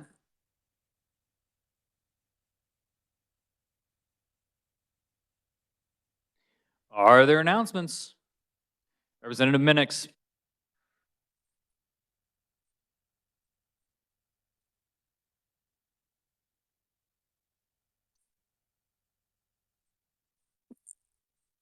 For everybody's information, currently, the WID or Water Injection Dredging Project is going on Tuttle Creek Reservoir. It'll continue through April 6th, I believe. And then they'll be down for a while. But if you're in the area and you want to go by and watch it, it's not real exciting. It's like a 5-mile-an-hour dredge moving very slowly, stirring water 60 feet deep. Or if you're downstream, you might see what else comes by. But it's kind of a fun project that the state has invested $2 million in this experiment, and it's turned into an international study. We have people from all over the world in here watching what we can do with an inland reservoir. And I think the project, last I know, had grown to about $9.1 million investment. So there's a lot of other people looking at this project. Thank you. Representative Stogsdill.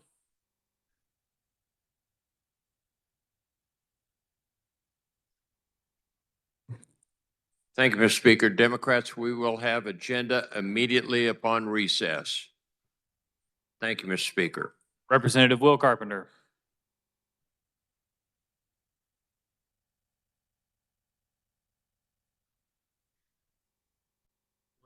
And Representative Corbett.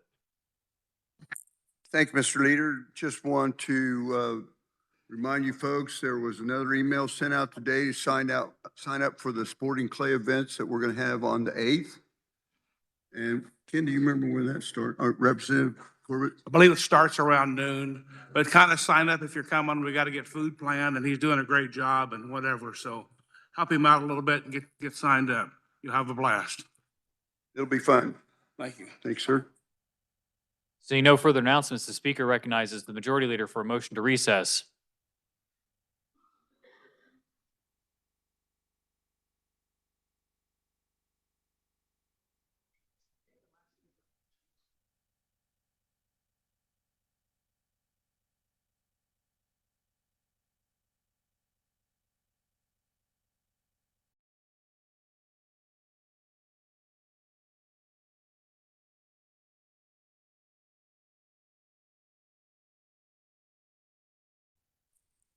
$4:30.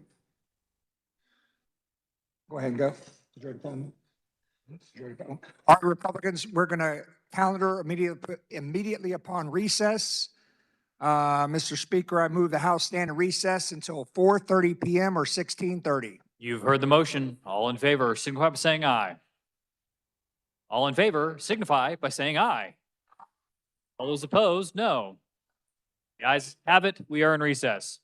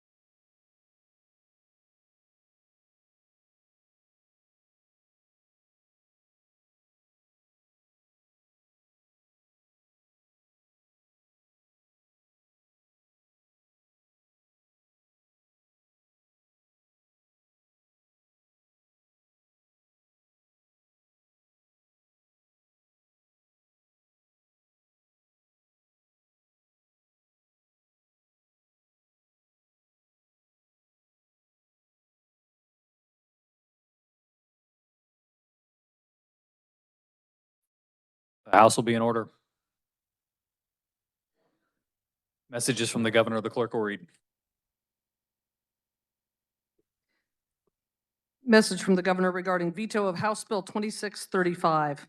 The people of Kansas have made it clear time and time again that they want government to stay out of women's private medical decisions. That means we shouldn't be spending tax dollars trying to interfere with very personal, very private medical decisions. That's why I'm vetoing this bill. Therefore, pursuant to Article 2, Section 14A of the Constitution of the State of Kansas, I hereby veto House Bill 2635 by the Governor Laura Kelly, March 27th, 2026.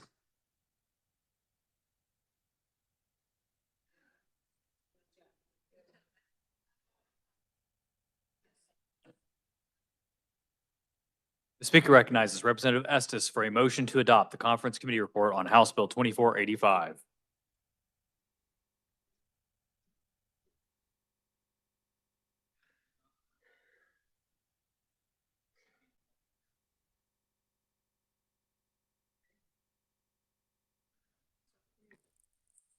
Thank you, Mr. Speaker. 2485 is a bundle. The original bill in this bundle did come through the House. We voted for it 123 to 1, and that was to allow the Board of Regents the ability to decide when it no longer made financial sense to continue to collect a debt because our debt collection expenses were higher than the actual debt.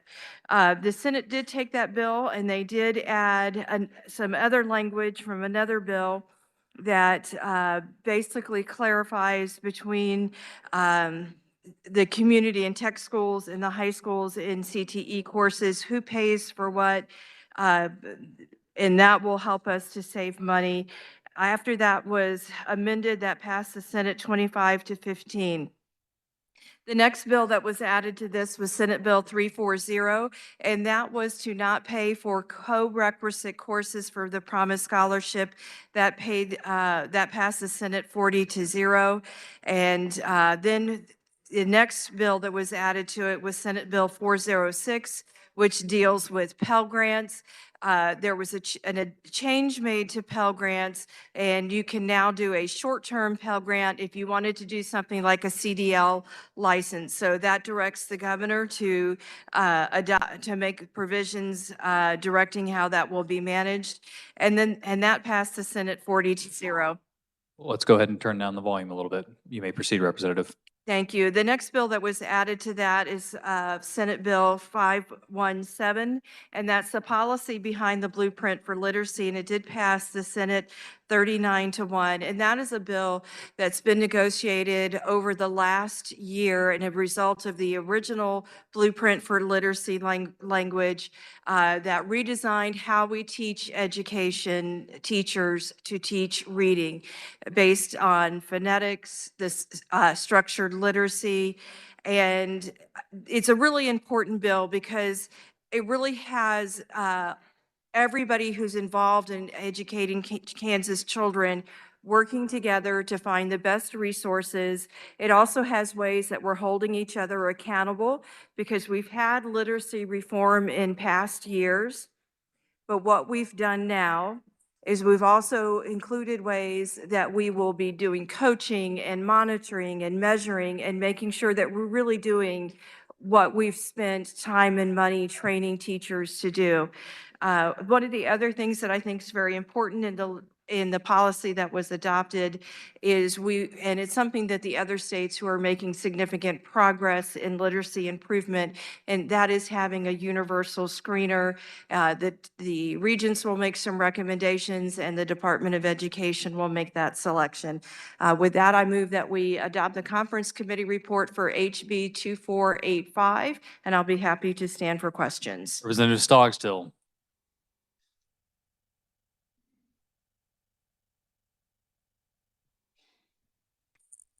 Thank you, Mr. Speaker.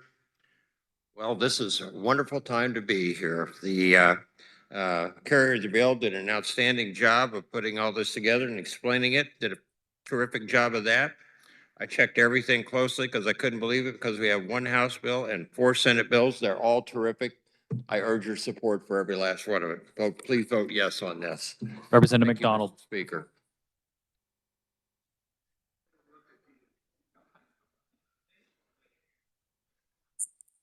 Thank you, Mr. Speaker. I just wanted to give compliments to the carrier of the bill for excellent work in this area. We all know how we need to teach reading, and this bill modernizes that. Not only have we agreed upon an approach, we've funded it this year. So thank you so much for that. I'd like to give a shout out to the Director of Blueprint for Literacy, Dr. Cindy Lane, all of the members of the Literacy Advisory Committee. This bipartisan effort is a collaboration between Kansas Legislature, Kansas Department of Ed, Kansas Board of Education, KBOR, 6 Regents institutions, Washburn, NEA, educators and administrators all across Kansas. So I think this is a very happy day. I absolutely would love you to support this bill. Seeing no further discussion, you may close. Thank you, Mr. Speaker. I also would like to everybody who's been involved in making this happen, including the previous speaker. We serve on the Literacy Task Force together along with the 2 members of the Senate. It's been a lot of hard work. It's been very carefully considered. There are a lot of people who've come to the table and negotiated in good faith. And every single entity that's involved with this bill has sat down and said, what's best for Kansas kids? What's the best way to teach them to read? And I'm thankful to everybody who participated in that process and made this possible. I close. This constitutes final action on House Bill 2485. The clerk will open the roll and you may record your vote. Has every member had the opportunity to record their vote?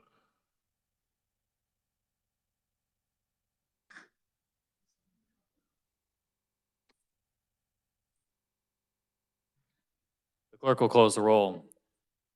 Does any member desire to explain his or her vote? Does any member desire to change his or her vote? Representative Hoheisel votes aye. Representative Laura Williams votes aye.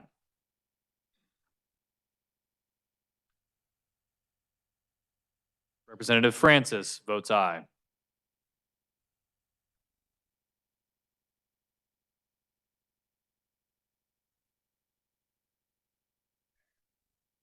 We will stand by for the folks to make it back. Representative Sutton votes aye. Representative Owsley votes aye.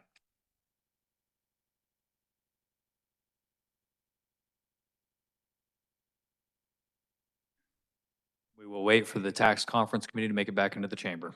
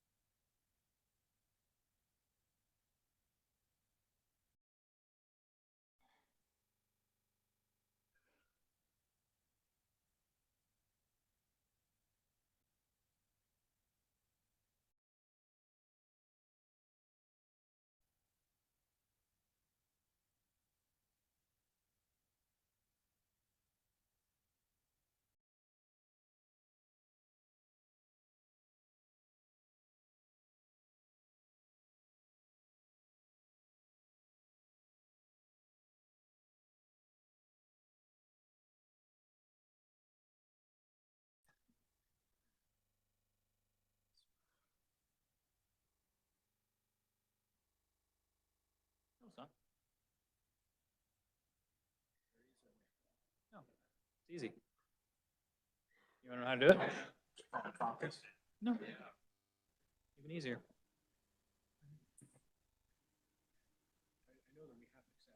Yeah, we have the exemption for leadership.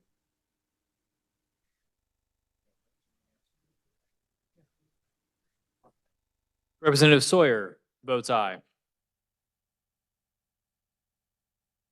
Representative Adam Smith votes aye. Representative Turner votes aye. Are there any further changes? Seeing none, with 123 having voted in favor and 0 against the passage of House Bill 2485, the same having received a constitutional majority, the bill is hereby declared passed. Clerk will record the vote. Speaker recognizes Representative Estes for a motion to adopt the Conference Committee report on House Bill 2534.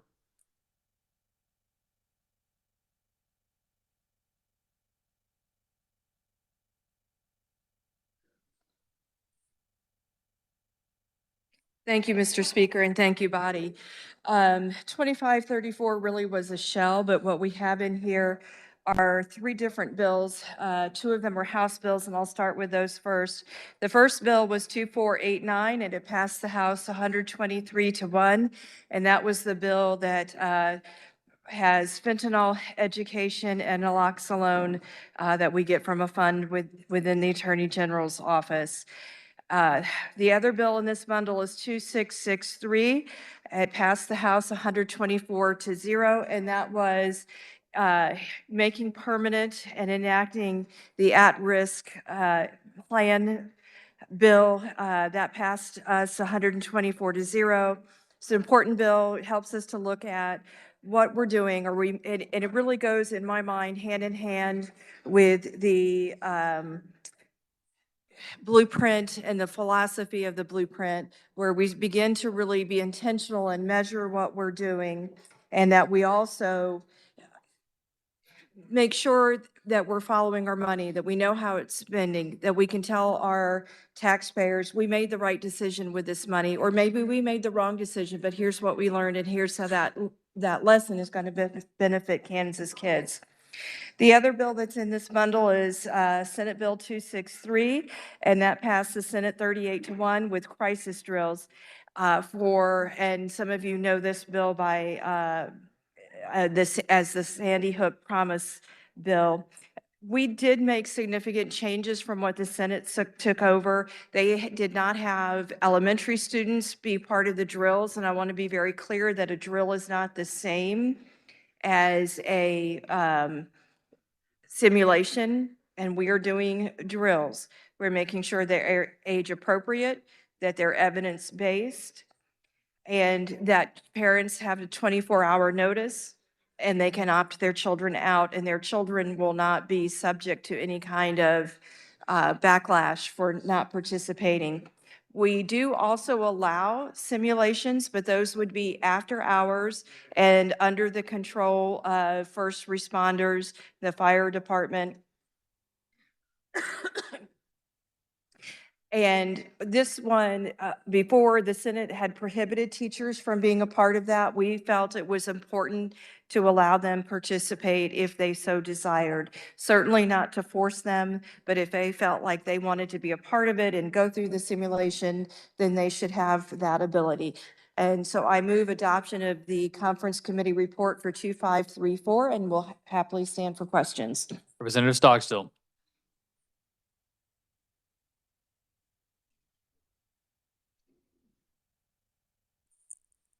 Thank you, Mr. Speaker. Wow, this is fun. 2 in a row. Excellent job by the carrier of the bill. Terrific bill. It's going to make our kids safer at schools, and I urge your support. Thank you, Mr. Speaker. Seeing no further discussion, you may close. Last bill, part of my close included thanking all the members of all the different parts that helped the blueprint come together. This bill, I'd really like to thank my committee, thank my vice chair, thank my ranking member, thank our staff. We all adore Michelle. We are so thankful for Jason, our reviser, and for Elena and Nicole, our research folks, and Jaden, who keeps our tech running. We went through a lot of information this year, and we could not have done it had the committee not worked together, had meaningful and respectful conversations, and I think Kansas kids are benefiting for that. So to my committee, I really appreciate all of you, and I close. This constitutes final action on House Bill 2534. The clerk will open the roll and you may record your vote. Has every member had the opportunity to record their vote?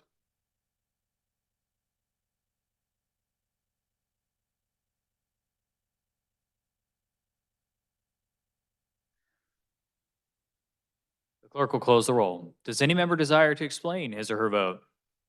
Does any member desire to change his or her vote? Seeing none, with 123 having voted in favor and 0 against the passage of House Bill 2534, the same having received a constitutional majority, the bill is hereby declared passed. The clerk will record the vote.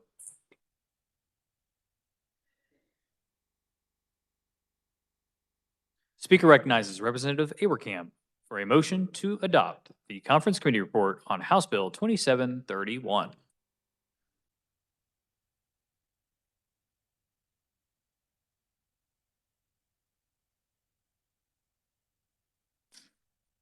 you, Mr. Speaker. Okay, so House Bill 2731 is it's pretty much the contents of Senate Bill 363 with a lot of changes to it. So 363 was the Senate welfare reform kind of bill that came across to us in the House committee. We recognized there was a lot of resistance, and so we had several amendments to it. And it passed out of the House committee, but we never heard it on the House floor. So in conference, we took a shell 2731 and we inserted the language of Senate Bill 363 as we passed it out of the House committee. And then in conference, we modified it a little bit as well. So I'll walk through what's in the bill. So section 1, you have continuous eligibility protections. So this is a requirement that KDHE work with KDADs and seek a federal waiver to allow continuous eligibility for the IDD population.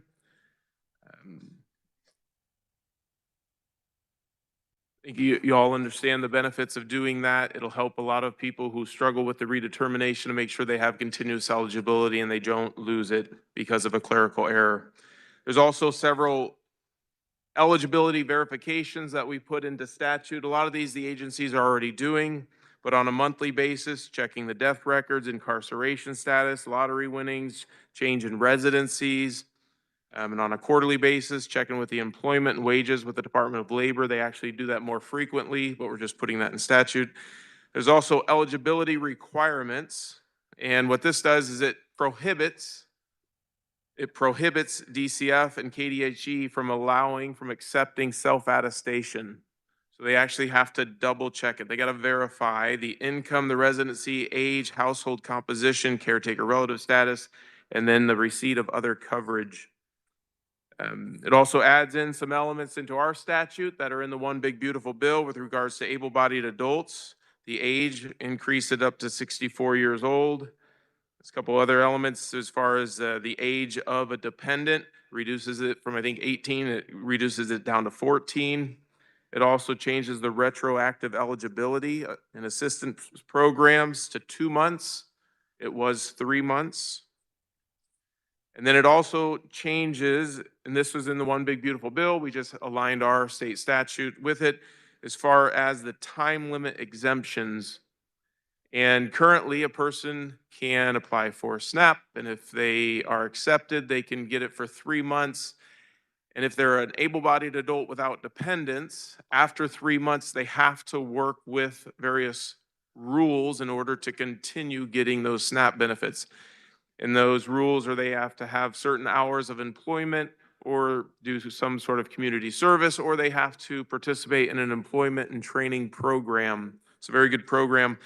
There were exceptions to those rules for homeless, veterans, and certain individuals of certain ages, and also those who aged out of foster care. One Big Beautiful Bill removed those exceptions, which I think is a good thing because requiring people to work helps people get back on their feet. Requiring people to engage in those employment and training programs helps them learn a skill, a trade, which will help them. As we heard in committee on several occasions, they turn into success stories and they end up getting a great job. There's also parts of the bill which will require the DCF, our state agencies, to work with the federal agencies as far as CMS to communicate with regards to data, especially just as people drop off, just so CMS can keep track of that. Overall, I think it's a good bill. So, Mr. Speaker, I move to adopt the conference committee report and happy to stand for questions. Representative Weichel.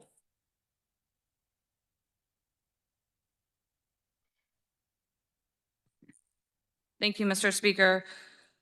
The carrier of the motion did a great job explaining what is in the bill. We have very different opinions about whether it's a good bill or not, and so I will take some time to share my perspective here.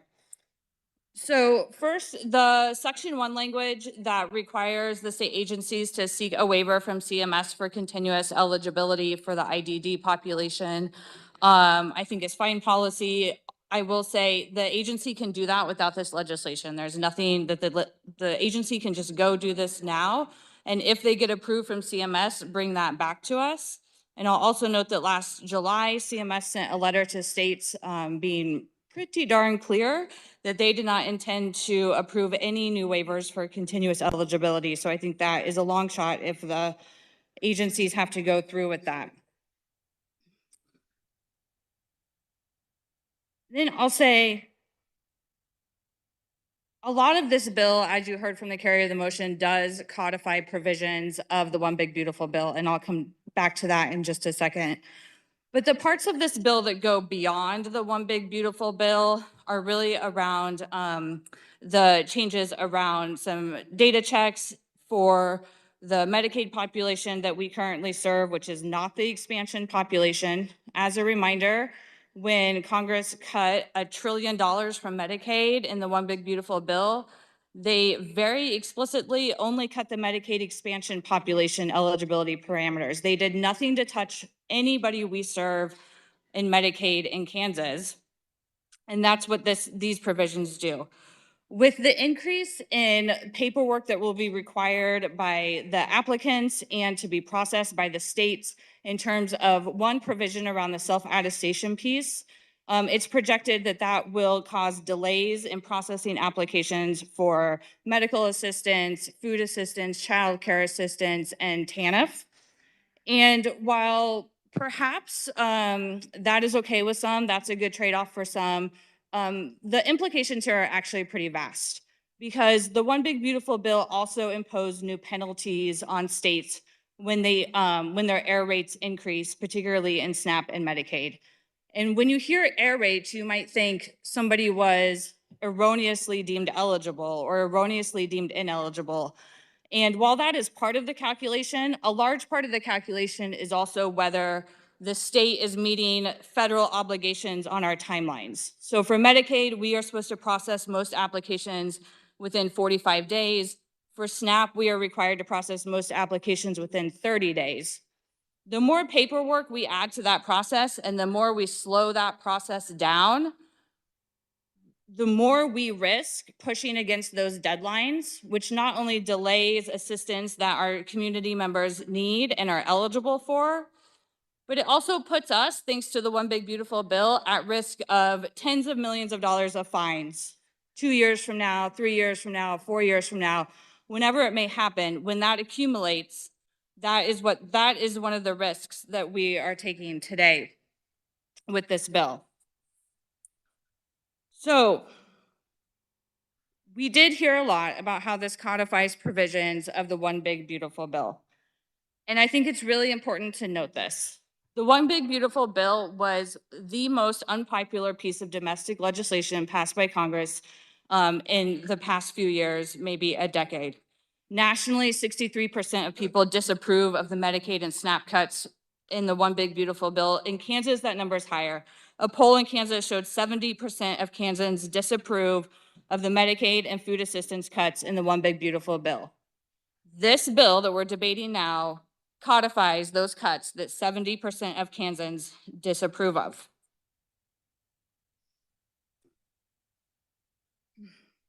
So I think it's important to think, why are we doing this? Hunger is rampant across Kansas. If you remember last fall when the federal government shutdown happened and SNAP was delayed in some states, and there was a lot of concern in Kansas around the delay of families receiving their SNAP assistance and the panic that that caused, because families need this assistance to put food on the table. 1 in 16 Kansans receives assistance from the SNAP program to put food on their table. But 1 in 7 Kansans are hungry. So the SNAP program is not even reaching everybody that is hungry. And that's because Kansas already has one of the most restrictive SNAP programs in the entire country. We serve a lower percentage than other states of people who are eligible. It is incredibly difficult in Kansas to get through the application process. So I just want to be really, really clear about this. Codifying HR 1, the One Big Beautiful Bill cuts to Medicaid and SNAP, there is nothing we are required to codify. The cuts in this bill are already federal law. The decision today is whether we raise our hands and say we agree with those cuts and we want our name attached to those. Some of the SNAP cuts have already gone into effect in Kansas, and the ones that are scheduled to go into effect later will. There is no federal requirement that we codify any provision of HR 1. They will go into effect. They have already begun to. So to reiterate what the cuts do, it increases administrative funding, paperwork, and red tape. It builds the bureaucracy. A yes vote on this bill makes the application process for Medicaid, SNAP, child care assistance more cumbersome. It will prevent eligible families from accessing those programs. And as I said, the added paperwork is likely to, down the line, create backlogs, which can drive up error rates and cost us money. Oh, sorry. I thought you were done. My bad. A yes vote, as I said, means that you're saying, yes, I agree with Congress that Kansans should lose their food assistance. Since the provisions of HR 1, the One Big Beautiful Bill, have gone into effect, we've had about 13 Kansans lose their SNAP benefits, including thousands of kids. The carrier of the conference committee report mentioned some of these changes, but I think it's worth reiterating. Some of those that have lost their SNAP benefits are veterans who, prior to the One Big Beautiful Bill, were exempt from certain eligibility requirements around reporting their work hours. The One Big Beautiful Bill changed the rules for veterans, and as a result, veterans in Kansas are losing their SNAP benefits because of the One Big Beautiful Bill. Same with former foster youth. Prior to the One Big Beautiful Bill, those aging out of foster care up to age 24 had special exemptions, so it was easier for them to access food assistance than their peers in the same category who were not leaving foster care. Again, the One Big Beautiful Bill changed the rules, and it now makes it much harder for youth aging out of foster care to qualify for food assistance. And then lastly, the same goes for what I'll call older Kansans. These are Kansans age 60 to 64 that the One Big Beautiful Bill changed the rules for. And it changed the rules around how their eligibility for SNAP. There's nearly 7,000 Kansans in this age group between 60 and 64 who are projected to be impacted by this provision. What this provision says is that now, if you cannot prove that you're working a certain number of hours, you can only receive food assistance for 3 months out of every 3 years. And I heard the carrier of the conference committee report speak about his belief around work requirements, but here's the reality of this population. This is largely women ages 60 to 64 who are maybe recently divorced, maybe recently widowed, who have not been in the workforce the majority of their life, who have been at home raising children and running the home. And then they find themselves in a position where, for whatever reason, there's no income or there's very little income and they need assistance. And these are the people that are being impacted. And again, I'll remind you that if you're listening to all these ramifications of HR 1 and you're thinking, I'm okay with that, I think that's good policy, It's already federal law. You don't have to vote today to make that happen in Kansas. It's already happening. And that is why I've been just racking my head around why legislators in this building want to take a vote on this bill. It's a very unpopular bill nationally. As I said, in Kansas, 70% of voters oppose the cuts to Medicaid and SNAP that were in the One Big Beautiful Bill. So I think there's a lot of reasons to vote no. Vote no because it's terrible policy and you don't think that we should be kicking people off of SNAP or making it harder to access Medicaid or child care assistance. Or maybe just vote no because even if you agree with it, you don't want to attach your name to it. And Congress already did the work for you and it's already law and it's already going into effect. And I'll just close by saying, when we heard this bill in committee, I think it's really important to know who we heard from. We heard from one proponent, one. They're a Florida-based national advocacy group that is pushing this legislation in different states across the country. There was one proponent and they were from Florida. They were not even from our state. We heard from 36 organizations in Kansas asking us not to do this, to not make it harder for people and to not codify the provisions of HR 1. And with that, I'd ask you to join me in voting no on the Conference Committee report for 2731. Thank you, Mr. Speaker. Representative Estes.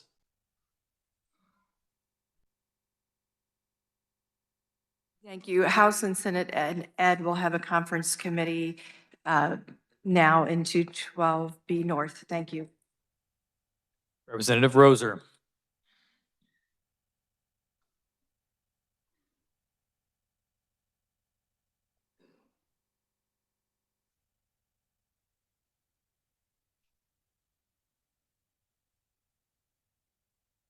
Thank you, Mr. Speaker. So I sit on the Welfare Reform Committee, and I voted against this bill when we voted it out of committee.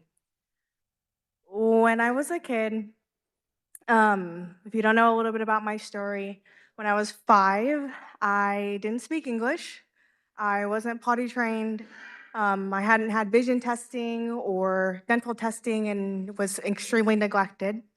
I was the kid who was getting their prescription glasses at the Walmart, buying the cheap plastic little frames that didn't quite hold the lenses for my glasses.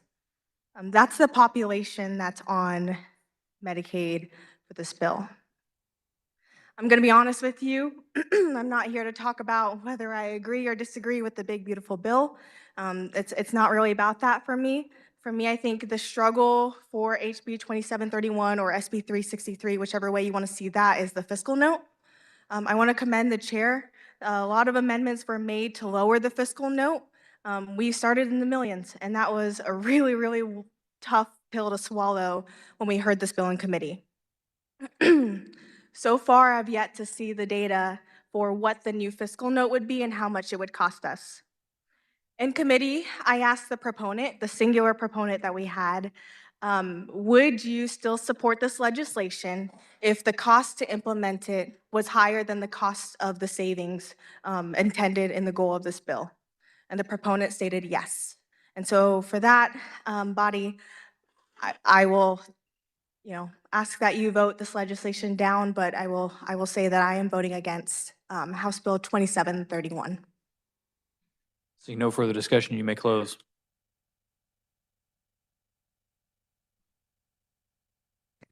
Hey, Mr. Speaker. So just a couple quick little comments at the end here. So we also changed something I didn't mention. In the original 363, there was quarterly redeterminations. In the House committee, we changed that to 6-month redeterminations for caretaker medical.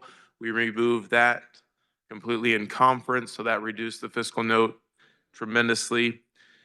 Just about self-attestation, does it work? Let me give you a little example. You all know about the DCF SNAP error rates. We've got to bring our error rates down in order to not have the fine from the federal government. So DCF came into committee a few weeks ago and they gave a presentation on what they're doing. And last October, they changed some internal policies so where they won't accept self-attestation for certain application data. Why'd they do that? Because by accepting self-attestation, they were having high error rates. And so in order to drive their error rates down, they had to verify. So they're doing it because it works. It will reduce the error rates. It will reduce the fraud and abuse.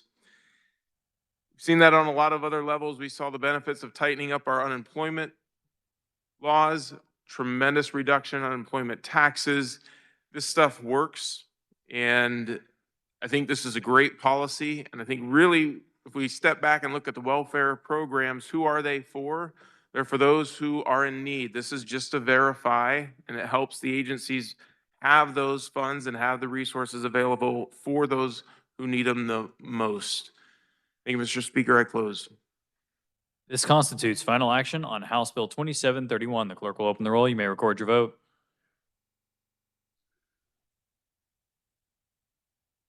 The Conference Committee for Education is excused.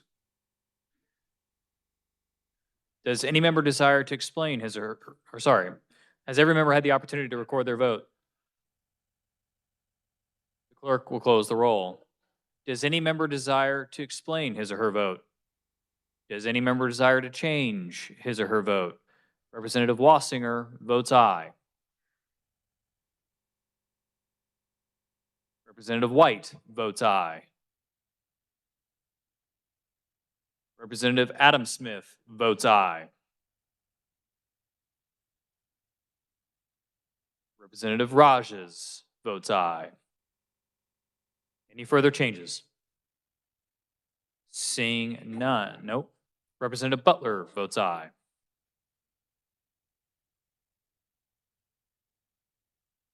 Any further changes? Seeing none. With 80 having voted in favor and 43 against the passage of House Bill 2731, the same having received a constitutional majority, the bill is hereby declared passed. Clerk will record the vote.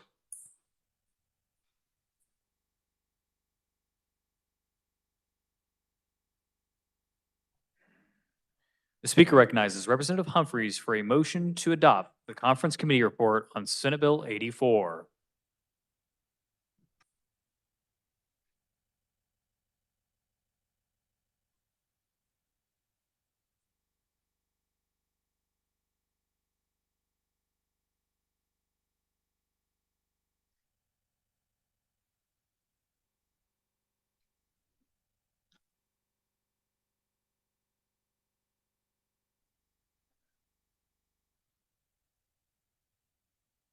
Okay, thank you, Mr. Speaker. This is Senate Bill 84, which has to do with supported decision-making. We all have been hearing about this for years. We've tried to get it done. We have refined it. We have worked hard with the Judicial Council and all the different stakeholders to get this right. We have everybody on board. We were so happy to pass it out of the Judiciary Committee. And then across the House floor, 122-0. Supported decision-making is a formal process that enables people that need some sort of help to retain their legal rights and make their own choices with voluntary help from trusted supporters. It might be about their banking, it might be about their education, it might be about their living, their housing, whatever it might be. I'm really happy that we have finally been able to get this passed. I'd say after, I know at least 8 years.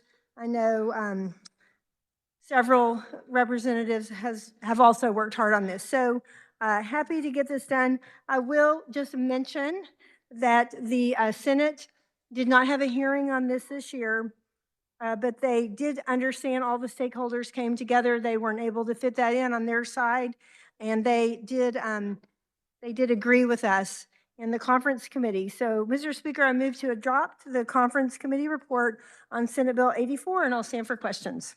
Representative Osman.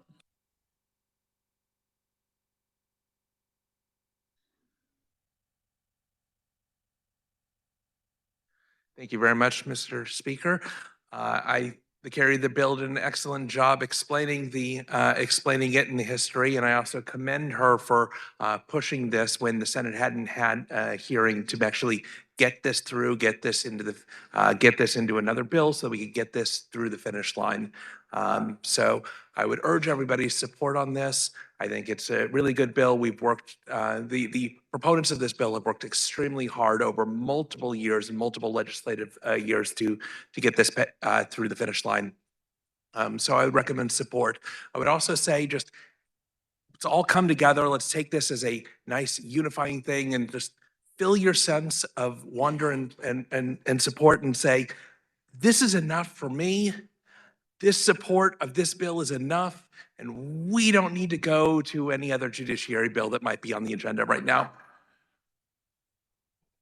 Seeing no further discussion, you may close. Thank you, Mr. Speaker. I also want to commend our representative from Cowley County because he has also pushed this several years and appreciate his help. And with that, I close. This constitutes final action on Senate Bill 84. The clerk will open the roll and you may record your vote.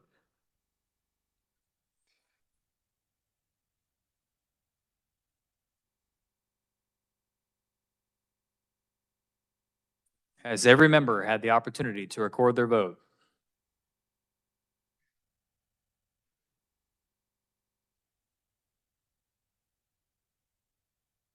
The clerk will close the roll. Does any member desire to explain his or her vote? Representative Rogers votes aye and is excused. Does any member wish to explain? Does any member desire to change his or her vote? We will stand by for the Education Committee Conference Committee to return. Representative Roth is excused. Representative Sawyer Clayton is excused.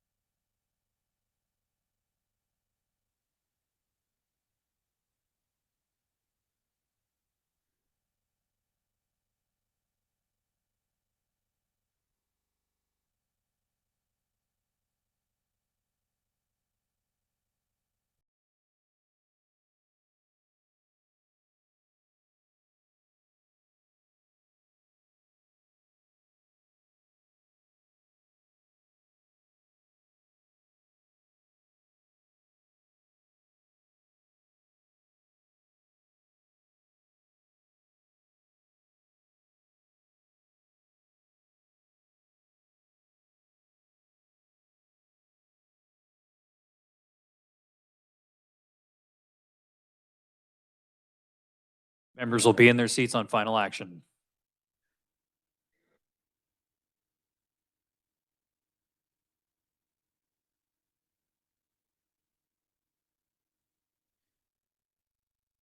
Representative Osmond is excused.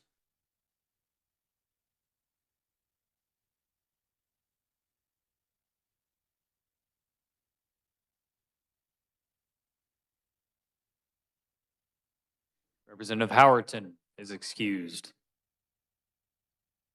Representative Poskin is excused.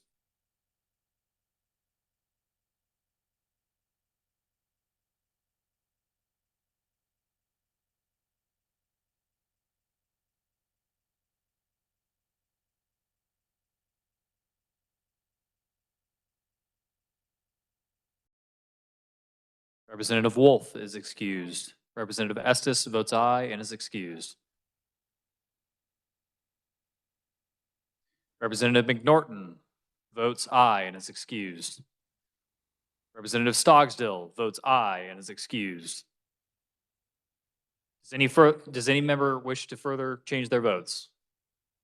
Seeing none, with 123 having voted in favor and 0 against the passage of Senate Bill 84, the same having received a constitutional majority, the bill is hereby declared passed. The clerk will record the vote.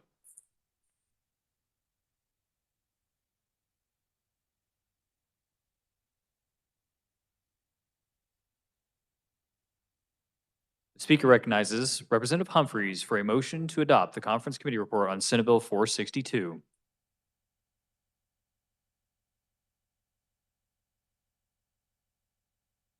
Thank you, Mr. Speaker. Senate Bill 462 is, actually has two bills. It has 462 and it has 463 in it. 462 is a bill about public nuisance, and it prohibits certain public nuisance claims, and it requires a special injury for certain public nuisance actions. The bill would allow a political subdivision, so municipality, county, city, to bring a public nuisance claim if the alleged nuisance is wholly contained in that jurisdiction.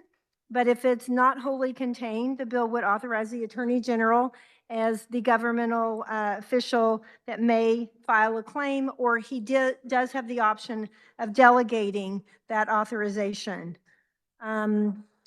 It mostly has to do with prohibiting certain public nuisance claims for legal products, is how you probably remember it. We passed it in the House 29-11. That's 462. 463 has to do with criminal profiteering. And that bill would prohibit persons who are engaged or participated in wrongful conduct from bringing an action for negligence and for collecting damages for negligent conduct. Both of these bills were heavily amended in this House Judiciary Committee to bring them more into line with what we do with Kansas laws and how we handle things. They were both quite broad, but all the stakeholders came together and agreed, and we ended up with two really good products, I would say. And with that, I will stand for questions. Representative Osman.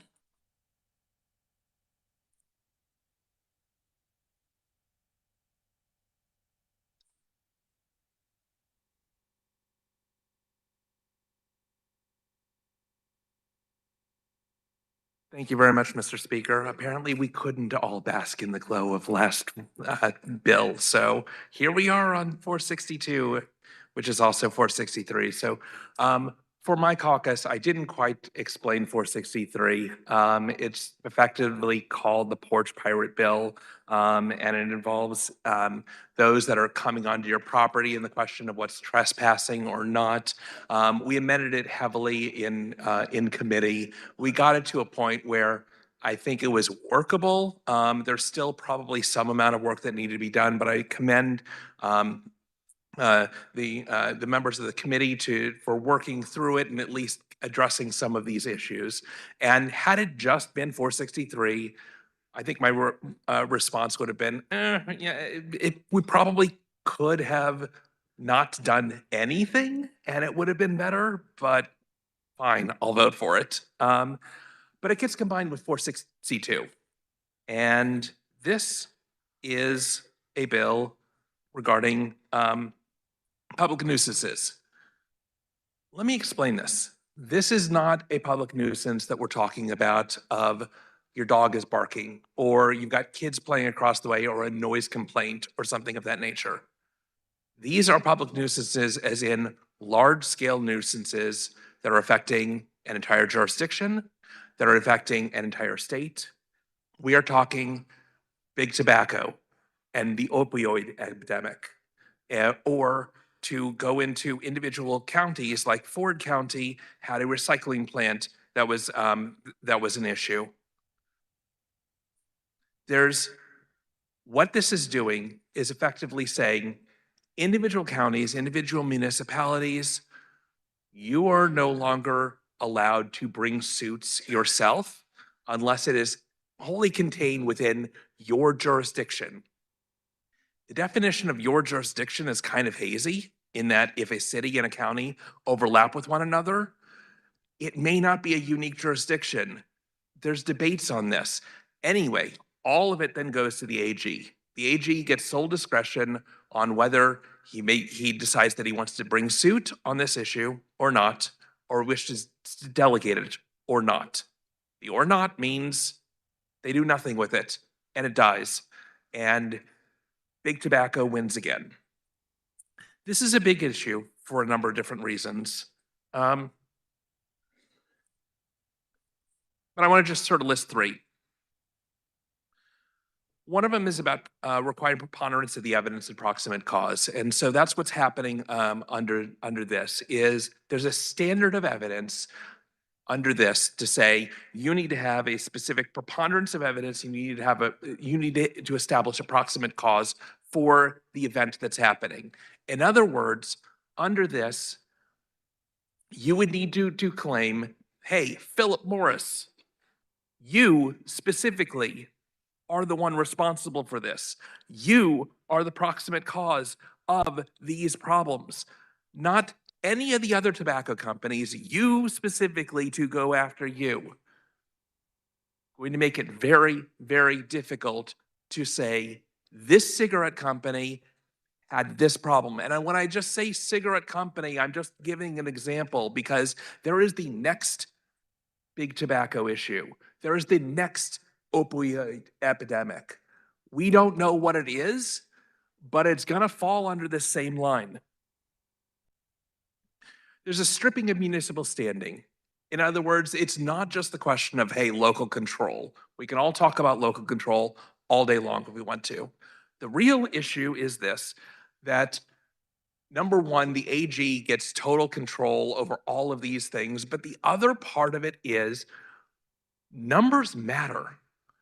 If you have 105 counties across Kansas all filing suit against a company that is causing damages across all 105 counties, that is so much more efficient, so much better than an AG doing it, because you get a total number of people coming after, which means the need to negotiate and solve this becomes that much greater. When you have a single AG going after it, you don't have quite as much pressure, honestly, as a combined force together. The other part of it is the limiting of public nuisance actions. So they said,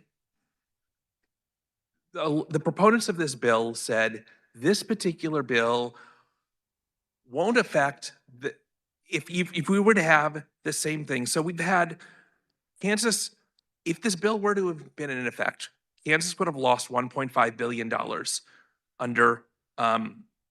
under tobacco, the settlement, or $340 million under the opioid lawsuits.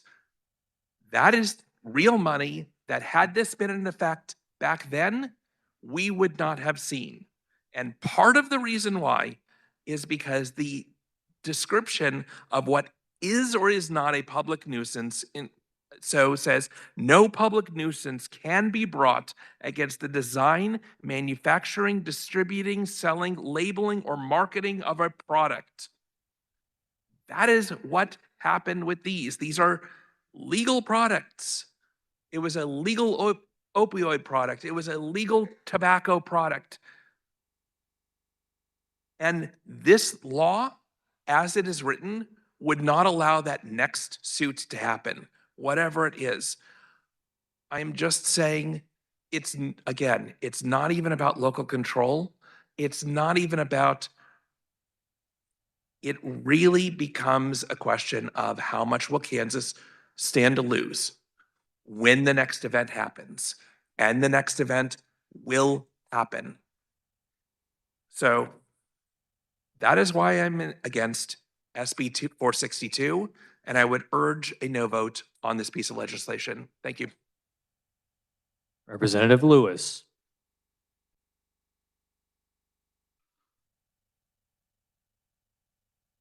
Thank you, Mr. Speaker Pro Tem. Let me address the last point first, that we would somehow be losing out on opioid or tobacco litigation monies if we had this bill into law at the time of those settlements. That's just simply not true.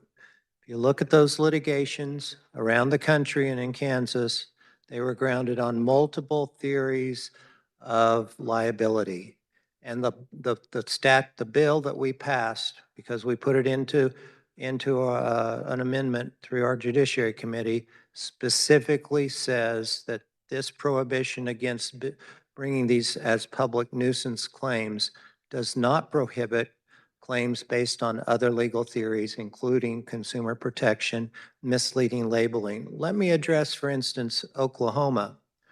Oklahoma, during the opioid litigation, brought a lawsuit based on public nuisance. Their own Supreme Court declared that to be, for various reasons, not a good way to go.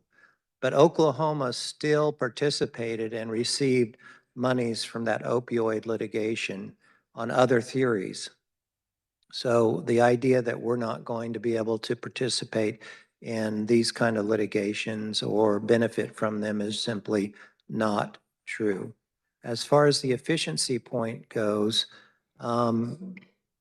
is it going to be more efficient for the Attorney General to bring a case on behalf of the whole state, or for 105 counties to bring a litigation on behalf of the whole state?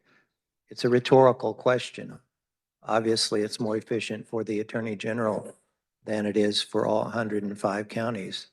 Moreover, this bill permits, if for some reason the Attorney General decides that it will be better for everybody to come together and for all 105 counties or several counties to participate in the legal representation, he has that authority under this bill because he can delegate his authority over those kind of lawsuits. This is a very good bill. It's narrowly tailored to prevent lawsuits which are designed to regulate through litigation. And I urge that you say yes.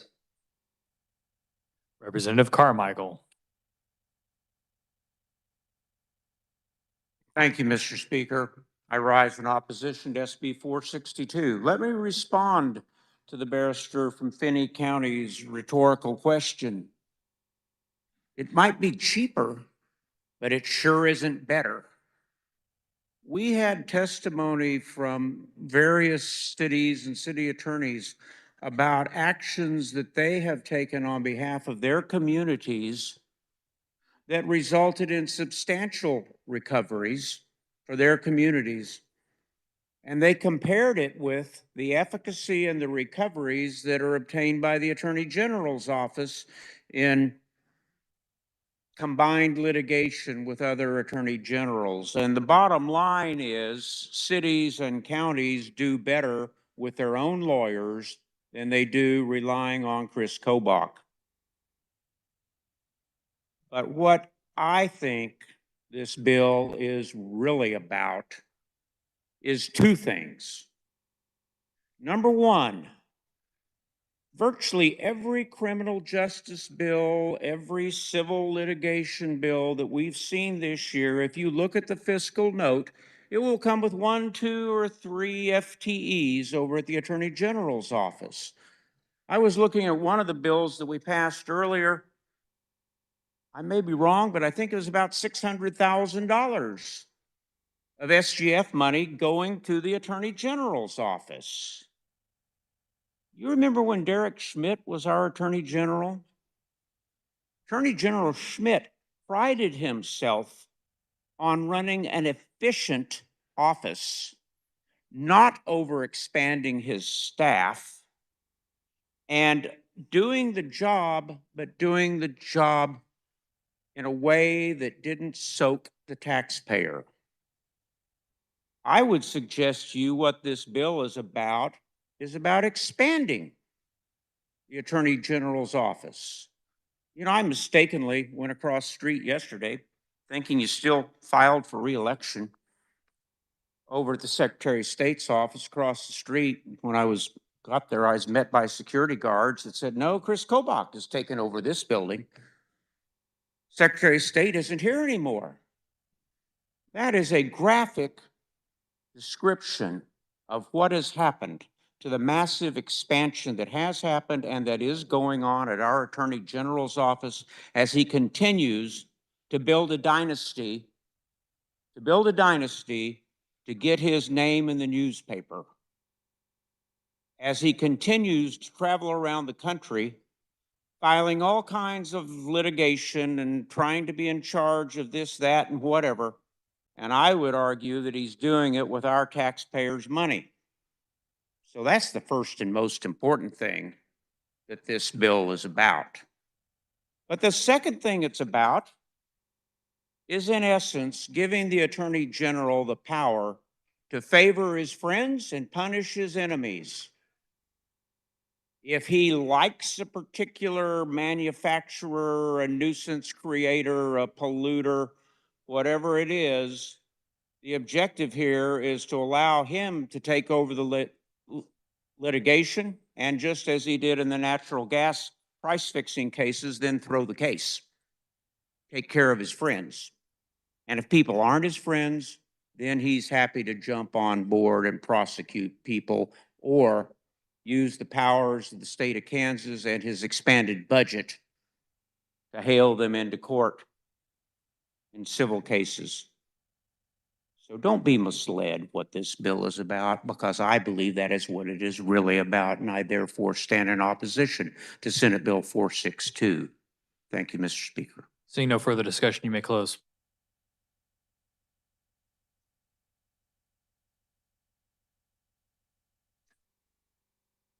Okay, thank you, Mr. Speaker.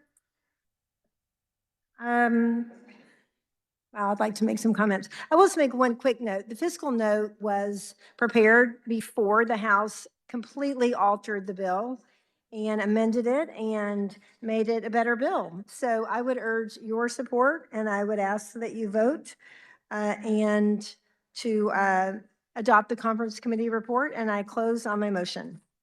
This constitutes final action on Senate Bill 462. The clerk will open the roll and you may record your vote. Has every member had the opportunity to record their vote?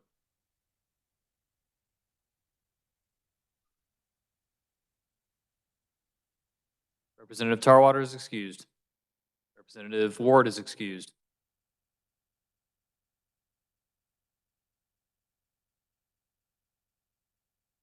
The clerk will close the roll. Does any member desire to explain his or her vote? Does any member desire to change his or her vote?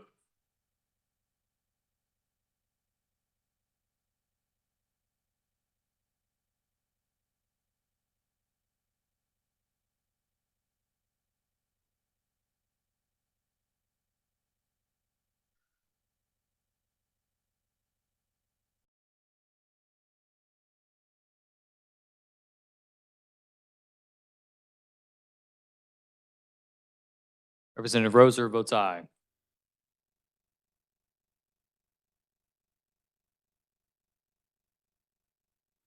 Representative Sawyer Clayton is excused. Representative Hubert is excused. Representative Wassinger is excused. Representative Christy Williams votes aye. Any further changes? Seeing none, with 86 having voted in favor and 37 against the passage of Senate Bill 462, the same having received a constitutional majority, the bill is hereby declared passed, and the clerk will record the vote. Speaker recognizes Representative Chauncey for consideration of changing vote.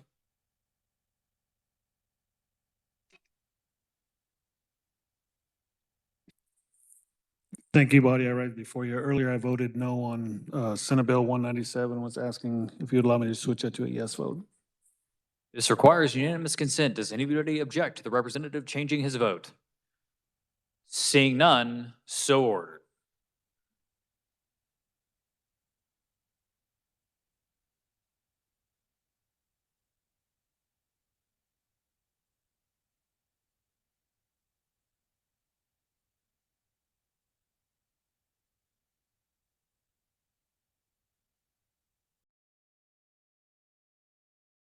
Messages from the Senate, the clerk will read.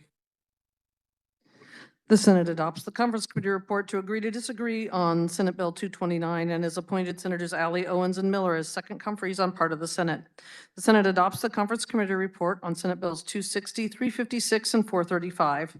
The Senate adopts the Conference Committee report on House Bills 233, 2402, 2413, 2466, 2518, 2594, and 2626.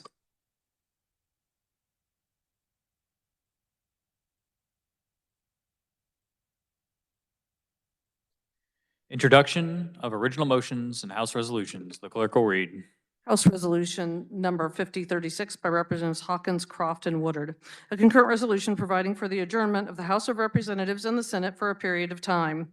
Be it resolved by the House of Representatives of the State of Kansas and the Senate concurring therein that the Legislature shall adjourn at the close of business of the daily session convened on March 27, 2026 and shall reconvene on April 9, 2026.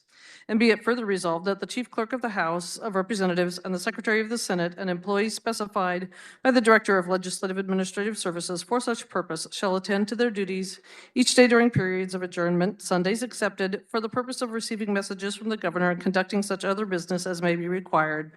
And be it further resolved, except as otherwise provided, that members of the legislature shall not receive subsistence allowances provided in KSA 46137A-B and amendments thereto for any day within a period in which both houses of the legislature are adjourned for more than 2 days, Sundays excepted. And be it further resolved that members of the legislature attending a meeting of the Joint Committee on Child Welfare System Oversight and the House Select Committee on Government Oversight, each for 1 day, and a legislative meeting of whatever nature when authorized pursuant to law or authorized by the Legislative Coordinating Council, the President of the Senate or the Speaker of the House of Representatives, and members of a conference committee or joint committee attending a meeting of the conference committee or joint committee authorized by the President of the Senate and the Speaker of the House of Representatives during any period of adjournment shall receive travel expenses and subsistence allowances as provided by law. On HCR 5036, the Speaker recognizes Representative Croft for a motion to adopt the resolution. Thank you, Mr. Speaker. I move adoption of HCR 5036. You've heard the motion. All in favor, signify by saying aye. Opposed, no. The ayes have it. The motion carries. Are there announcements?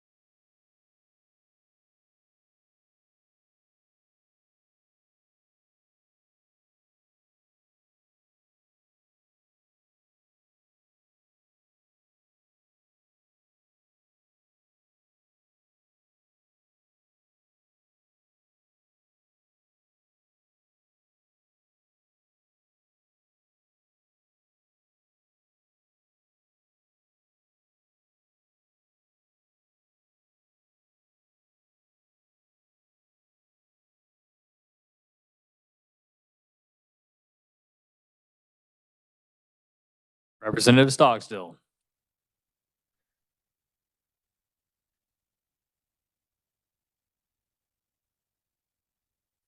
Thank you, Mr. Speaker. Democrats, we will have agenda 30 minutes following recess. 30 minutes after recess, we'll have agenda. Thank you, Mr. Speaker. What? You want to go now? Oh, all right. Immediately. We'll see you down there. Thank you, Mr. Speaker. Seeing no further announcements, the Speaker recognizes Majority Leader Croft for a motion to recess. Okay, Republicans, we will calendar immediately upon recess. Also, there's going to be food out here. Tina coordinated all that, so it should be out there for everybody. By the way, it's her last day, just so you're aware. And thank you guys for having her here. With that, Mr. Speaker, I move the House stand in recess until 6:40 or 18:40. You've heard the motion. All those in favor signify by saying aye.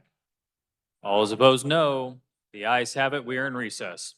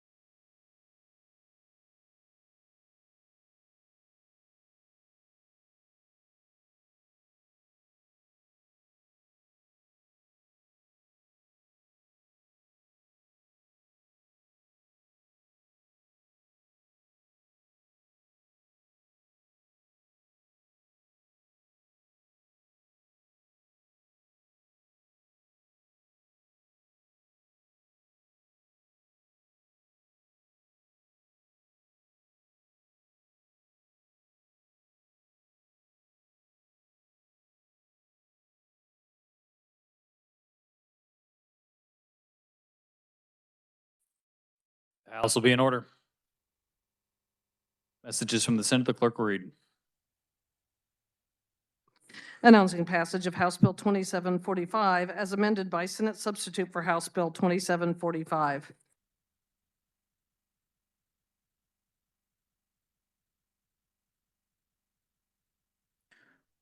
The governor's objection to House Bill 2635 having been read, the time has now arrived for the House reconsideration of said bill.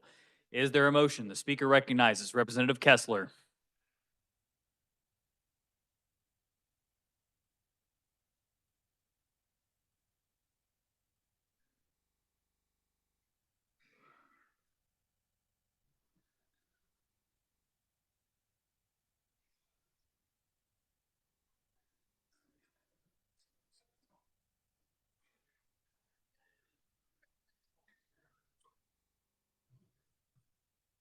Thank you, Mr. Speaker.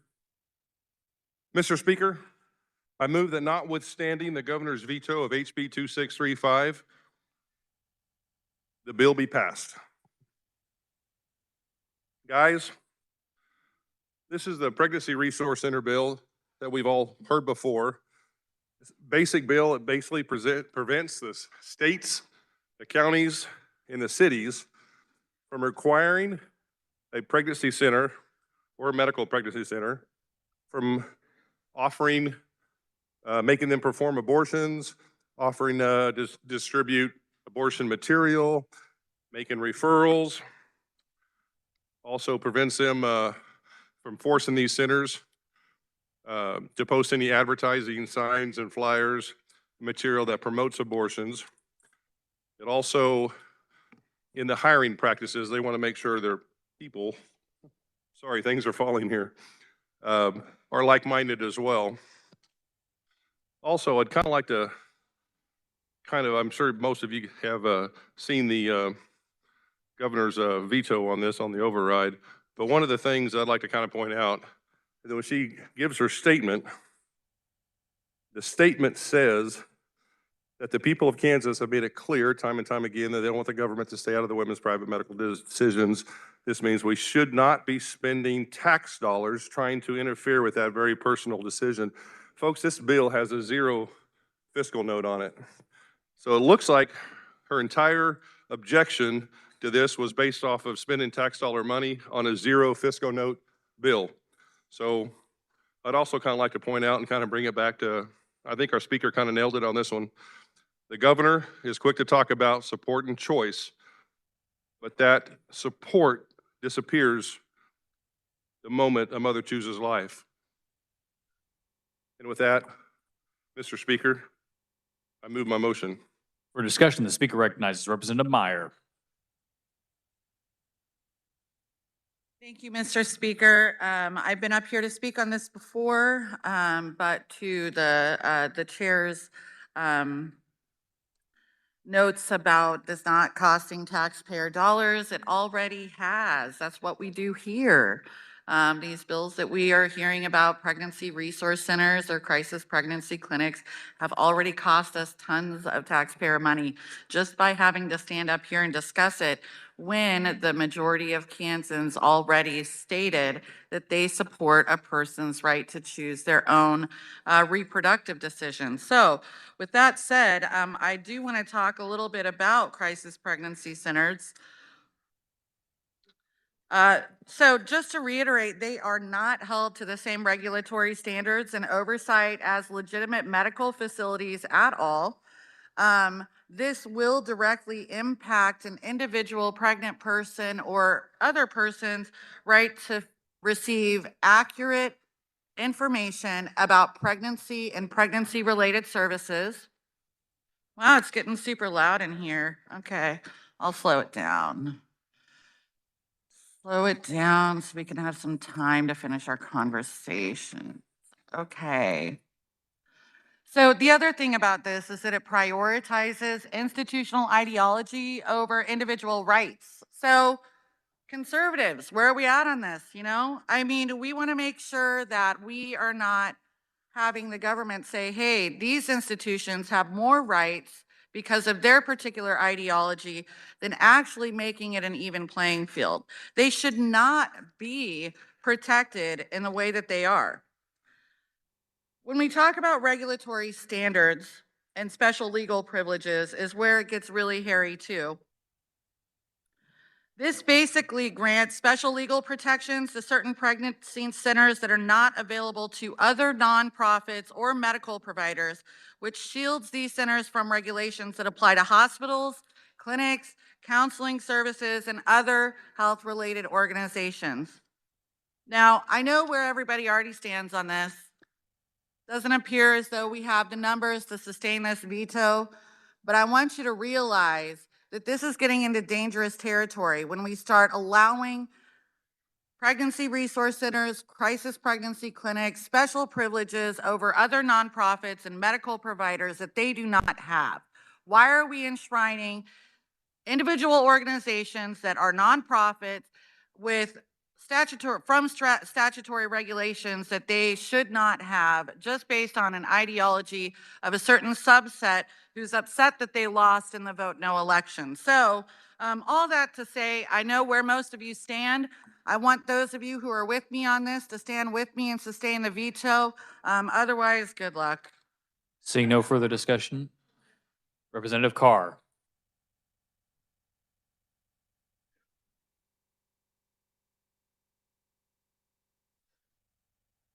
Thank you, Mr. Speaker Pro Tem. I wasn't going to say anything about this, but the carrier of this motion mentioned that the governor didn't care about the kids after they were born. However, this entire side has not voted to give the kids even lunches or food. Anyone that's poor has been left out. And that's what this is. You'll vote your conscience, but I do want to say this. For those of you who have been sleeping and are unaware of what's been taking place, it would appear as though in the nation, those people who are following this trend in elections that have that R next to their name haven't been doing very well. I would suggest that you be very wary about the choices and the votes that you make. The state has already spoken with respect to this. And I believe it was somewhere in the 70, 80 percentile. It's just not looking good for your team. If it were me, I would tread very, very lightly. Thank you, Mr. Speaker Pro Tem. Representative Sawyer Clayton. Thank you, Body, and thank you for being here and thank you for being tolerant of this debate. We appreciate your kindness and decorum and love the way that you will continue to pay that to us. So one of the things that I did want to bring up was that in the course of this hearing, some of the crisis pregnancy center advocates were talking to us, and one of the things that concerned me was throughout the process, one of the advocates used the phrase baby daddy, which was talking about the father. And I think one of the things, obviously we all know what the numbers are. And again, with the numbers that you have, overriding a veto is not a flex. I hope that you take your win with dignity and grace and decorum and good manners, because this is a serious matter.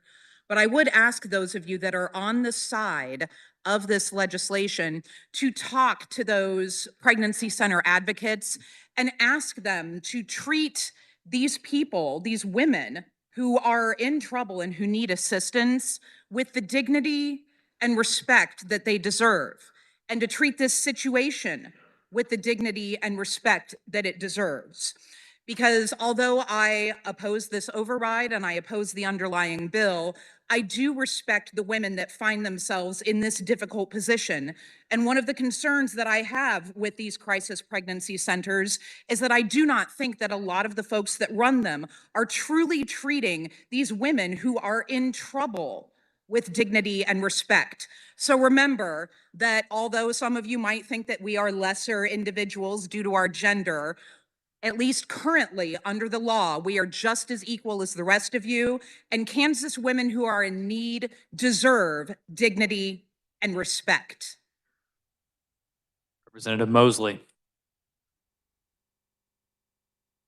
Thank you, Mr. Speaker. I do not believe that just because you oppose abortion, that makes you pro-life. In fact, I think in many cases your morality is deeply lacking and all you want is a child to be born, but not a child to be fed, not a child to be educated, not a child to be housed. And that's why I think that you don't, and why do what I think that you don't? Because you don't want any tax money to go there. Yes, Representative. Please, no, Representative, please focus your comments on the bill and not individual members. When you say you're focusing it on members. I need you to keep it on the content of the legislation, please.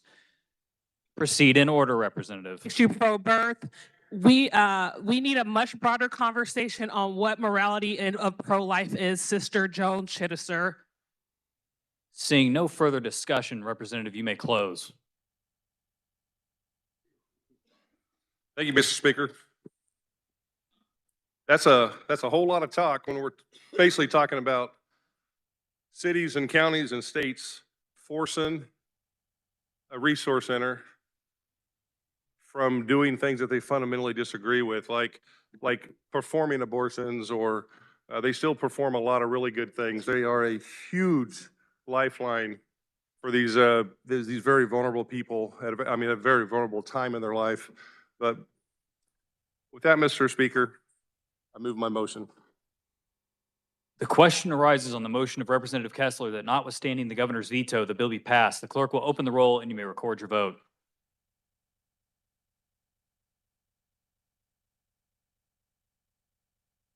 Has every member had the opportunity to record their vote?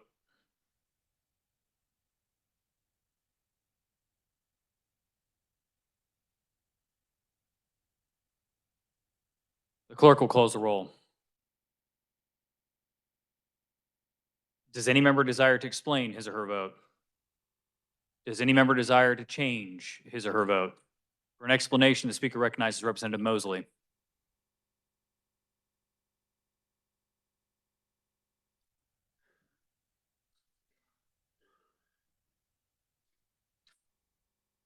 Thank you, Mr. Speaker. Once again, I do not believe that just because you are opposed to abortion, that makes you pro-life. In fact, I think in many cases your morality is deeply lacking if all you want is a child to be born, but not a child to be fed, not a child to be educated, not a child to be housed. And that's why, and why would I think that you don't? Because you don't want any of your tax money to go there. That's not pro-life, that's pro-birth. We need a much more broader conversation on what morality of pro-life is. Once again, Sister Joan Chittister. Thank you. Any further explanation of votes? We will stand by for the tax conference committee to return to the chamber.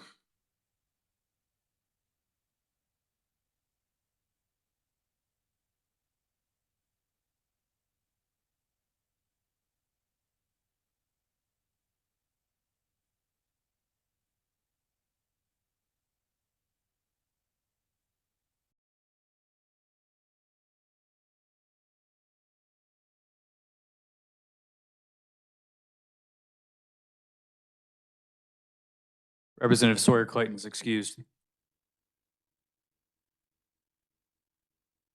Representative Brantley is excused. Representative O'Habasam is excused.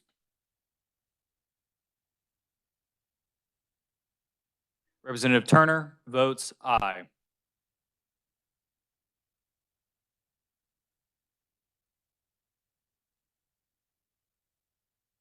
Representative Carr is excused. Representative Carr for an explanation of vote. Representative Adam Smith votes aye.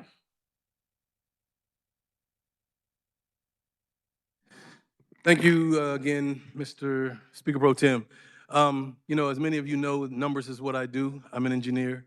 And just to be certain that we're all clear, statistically speaking, that this vote might cost some 34% of you that seat. Thank you. Representative Sawyer votes no. Are there any further explanation or changes of votes? Seeing Representative McDonald for an explanation. Representative Christie Williams is excused.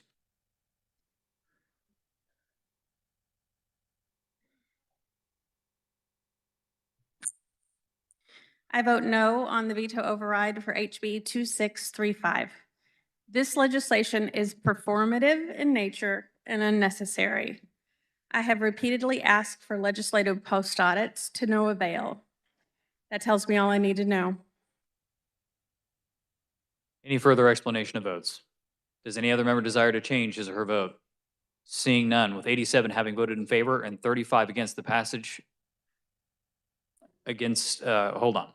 With 87, script has changed. With 87 having voted in favor and 35 against the passage of House Bill 2635, the same having received the required 2/3 majority, the bill is hereby declared passed. The clerk will record the vote.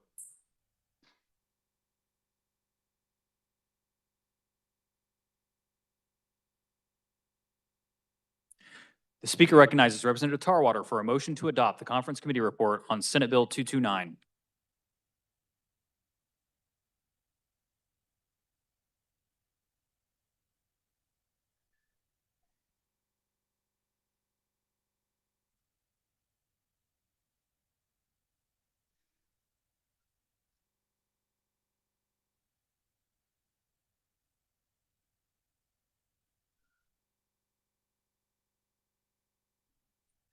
Thank you, Mr. Speaker. Senate Bill 229 was the unemployment bill, and it was very complicated, and it was late in the year, and so we focused on the most important part, and that was getting rid of the forgiveness of negative debt every year. And so we've done that every year for the last 3 years because we had to be federally aligned. Where this ends that. So, Mr. Speaker, I move to adopt the Conference Committee report, and I will stand for a question. For discussion, the Speaker recognizes Representative Sawyer Clayton. Thank you, Mr. Speaker Pro Tem. This bill was very complicated, but it did not need to be. It's a fairly simple fix to what needed to be done. That fix was dropped in conference committee, and so I would urge you all who initially opposed this to continue to oppose it. Thank you. Seeing no further discussion, you may close. I close. This constitutes final action on Senate Bill 229. The clerk will open the roll. You may record your vote. Has every member had the opportunity to record their vote? The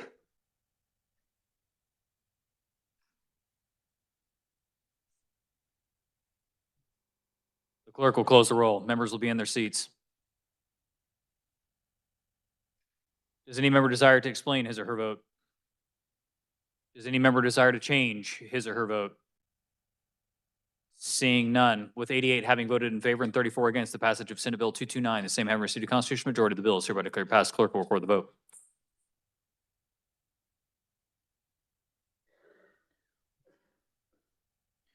The Speaker recognizes Representative Tarwater for a motion to adopt the Conference Committee report on House Bill 2466.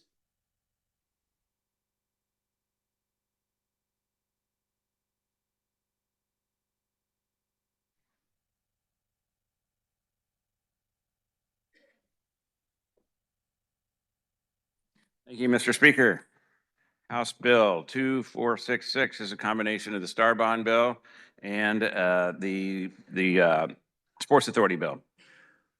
You voted for 84 votes, I believe, on the Star Bond Bill and 79 on the Sports Authority Bill. And a lot of you had some concerns and questions, and we listened to those over the last several weeks, and we made some significant changes to make both these bills better, and then we combined them.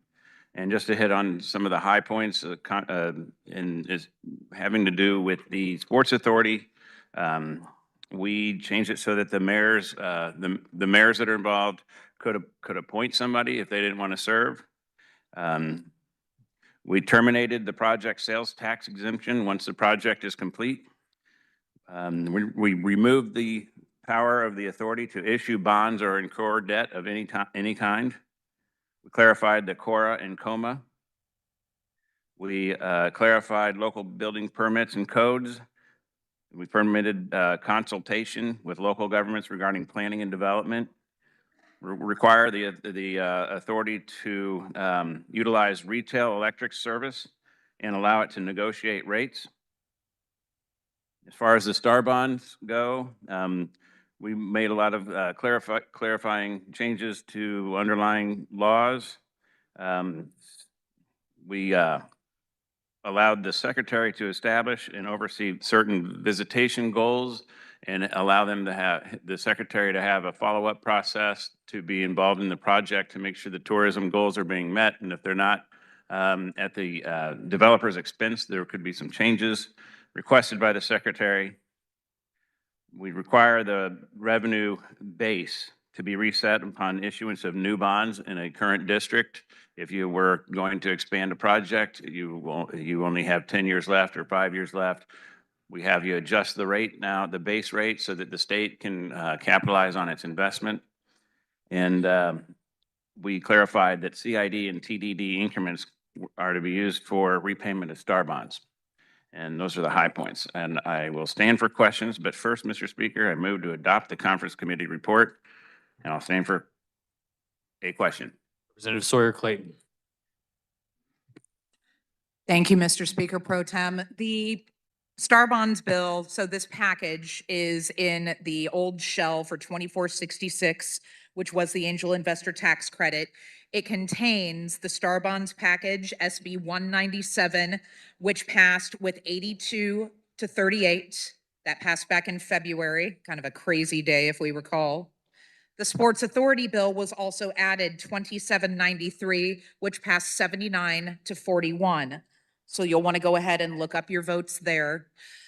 We did go back and forth on quite a few things. I am grateful to the conference committee for working together a compromise to remove, and I think that we can all agree on this, Senate confirmation, which, we don't like them. We're glad that Senate confirmation is out of the package. The appointees to the Sports Authority will go through KBI background checks.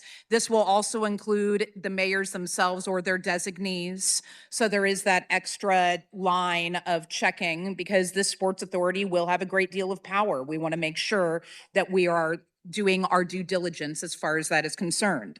Look up the way that your votes were on both of the packages. Make sure that you are voting the information. I think the CCRB is very detailed. I think we discussed this a great deal throughout this session, and I think you all know where you're at. Make sure you're voting your district and your conscience, and thank you for everything. Representative Wagner.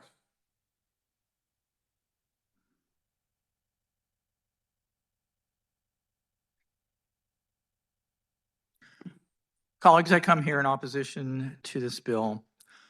The star bond concept has been around for years. It has only caught on in 3 states.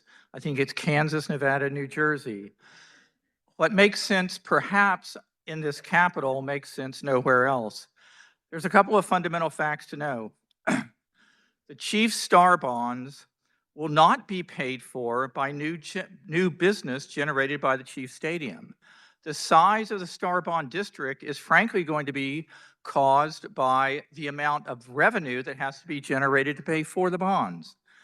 When you have a stadium and you are somehow trying to pretend that economic activity 5 miles away in a metropolitan area is somehow generated because of what you did with a stadium, I mean, you're obviously not being serious. You're obviously not looking at the real economics of it.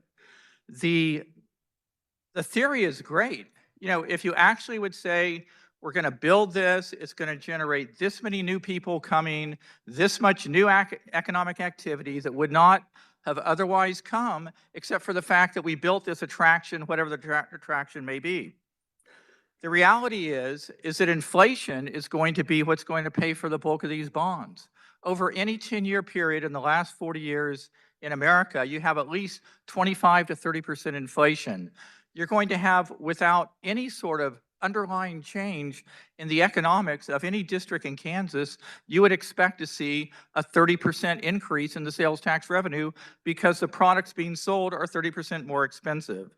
And yet, that increase is going to be capitalized on simply to pay for these bonds for the benefit, again, of this billionaire family that owns the Chiefs. It is truly the fact that it will be a negative impact on the state budget overall because you'll have this whole chunk, currently one of the most growing parts of the state where sales tax is going to be flat for the next 10 years, 20 years, whatever. That difference will have to be made up by the rest of the state or in that locality.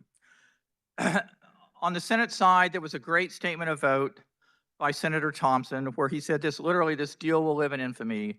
It'll become a byword for future legislatures to shake their head out. There's a great website called payforyourown.damnstadium.org. It's ran by the Center for Economic Accountability that is an actually serious economic group. I will say, isn't it shocking that this is the biggest stadium deal as far as public subsidy in the entire history of the United States, perhaps barring what's going on in Washington, D.C., and it's happening in Kansas, of all places? I mean, it boggles the mind. But addressed before is virtually universally negative. When this situation developed, the history of this that has happened, of course, it was late at night on a day much like today, but much later at night, where the whole concept of, oh, wouldn't it be great to have a professional sports team incentive? But the whole notion, it was never vetted. If you go back to the hearing on it, you had nothing whatsoever from an actual sports economist, which I literally didn't know there were such things, who study the economics of sporting teams and sporting stadiums. That I'll leave you with this. The Center for Economic Accountability, in serious research on the topic, said that after 30 years of research, 130 studies, he says the overriding consensus is that stadium deals are not economic generators. They're actually economically impotent, and that it's a bad idea for public policy. They said the only point of future research is not whether a deal is going to be somehow economically viable, but it's why do public officials live under the impression that it will be, that is the real mystery of these situations. And with that, again, urge you to vote no. Representative Carmichael.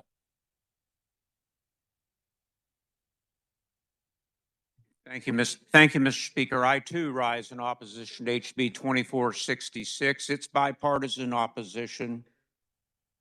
Heed the words of the representative for the 104th District. He is correct. Thank you. Representative Mosley.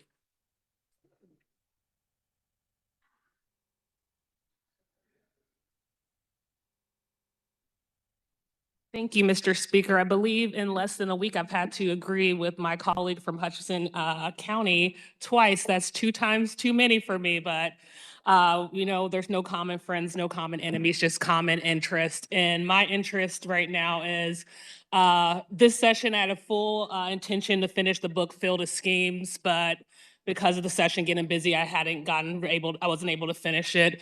My big concern with this Chiefs deal is we haven't gotten a chance to talk about prevailing wages and the fact that we are going to send a group from across the state line where most of the people who make money are pretty settled already in the region.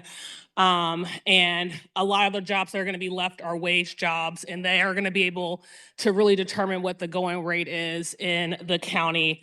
I also question how it's been told it's a great money generator. Everyone talks about the fact that KCK got things like the Speedway, which I hope I can catch a race this year, and a lot of other things, but yet Wyandotte County is actually fairly for a county its size. I believe that it's about number 98 or somewhere around there when it comes to the median income. They fall $15,000 below the median income in our state. And I also really question, based off of how this body talks about the northeastern part of the state, especially Wyandotte, that if it was such a great deal, why would they put it in Wyandotte County? Why are we asking them to once again be an extraction county where many of the folks, because we did not pass an earnings tax this year, that many of those folks are gonna come from other places around and then they're gonna take their money elsewhere, which is continuously been happening in Wyandotte County. So I really respect all the work that went into making this deal, and I really wanna hope that the folks who did make this deal did it in good faith. But there's a lot of ways that Wyandotte County has been an extraction county for our state, where the money goes elsewhere. You do not see the value. They have bridges that are crumbling. They generate a lot of money for our state, but yet that money does not stay in Wyandotte County. And that's my concern, because if this was a great deal for them, I wonder if we really would be giving it to Wyandotte County. Thank you. Representative Shu. Thank you, Mr. Speaker Pro Tem. I also want to echo the sentiments of the representative from Reno County. If he gets any more Democrats up here speaking in favor of him, he's got to worry about a primary maybe. He's right. This is the biggest stadium deal that's been given out in the entire country. We've given out the most generous public benefits for a stadium in the entire country. That is not something to be proud of. It's not. We are also going to be the very, very first sports authority in the country that allows the team being overseen to have a voting say on the board. This is the board that oversees the lease agreement, the financing, everything. That is also not something to be proud of. It is quite frankly ridiculous, I think, for us to ask to allow the team to be overseen to be able to vote on their own agreements. I tried to amend it out in committee. I was rebuffed. I even proposed an amendment that they're allowed to be on the board, but they just can't be chair of that board. That was also denied in committee. I think that's a very obvious common sense way, and I probably would have flipped my vote on this one if that would have been allowed, but that was not allowed. So I would just say, I urge your opposition to this bill. I think we can do better. I think we can still extend STAR bonds. That's good. We can also create a different sports authority and make it work better for the taxpayers of Kansas. Thank you, Mr. Speaker Pro Tem. Seeing no further discussion, Representative, you may close.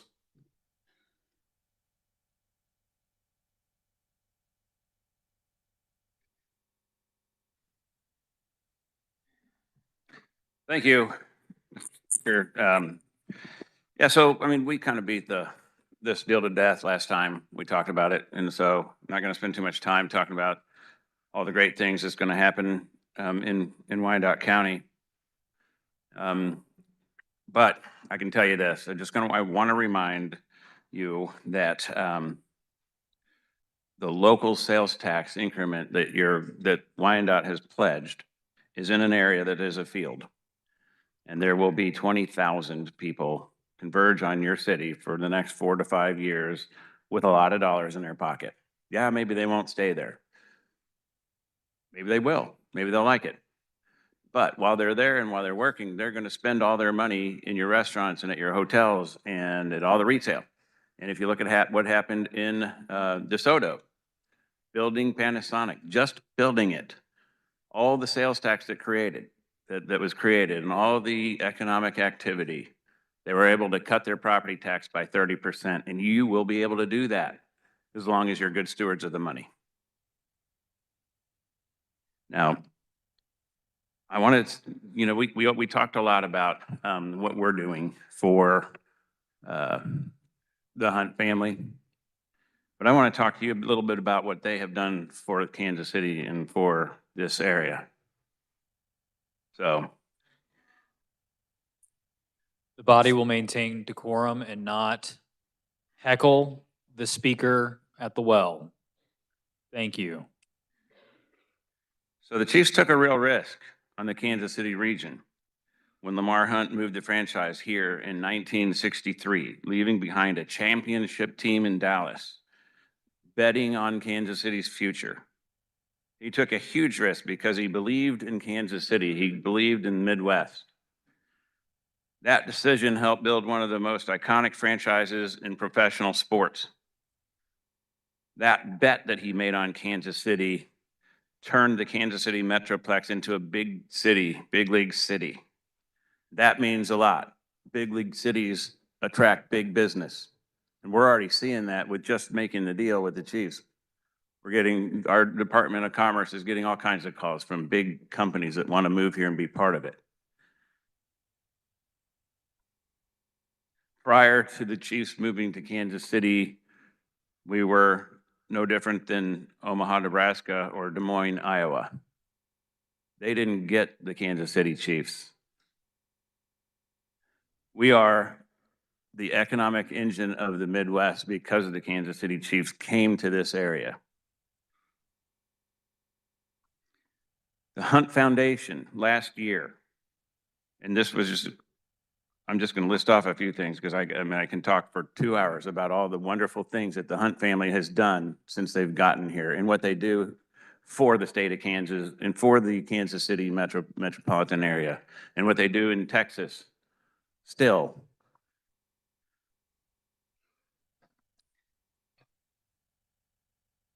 The organization is built around helping children, families, school, and community institutions, children's health and wellness, families in crisis, civic responsibility.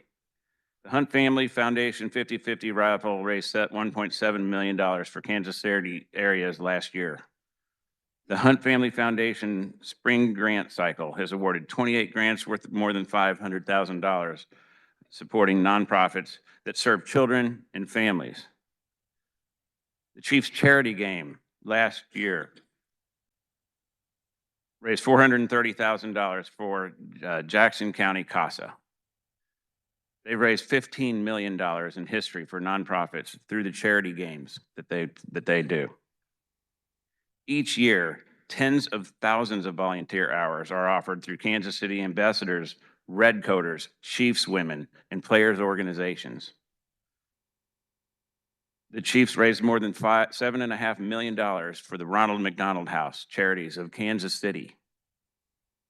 The Chiefs hosted the largest food drive in the NFL with harvesters and provided 2.8 million meals.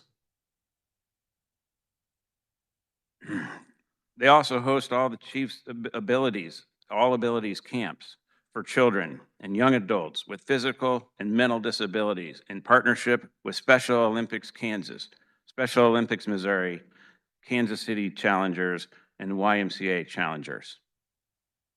They support City Year, equity in education, schools, children with disabilities, foster children, struggling families, Toys for Tots, community organizations meeting real needs every day. The Chiefs and the NFL have recently announced their flag football initiative. And the Chiefs plan to use a lot of these charity funds that they're generating to build flag football fields for girls sports, high school sports all over the state. They participate in Make-A-Wish, and when you see that at the games and the success stories that they've had, it brings tears to your eyes. On top of all of this, most of the players have their own foundations, and they all do wonderful things in Kansas City. I just wanted to take a moment to look at all the great things that family does, since they seem to be getting trashed up here. Pause, Representative. Please come to the well and state your point of order, Representative.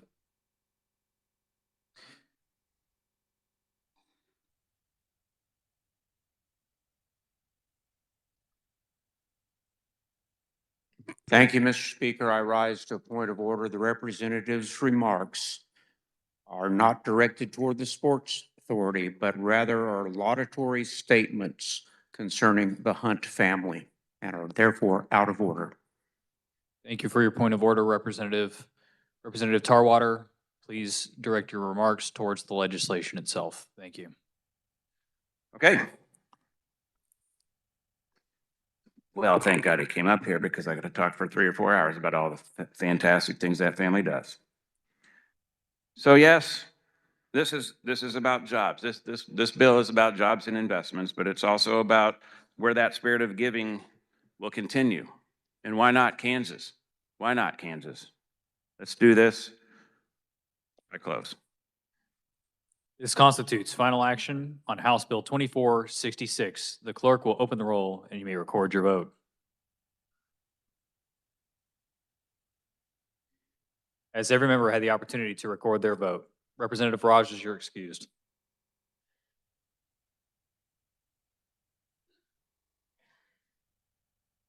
The clerk will close the roll.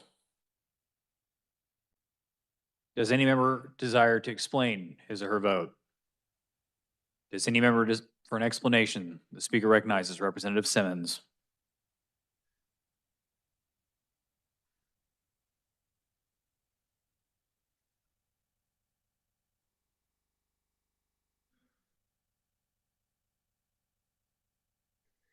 Mr. Speaker, I vote no on HB 2466.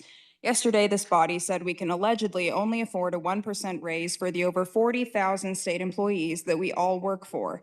Yet somehow, today, we can justify financing a demonstrably, objectively bad project for a billionaire family that could not care less about our state or its people. I don't care what kind of public relations charity they do. The median net worth of a Kansas family is $144,200. The Hunt family's net worth is $24.8 billion. Who do we work for? Are there any further explanation of votes? Does any member desire to change his or her vote? We will stand by for the Tax Conference Committee to return to the chamber.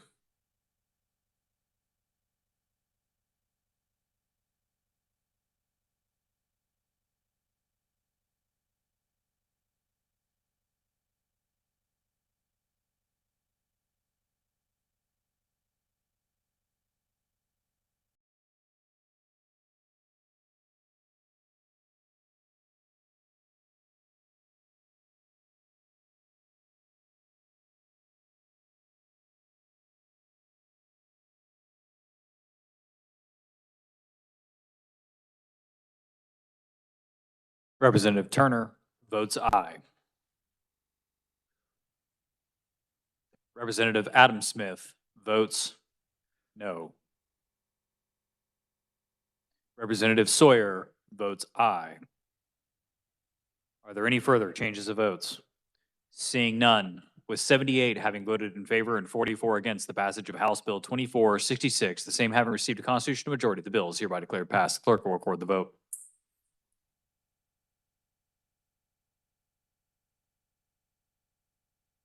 The speaker recognizes Representative James for a motion to adopt the Conference Committee report on House Bill 2626.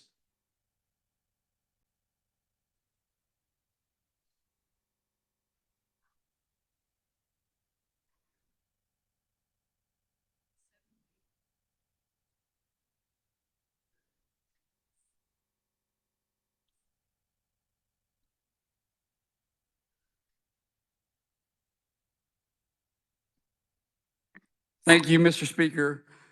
House Bill 2626 is a base bill for some of the other military bills we put with it.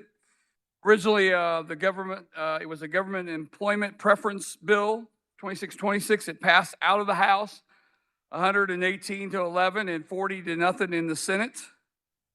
House Bill 2627 was a bill that talked about military private employment, expanding permissive preference for those military members who are eligible along with their eligible spouses.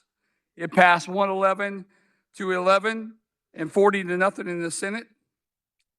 House Bill 2767 was the establishment of the Kansas Military Affairs Commission. It passed 115 to 3 out of the House, 40 to 0 out of the Senate, and one note to that was it was amended in the Senate and changed the commission voting members from 13 to 16. House Bill 2758 was originally, it's a registry kiosk bill that would establish a kiosk within the building on the compounds for those wounded and killed in action. And it's had strong support with no fiscal obligation. It was self-funded through donations only. It passed 121 to 1 out of the House. And it was didn't come out of the Senate committee at all. So we put it in there. And then the last bill was House Bill 2214. It's the one that sets guardrails for those for-profit companies who help military veterans with their benefits and they receive a compensation for it. And with that, it passed out of here 81 to 43. It passed the Senate committee, but it did not reach the floor. And to try to make that bill even better, we changed the compensation. There was on the floor here, there was 2 attempts to change the amount of the compensation. So we tried to do that here with, and it reads like this, the amendment. Such compensation is capped at a one-time fee and shall not exceed 5 times the amount of the normal increase in benefits awarded based on the claim, or $12,500, whichever is less. With that, Mr. Speaker, I move to adopt the conference committee report. Representative Proctor.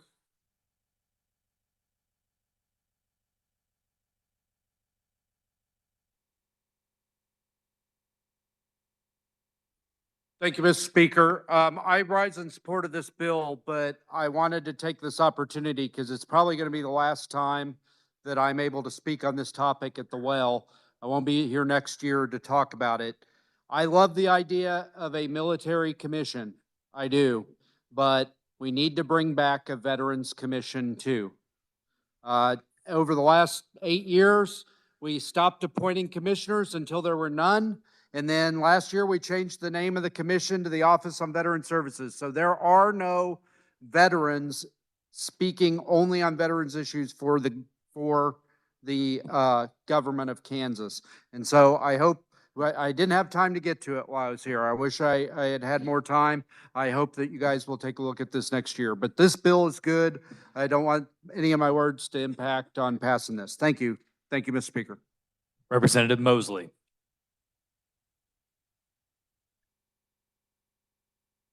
Thank you, Mr. Speaker. And also, it is another cold day in hell because I am partially agreeing with my colleague from Leavenworth County that we do need to bring back that commission. So I do appreciate those comments.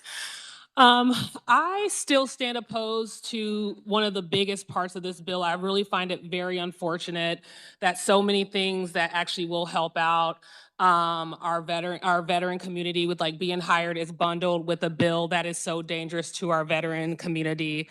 When a veteran service officer who is certified by one of our veteran service organizations sees a veteran, they look at a veteran, they say, what can I do for this veteran?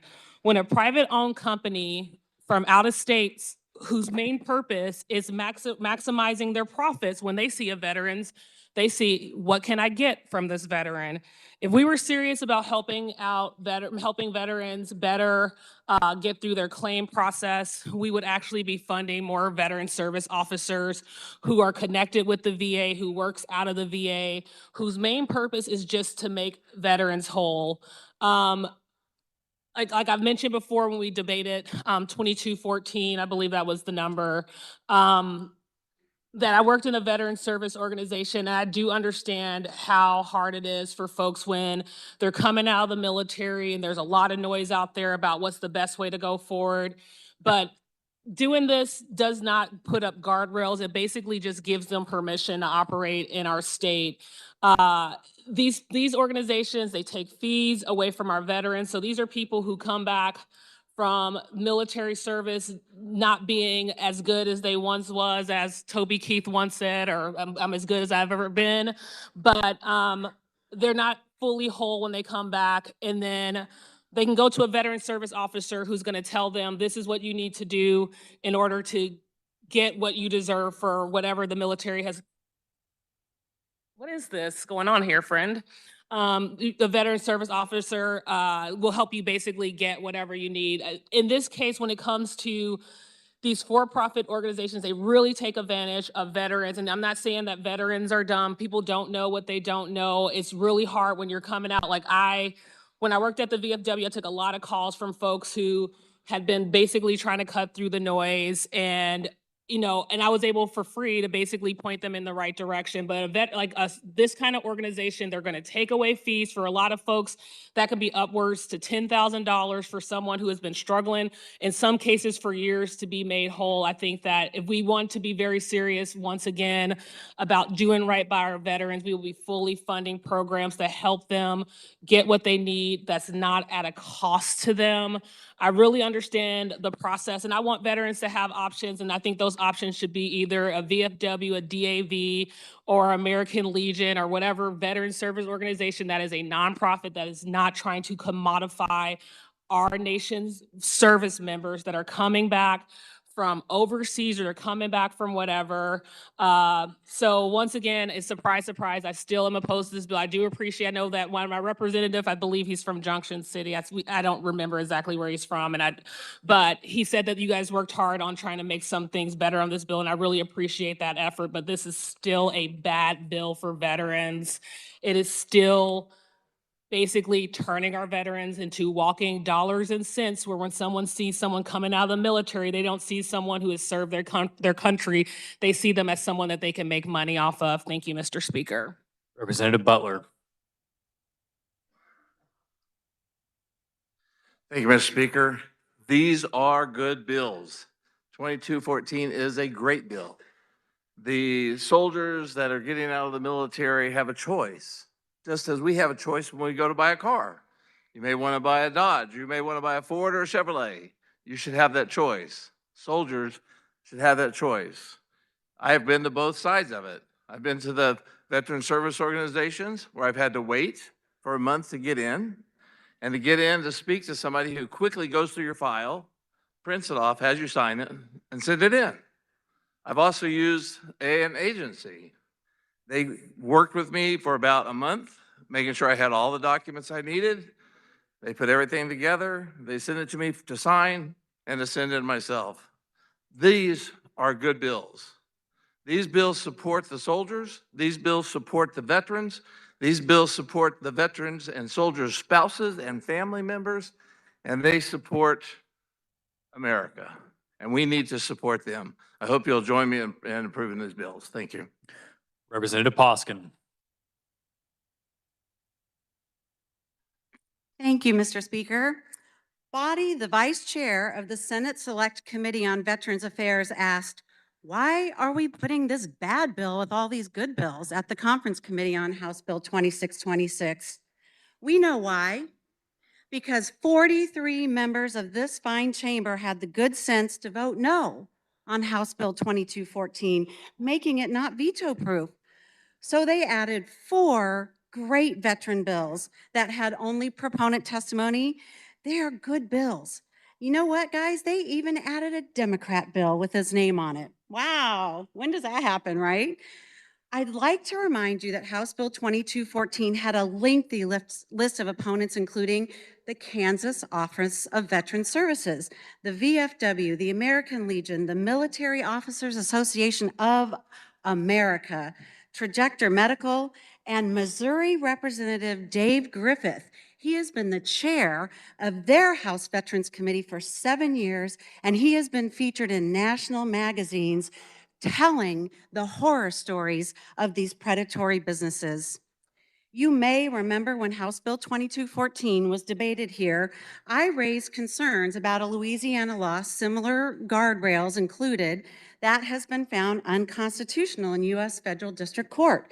Those guardrails that you see listed on the sheet as a proponent for 2626, they were found unconstitutional, violating the First Amendment rights of businesses. That cap and the disclosure, unconstitutional. If you recall, I asked Chair James, the carrier of the bill on the House floor, if our Kansas Attorney General, Chris Kobach, had been consulted on House Bill 2214, and his answer was no. And I found that really interesting. So I went out to find out, what does Chris Kobach think about these predatory businesses? And you know what, body? In 2023, he signed on to a coalition of attorney generals in opposition to these businesses. There were 44 Think about that. 44 of 50 United States Attorney General saying no to this.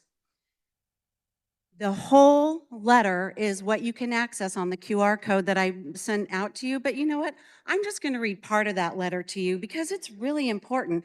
He was urging the members of Congress, therefore, to reinstate those criminal penalties and to protect our veterans and their families. Listen to this, from unaccredited predatory actors who seek to profit from veterans' service and sacrifice with total disregard for the laws designed to protect those veterans and their benefits.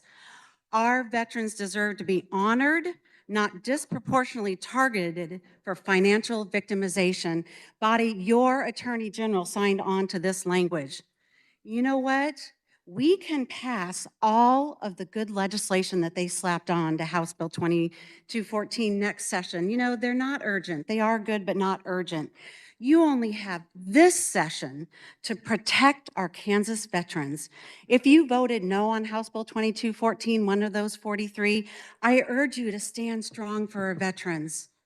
If you voted yes, please consider this new information about our Kansas Attorney General signing on to the 2023 AG Coalition letter to criminalize these businesses and vote no on the CCR for House Bill 2026. Thank you so much for your time and attention to this new and urgent information body. Thank you. Representative Chauncey. Thank you, Mr. Speaker. This is probably the last time you hear me talk, but we've worked on this bill from the very beginning of session until now. We've tried to work with all the VFOs to figure out what they wanted, and all they wanted was accreditation. What accreditation means that these companies can get $0 for doing this. We pay all our VSOs out of our state budget, approximately $1 million with a $250,000 increase this year for services to take care of this. The claim sharks, as they call them, I guess. I'd say they're private contractors, but that's what the VSOs will have you believe. They have to disclose if there is a pre-service available. They also have to, the veterans also would have to sign a waiver to say that they turned down or declined the free service. There's only a one-time fee. There's no retroactive. It's 5 times or $12,500, because in committee, we started out with approximately $25,000, and we again tried to work with the VSOs and cut that in half and put a $12,500 cap. So whichever is less, 5 times their increase in benefits or $12,500. I feel that the veterans have volunteered to protect this country every single day, put their lives on the line, and they're doing it again. Should have a choice as far as how they want to have their their claims processed. We sit here and we debate this. They voted us into these offices. My district is predominantly military veterans, and they have voted us into office to make these choices for them, give them the opportunity to provide and choose who they want to provide their claims. Yes, there is a free service available, but it's not totally free because the taxpayers still do pay for that service. The same way as we pay for our veterans to go across the seas and fight in these wars to protect our borders, so we have the opportunity to sit here and make laws that tells them how they can and can't spend their money. I feel that we should all support this bill and give our veterans an opportunity to make a choice on whether or not they want to spend their money on a private contractor or if they want to utilize a free service. Thank you very much. Representative McDonald. The hour is late. Once again, we're disrespecting our veterans by bundling bad bills with good. Don't fall for it. Vote no. Seeing no further discussion, Representative, may close. Just a couple of things, comments to make. The Louisiana law that was ruled on and said was unconstitutional, what we're doing, we took that downstairs to the revisers and we made sure it was constitutional. And the reason the was in violation of the Constitution of Louisiana was because it did not apply because they were veteran VA accredited attorneys and agents that were already regulated by federal law. So the state law had no business to regulate them. And that was the reason why. But if you look at all the propaganda that was put out, you would think that we did something horrible and that we're doing something horrible. Listen, I've told you all that I'm a veteran of 30 years and I've used the services twice, and I had great results. I paid because I had a choice. It's just like you go to public school or you can pay to go to private school. That's your choice. So that's what we're keeping our veterans to. I hope we continue to give them an opportunity and a choice, because I can tell you, of the 30 years of service, I've seen what the VFW does compared to what these guys do. They're dynamite. So with that, Mr. Speaker, I move my motion. This constitutes final action on House Bill 2626. The clerk will open the roll and you may record your vote.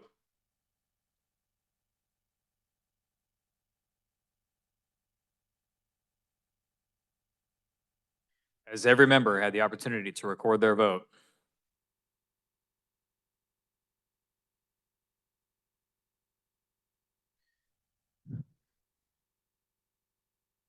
The clerk will close the roll.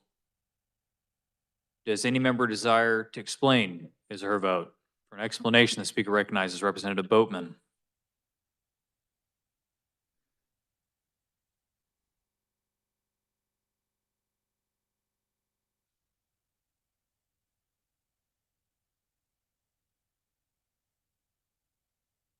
Thank you, Mr. Speaker. I rise in opposition and vote no on this for the same reasons as many of my colleagues. It was a bill that has a lot of good bills in it. And that's really sad because we're going to ruin it with this one really bad bill. The thing that I don't think was mentioned was that the main conferee, veteran guardian, is actually currently embroiled in a big whistleblower scandal about fraudulent claims where they are just basically throwing spaghetti at the wall to see what sticks. And we're not even sure if veterans are aware that they're being used to claim benefits. So I vote no. Thank you. Representative Bloom votes aye. Speaker recognizes Representative Mosley for an explanation of vote.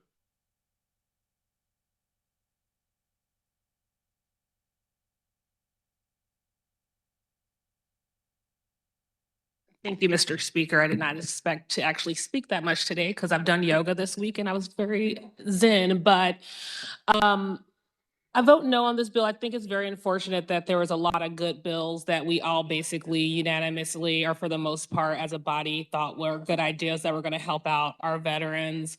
I know it was mentioned that some folks said that they used a private service, and I think that's great. If you're able to spend 30 years in the military, I think that there is an opportunity for you to be a little bit more financially stable than that private who has not been able to be employed for years, who's trying to figure out how to get their veterans benefit, and the difference between them getting paid out $20,000 now looks like $15,000 and they're already $25,000 in the hole. I think that when there are veteran service organizations that are doing it, that just want to do the most amount of good for the most amount of veterans, we should be finding ways to actually fund those individuals instead of private business. Thank you.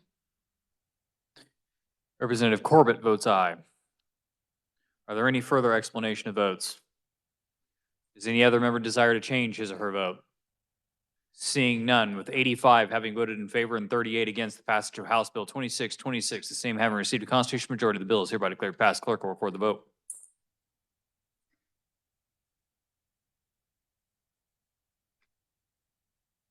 The Speaker recognizes Representative Estes for a motion to adopt the Conference Committee report on House Bill 2333.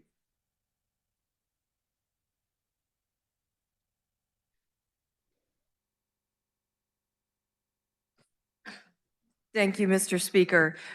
This is a bill that we did not get to in time to take a look at it. So I'm going to just kind of go through and highlight some of the things that it touches. This is the Kansas Intellectual Rights Knowledge Act, which is, as an acronym, spells KIRK.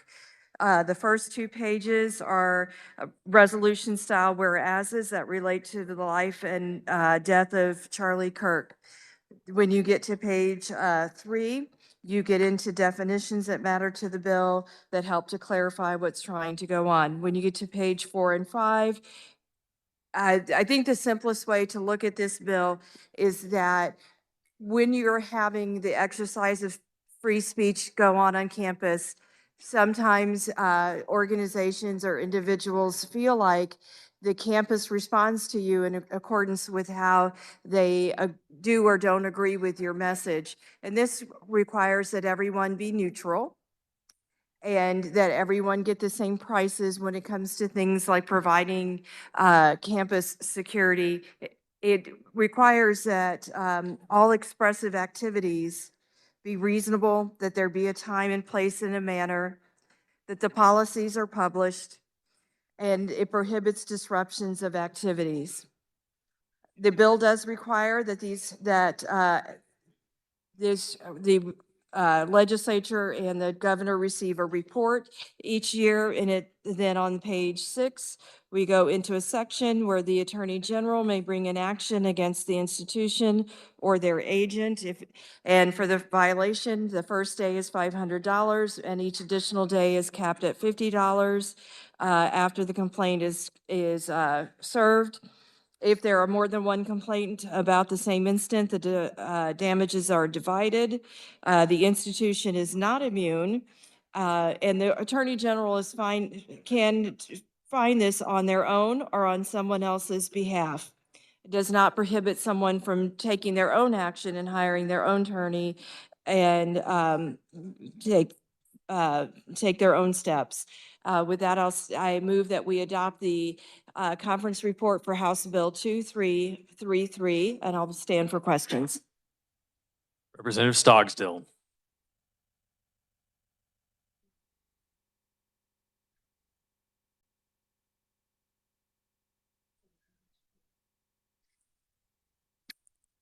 Thank you, Mr. Speaker. This bill is very concerning because even though it is supposed to be about free speech, free expression, that sort of thing, it seems to be full of contradictions here. If you'll look on your bill brief on the second page, it starts out with restrictions on post-secondary educational institutions. And I'm seeing a lot of words like prohibit, security fees, lots of words along that line. And the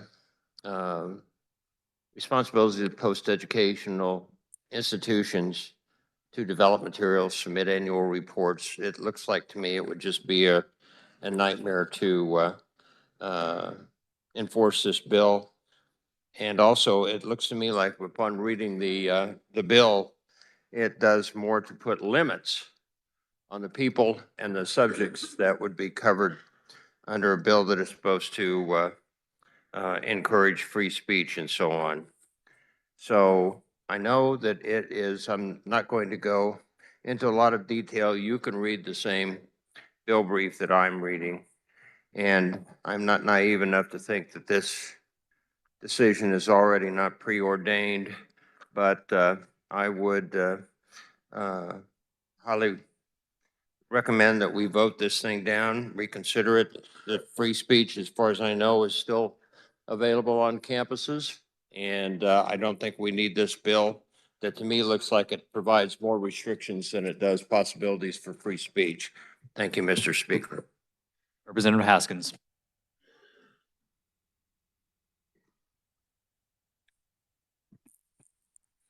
Thank you, Mr. Speaker. You know, on September 10th, when Charlie Kirk was assassinated, and I know where I was, and I was saddened. I was saddened not only that a human life had been taken, but I was also saddened by the fact that all these young minds who were there by choice to listen to him had to witness that. And I wonder what horrific events, what will happen to the student development with their minds. And as an academic, it's hard for me not to take that into account. And Charlie Kirk is an example, as we've stated, of someone who has utilized the rights given to Americans to speak freely. He also spent time to speak and to teach.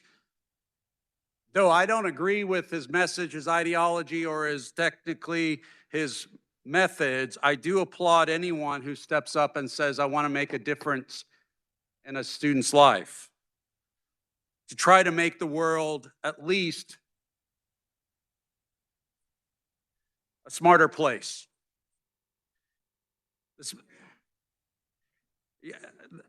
There's this principle called disaster capitalism, and I don't want to lecture on it, but it's fitting. Because when I'm reading this CCR, it keeps going through my head. You see, disaster capitalism is when we take a psychologically shocking state. Think 9/11, Pearl Harbor, think COVID. And individuals use this time for personal profit. Using a state of chaos for personal gain is how this country was built. And that personal gain can not only be in business, but it can also be in politics. So I ask you, this event that happened on September 10th of 2025 is the trigger for this bill. An assassination that killed a young man in front of thousands of other individuals. We utilized that event to capitalize on something that, with 30 years of experience in higher ed, the universities are already doing. This bill is pandering to an audience base for political gain. Now, we are taking time to emphasize the importance of this, and that leads me to looking at a couple other elements in this CCR. What's not being mentioned, and it's important, this is important, is the fact that the Kansas Preservation of Religious Freedom Act has been amended. The amendment now includes political and ideological student organizations. That is a direct correlation to church and state. Because the bill, the CCR, actually says we spend millions of dollars on our public universities. This act is only for public universities. But now we have stated that student organizations that are political and ideological are now protected under the Religious Freedom Act. Section 7 of the Kansas Constitution says that that is illegal. But yet we go ahead and do that? We do something that is only protecting a certain group. Because I wonder, because those outside of the university setting have called Black student organizations hate groups. I wonder where everybody was within 2024 in April in Columbia University when students were arrested for just protesting the Israel war in Gaza. Where were they on that? We didn't have a bill to protect their rights, but we had to wait till a young man died. A few other things I want to note. Page 10 of the CCR, this is interesting. Whereas college campuses should be bastions of intellectual diversity, open debate, and free exchange of ideas, regardless of political or ideological affiliations. The bill just defined DEI. That is DEI, not a corruption of minds. That bill, this CCR is right. A university needs to be a bastion for intellectual diversity, safety for all. The last thing I will say is on page 9.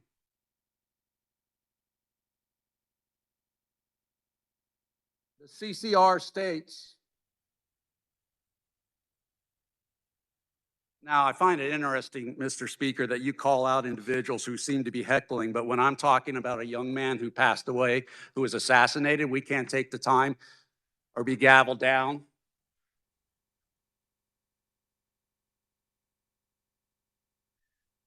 Page 9, whereas the tragic loss of Charlie Kirk should serve as a turning point to recommit ourselves to the timeless principle, American principle of liberty, governed by truth and the virtues of peaceful dialogue. The interesting thing about that is the carrier of this bill was the one that went out into the hall and rang the bell to gloat that the governor's veto was overridden.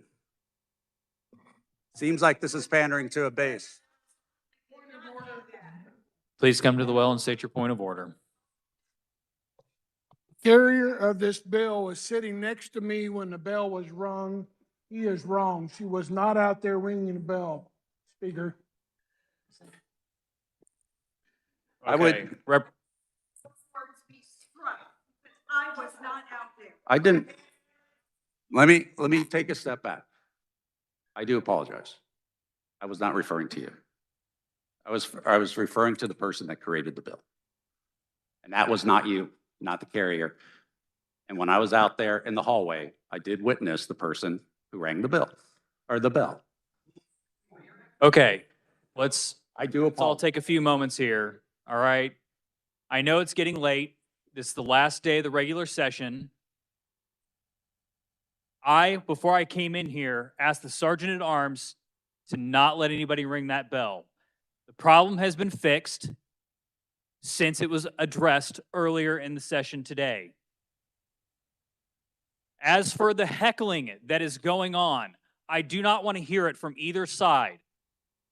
That is unacceptable. Members have a right to come down to this well and make their thoughts on the legislation known. We need to maintain decorum. I've heard it from this side. And if you're saying that you've heard it from this side, it is unacceptable. Moving forward, we will maintain decorum. If we cannot do that, then I will maintain that decorum. Representative from Johnson County.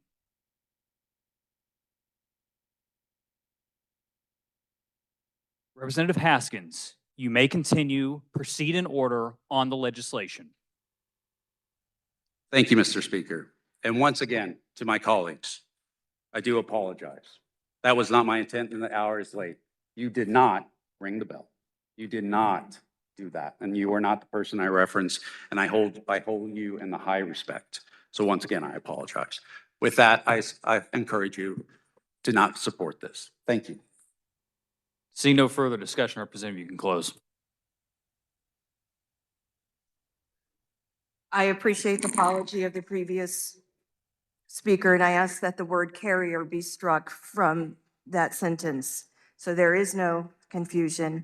I also renew my motion that we adopt HB 2333. Thank you, Mr. Speaker. If that word was used, so ordered. This constitutes final action on House Bill 2333. The clerk has opened the roll. You may record your vote.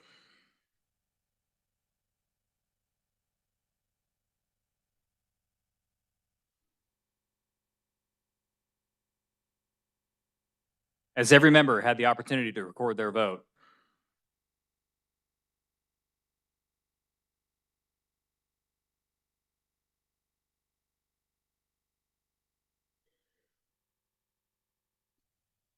The clerk will close the roll. Does any member desire to explain his or her vote? Does any member desire to change his or her vote? Representative Will Carpenter votes aye. Representative Schlingensiepen votes no. Representative Potter Parshall votes aye. Are there any further changes? Seeing none, With 85 having voted in favor and 39 against the passage of House Bill 2333, the same having received a constitutional majority, the bill is hereby declared passed. Clerk will record the vote.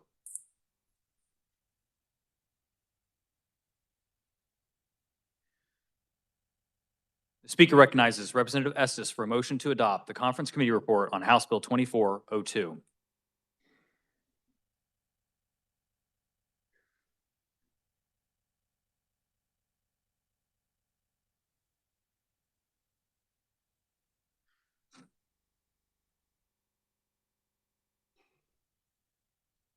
Thank you, Mr. Speaker. 2402 carries a Senate bill that relates to community eligibility programs. This commonly referred to as a CEP. When a school district gets to a certain point and they have a certain percentage of students who are on free lunch programs, they begin to qualify for a program that pays for the lunches of all students. What we are asking for in this bill, and this relates to students who are direct certified. There are two ways you can get onto free lunch. One is you are direct certified, which means that you are you're on CHIP or another program where your income eligibility has already been verified. And there's a master list at the Department of Education of who these students are. So when those direct certified students reach more than 50% in a district, we are asking that the school board take a look at that and begin to decide when it is worth it to them economically to move over to the child eligibility program. And this allows us to feed more students. There is nothing in this portion of the bill that compels them to enter the program. We are asking them to consider it. The other part of this bill is 384, which deals with innovative districts. Innovative districts are not a new concept. They've been in Kansas and they've been used more and less at different times. There is a school district who would like to become an innovative district, but they have had a difficult time getting the responses that they need. So what they came to us and said, you know, as a matter of policy, when school districts are making these decisions, there are certain times that they need to know these. So they asked us to change the deadline for when you apply. They also asked us to change when the department can respond to you so that they would have adequate time to prepare. And the particular district that would like to use this program has a program for plumbers and electricians that they would like to use. So, Mr. Chair, I move that we adopted the substitute for House Bill 2402, and I'll be happy to stand for questions. Representative Steele.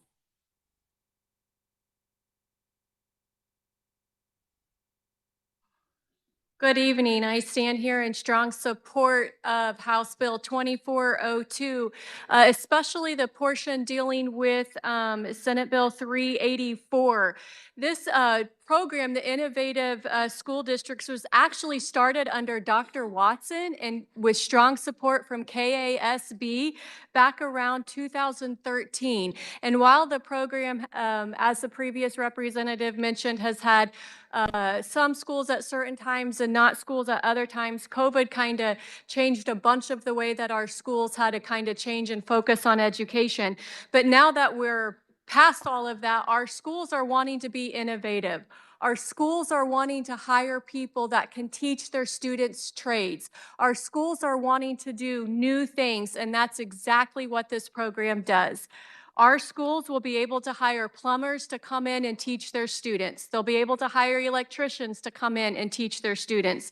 If they're really interested in fitness, they could hire a fitness instructor to teach their physical education courses. This is an excellent bill. The main things that it does is it changes the application deadlines to more closely coincide with how school districts do their scheduling and prepare for their next school year. So from December 1st to May 1st, as well as moving a deadline for the Board of Education to approve to 45 days. I ask that you support this bill. It is great for all public school districts. Thank you. Representative Stogsdill.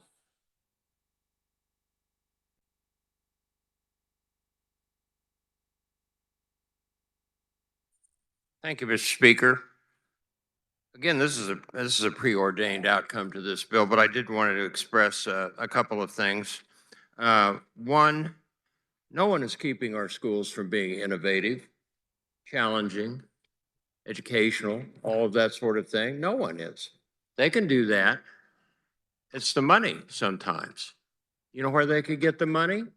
Fully fund special education so they don't have to dive into their general budgets. In my county, to the tune of over $60 million, that's money that could have gone to innovative ideas and programs throughout our district. And it could be the same way across the state if we would not divert special education funding from the general funds of our school districts.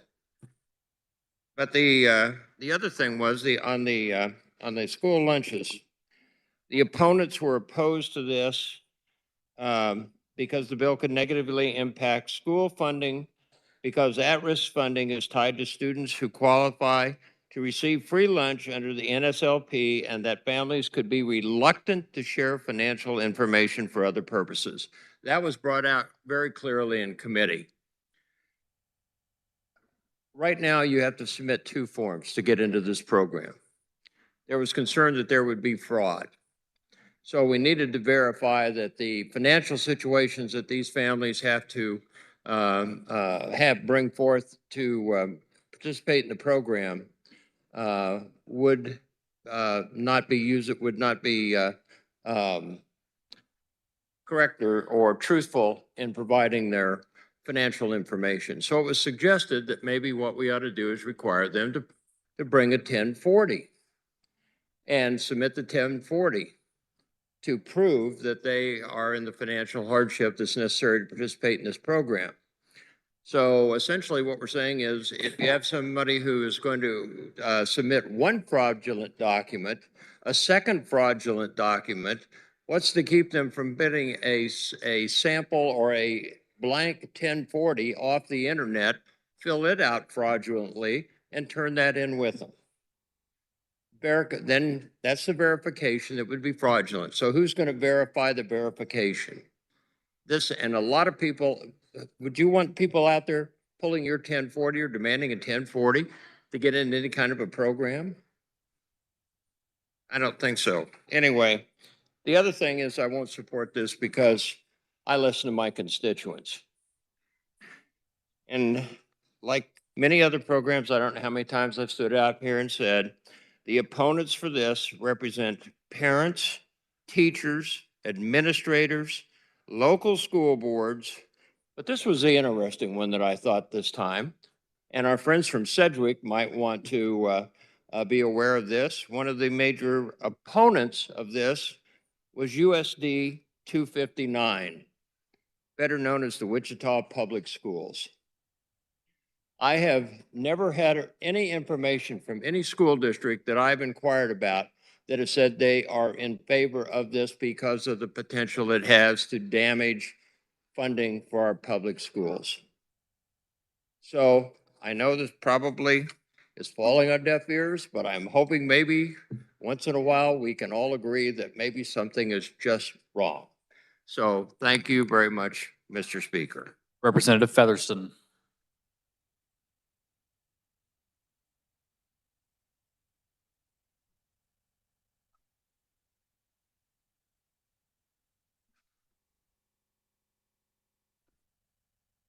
Thank you, Mr. Speaker. There were a few things from committee that I thought should probably be brought to light. They were really easy to find because this is the last thing we did of action in the last 15 minutes that our committee met. We heard the first half of this bill and passed it out. in 15 minutes. Some things of concern that were brought up about the Innovation District is that if the state school board does not approve them in 45 days, then they're just automatically considered approved. That doesn't necessarily match up well with the meeting schedule of the state school board. So you have to wonder, was it just an error or was it purposeful to set that timeline?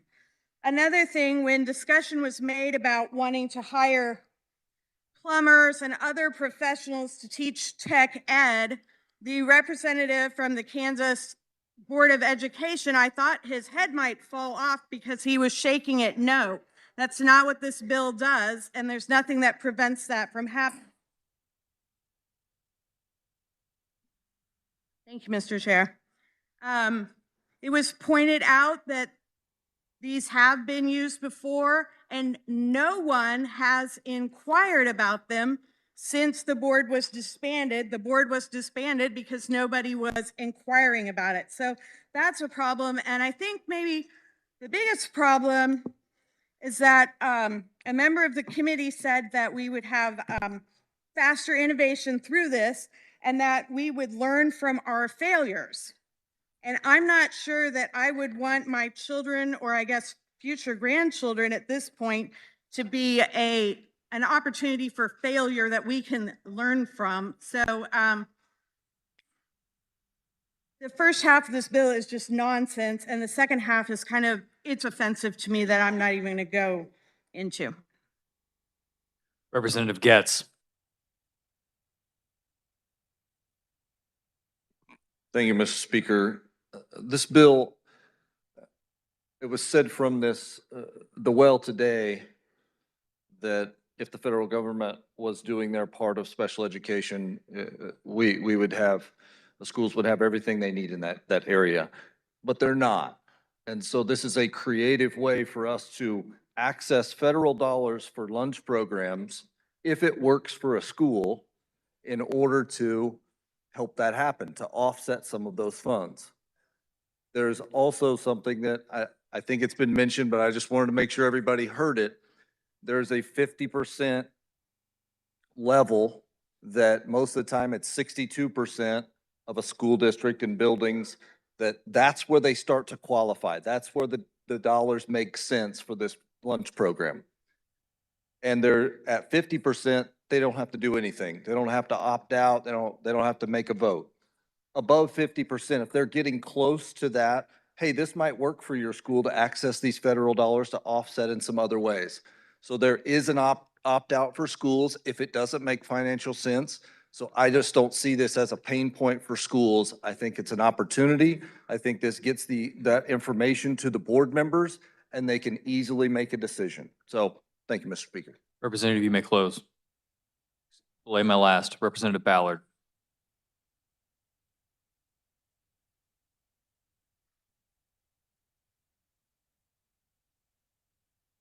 Thank you, Mr. Speaker. I was actually reading this, and having served 8 years on the Lawrence School Board myself and serving as president twice, I am looking at something here that doesn't really give me a choice.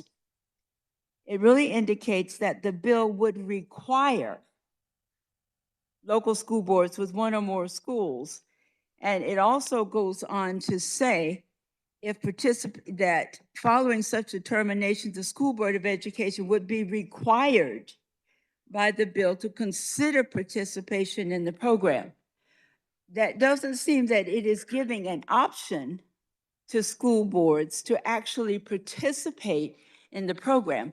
I could see this being introduced as something, and the schools could decide to opt in if they wanted to take advantage of this particular opportunity to teach students about the various things, but this does not seem as if it's required. And if I was still on the school board, I would be somewhat miffed by the fact, because the State Board of Education was elected to actually provide some of these opportunities that we are taking. You know, I think we should stay in our lane on this one. or at least move over a little bit and make room. Because when I see this, this is not giving me that opportunity to do that. This may be a good program, but the school is actually being told, if you want to do it, but you're required to do it, and maybe you can opt out. This is not a choice. This is almost mandatory. What you haven't used is the word must, but to me, required and must are close enough. I'm opposed to this one. 2402. Representative, you may close. Thank you, Mr. Speaker.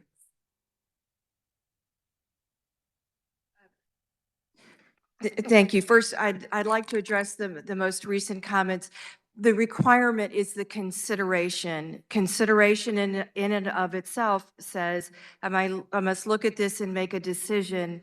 It doesn't tell you what decision you have to make. Some districts are going to say, you know, we're very high up on direct certification. This makes sense for us to do. Some districts are going to say, you know, we're down closer to the 62%. This doesn't make sense for us to do. And with all due respect to my ranking member, who I do hold in very high esteem, I think he might have been thinking of Senate Bill 387, which is the one that requires that you prove your income. This bill does not do that at all, because we are only talking about the children who are direct certified. The Department of Education has a list of those students, so the boards do not have to go and generate that list. And they get the numbers from the department. It's already available and published on their website. But this is not the bill where you bring in a 1040. I could see where the confusion happened, because in Senate Bill 387, you did have to do that, but that is not in this bill. And with that, Mr. Speaker, I move my motion. This constitutes final action on House Bill 2402. The clerk will open the roll and you may record your vote.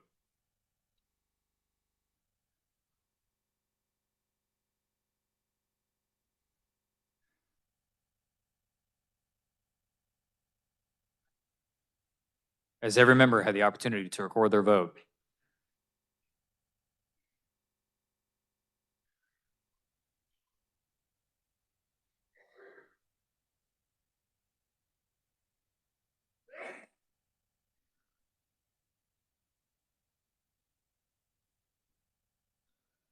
The clerk will close the roll. Does any member desire to explain his or her vote?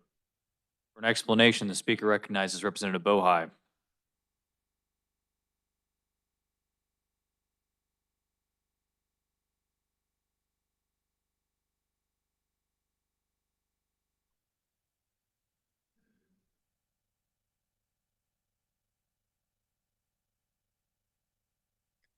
Thank you, Mr. Speaker Pro Tem. Today, I vote yes to feed children. Thank you. Any further explanation of votes? Does any member desire, representatives will be in their seats. Does any member desire to change his or her vote? For an explanation, Representative Esau.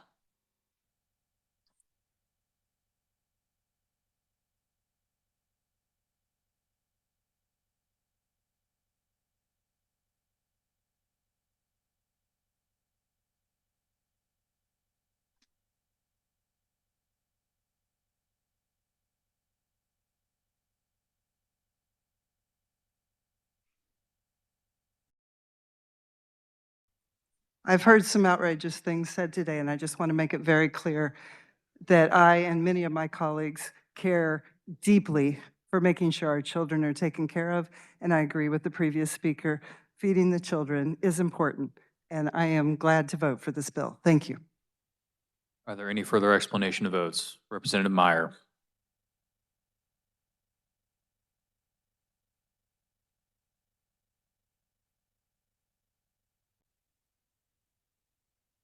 Thank you, Mr. Speaker. Unfortunately, it looks as though I may be the only member of my caucus who is voting in support of, oh, no, I'm not. Okay, thank you. One of a few, voting for this bill, and I'm doing so because I believe in feeding hungry children, and I strongly believe in supporting CEP. It's unfortunate that a lot of things got amended that I don't principally believe in, and I'm very worried about, but feeding children is my first and foremost priority here, and I hope that we can get a clean bill about universal school meals in the future. Thank you. Representatives will be in their seats. Representative Carlin. Representative Carlin votes aye. For an explanation, the Speaker recognizes Representative Owsley.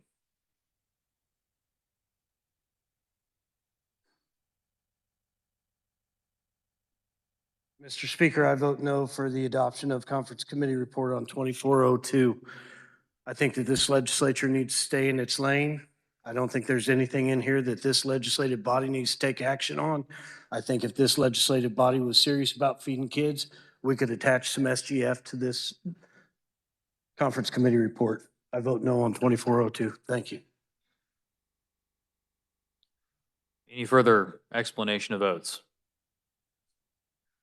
Does any other member wish to change their vote? Seeing none. With 91 having voted in favor and 33 against the passage of House Bill 2402, the same having received a constitutional majority, the bill is hereby declared passed. Clerk will record the vote.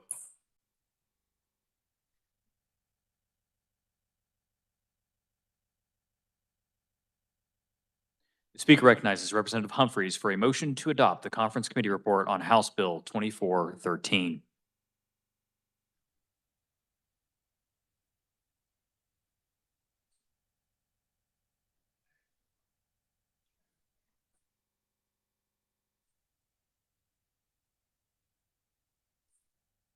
Okay, thank you, Mr. Speaker. Okay, body, we have our second crime bundle from the House and Senate Judiciary Committee. There are 4 bills in 2413. 2413 is the livestock theft bill that we passed 120-3. 2422 is the grain theft bill that we passed 123-0, and the Senate added hay, so it's grain and hay. 2535 is the feral cat bill with TNVR, the trap, neuter, vaccinate, and release. And that passed 98-18. And then the last bill, 454, you actually have, it has not come across this floor yet, so I need to explain that just a little bit to you all. The Senate did pass it 40-0, and it got to our committee on March 18th after we were finished with committee meetings, but we were able to have an informational hearing. And it is the Transnational Repression Act. It is the effort to it provides increased penalties for transnational repression.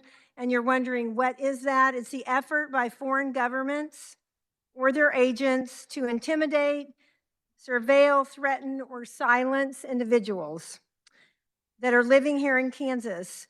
When a foreign government attempts to harass, coerce someone in Kansas, it's not merely committing a crime against an individual, it's challenging our authority of the U.S. and the state, and we can't really tolerate a foreign power operating maliciously without consequences. So this bill, it is those consequences. What it does, it enhances the criminal penalties for someone that is committing transnational repression. It is especially, what it is if there is a foreign national living here in Kansas, someone from their country is harassing them, threatening, intimidating, surveilling them, that's what it's about. So if there is a crime going on with the intent to commit transnational repression, then it steps up in the sentencing grid one step further. And it also, this bill also talks about ensuring proper training for law enforcement and for individuals so they understand what it is. And so again, it's a crime package, it's 4 bills, and I will stand for questions. Representative Osman.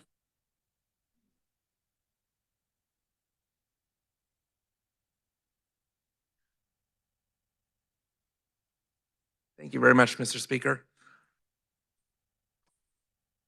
I'm going to speak to the bill as a whole in just a little bit. I want to, the transnational repression is, and the, about it, it makes me want to go off on a rant for a little bit different reason. So often in judiciary this year, we have had bills, lots and lots of bills. You've seen me up at this podium lots and lots and lots of times. Way too many times. And I'm going to be up here many more times this evening. Trust me on that. But so many of the bills that we deal with are a crime has happened. We need to increase the severity one level.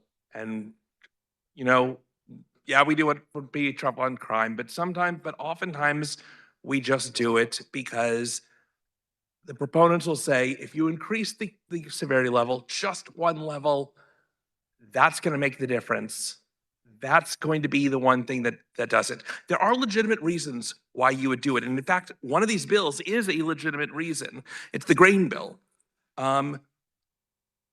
Proponent testimony on the grain bill was the fact that prosecutors weren't touching it because it wasn't severe enough or it wasn't enough and it just wasn't worth their time. And so I think that this is a good resolution and a good reason they would increase the level just one bit. But we deal with this every single year and every single day in judiciary of just like one more level, one more time, that's going to stop the crime. And we come back the next year and crime is continued.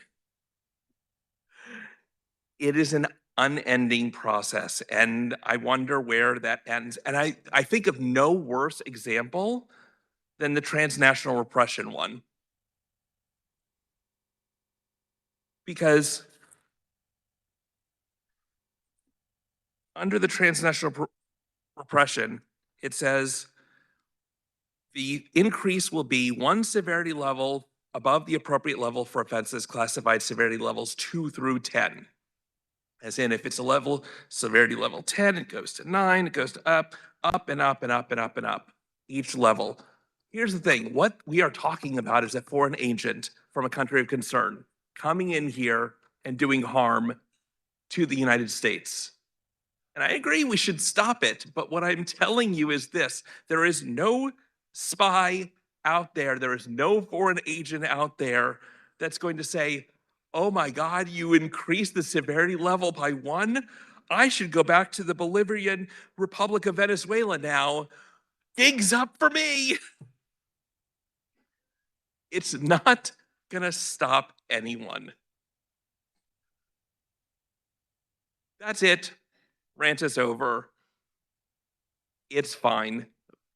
That's fine. So the bill as a whole. Theft of livestock and implementaries of husbandry. Good bill. Theft of grain and hay. Good bill. Amending the criminal statute for cruelty of animals. Great bill. So the transnational repression, whatever, you do what you want to. The hour's late, you can press the button however you'd like. But overall, I like the bill. Overall, I'd say go ahead and vote for it. Thank you very much. Representative Carmichael.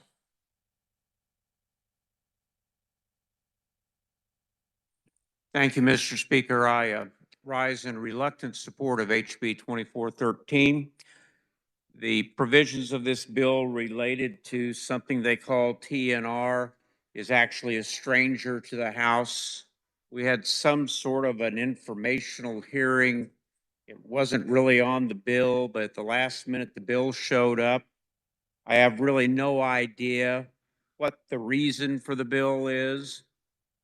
I think my colleague, the ranking member, pointed that out well, and so I won't burden you with my opinion of that aspect of this bill. Suffice to say, I hold it in low esteem.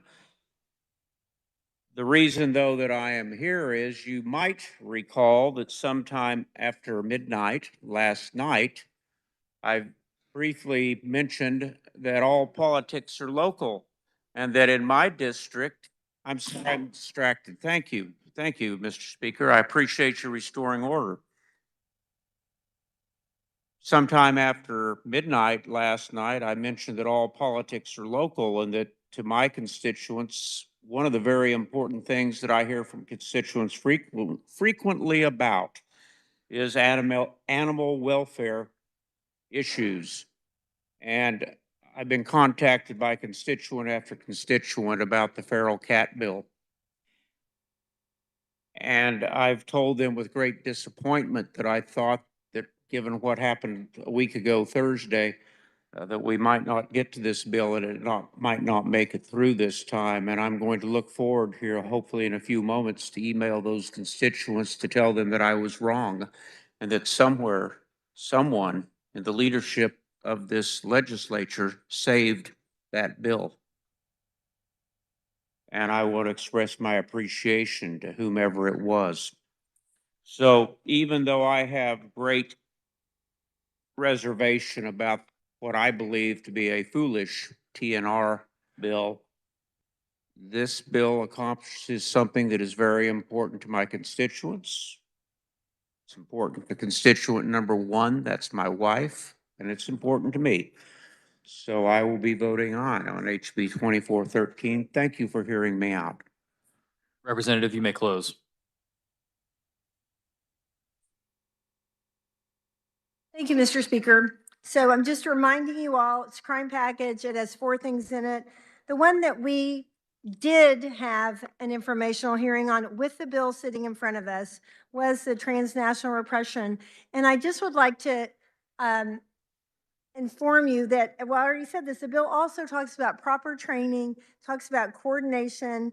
And I will just say in Kansas, in June of 2025, the Federal Bureau of Investigation and the Department of Homeland Security set up a Wichita Homeland Security Task Force office to address the threat locally. So this is happening in Kansas and apparently in Wichita and in that area. So I think all 4 of these bills are worthy bills. And I move that the House, I don't think I moved yet. I move that the House adopt the Conference Committee for House Bill 2413, and I close. This constitutes final action on House Bill 2413. The clerk will open the roll and you may record your vote.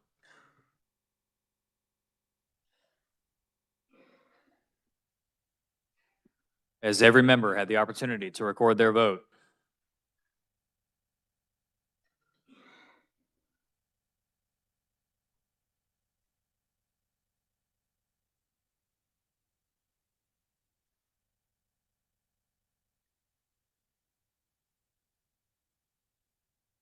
The clerk will close the roll.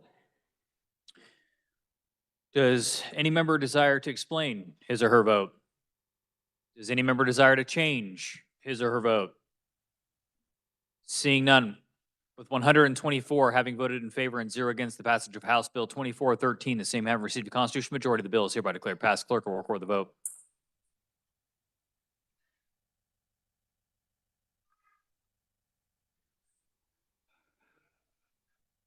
I like it. The Speaker recognizes Representative Humphreys for a motion to adopt the Conference Committee report on House Bill 2518.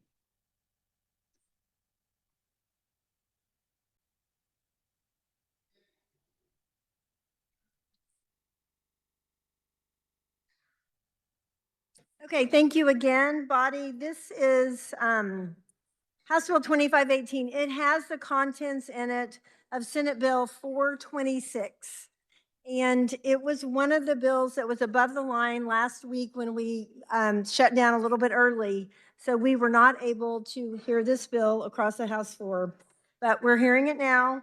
It's passed the Senate 39-1. We had a hearing March 10th. We passed it out of committee March 12th. So this is the Kansas Transparency and Consumer Legal Funding Act. So there are organizations that contract with folks who are going to be suing and having actions in the court. And so it's legal funding, and this really tightens up what the regulations are.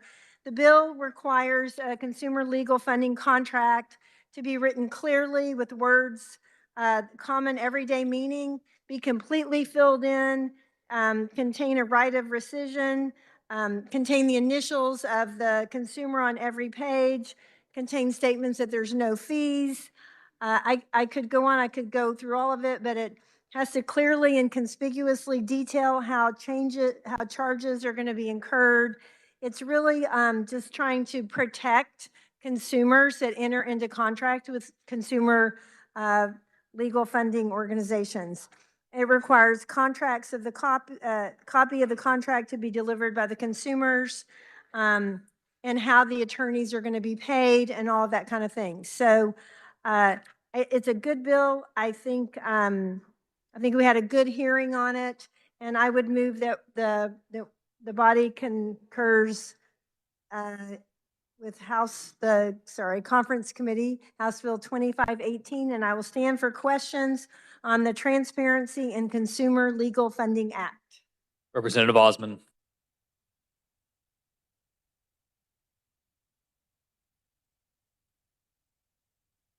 Thank you, Speaker.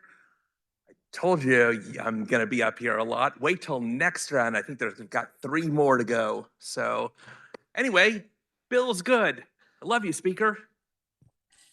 Love you too, Representative. You may close. Thank you. I close. This constitutes final action on House Bill 2518. The clerk will open the roll and you may record your vote.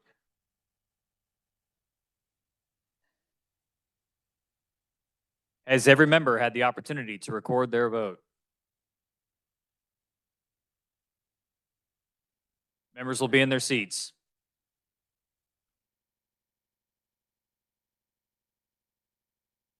The clerk will close the roll. Does any member desire to explain his or her vote?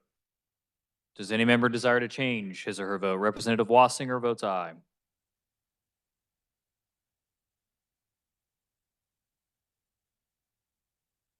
Representative McNorton votes aye.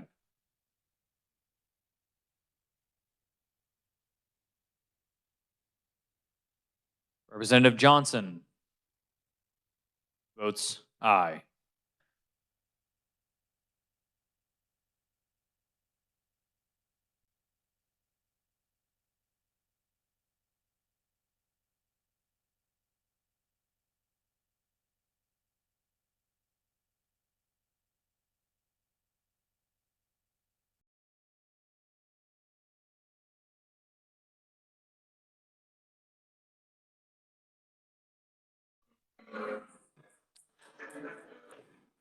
The House will be in order. Representative Susan Ruiz votes aye.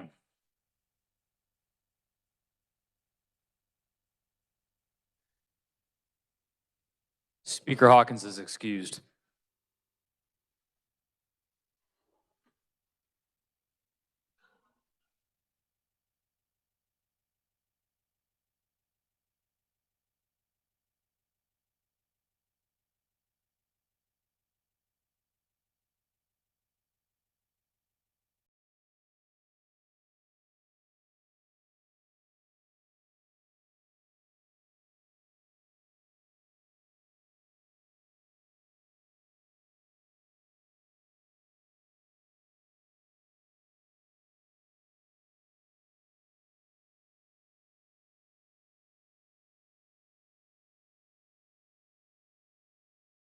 Representative Getz is excused.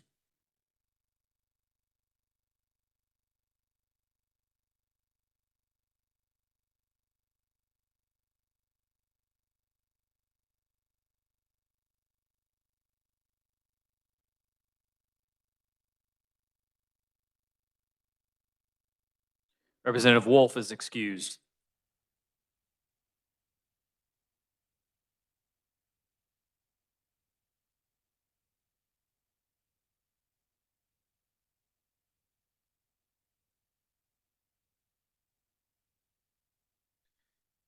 Representative Wolf, you must leave the chamber.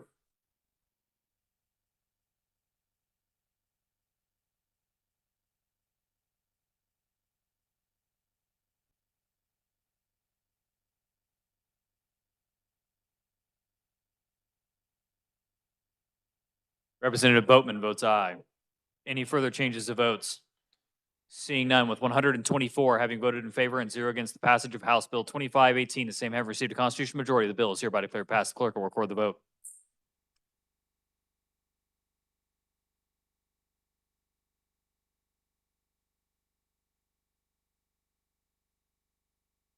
Messages from the Senate. The clerk will read. The Senate announced the appointment of Senators Tyson, Peck, and Corson to replace Senators Dietrich, Fagg, and Francisco as conferees on House Bills 2043, 2044, and 2046. The Senate adopts the Conference Committee report on Senate Bills 382 and 391. The Senate adopts the Conference Committee report on House Bills 2357, 2521, and 2651. Are there announcements?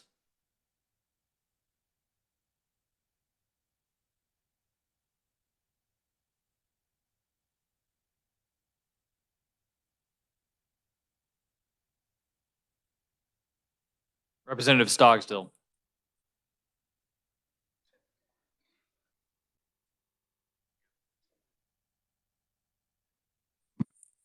Democrats, we will have agenda immediately upon recess. Thank you, Mr. Speaker.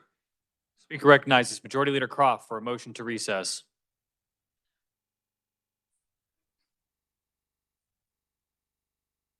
Republicans, we will calendar immediately upon recess. Mr. Speaker, I move the House stand in recess until 10 p.m. or 2200. You've heard the motion. All in favor, signify by saying aye. All those opposed, no. The ayes have it. We're in recess.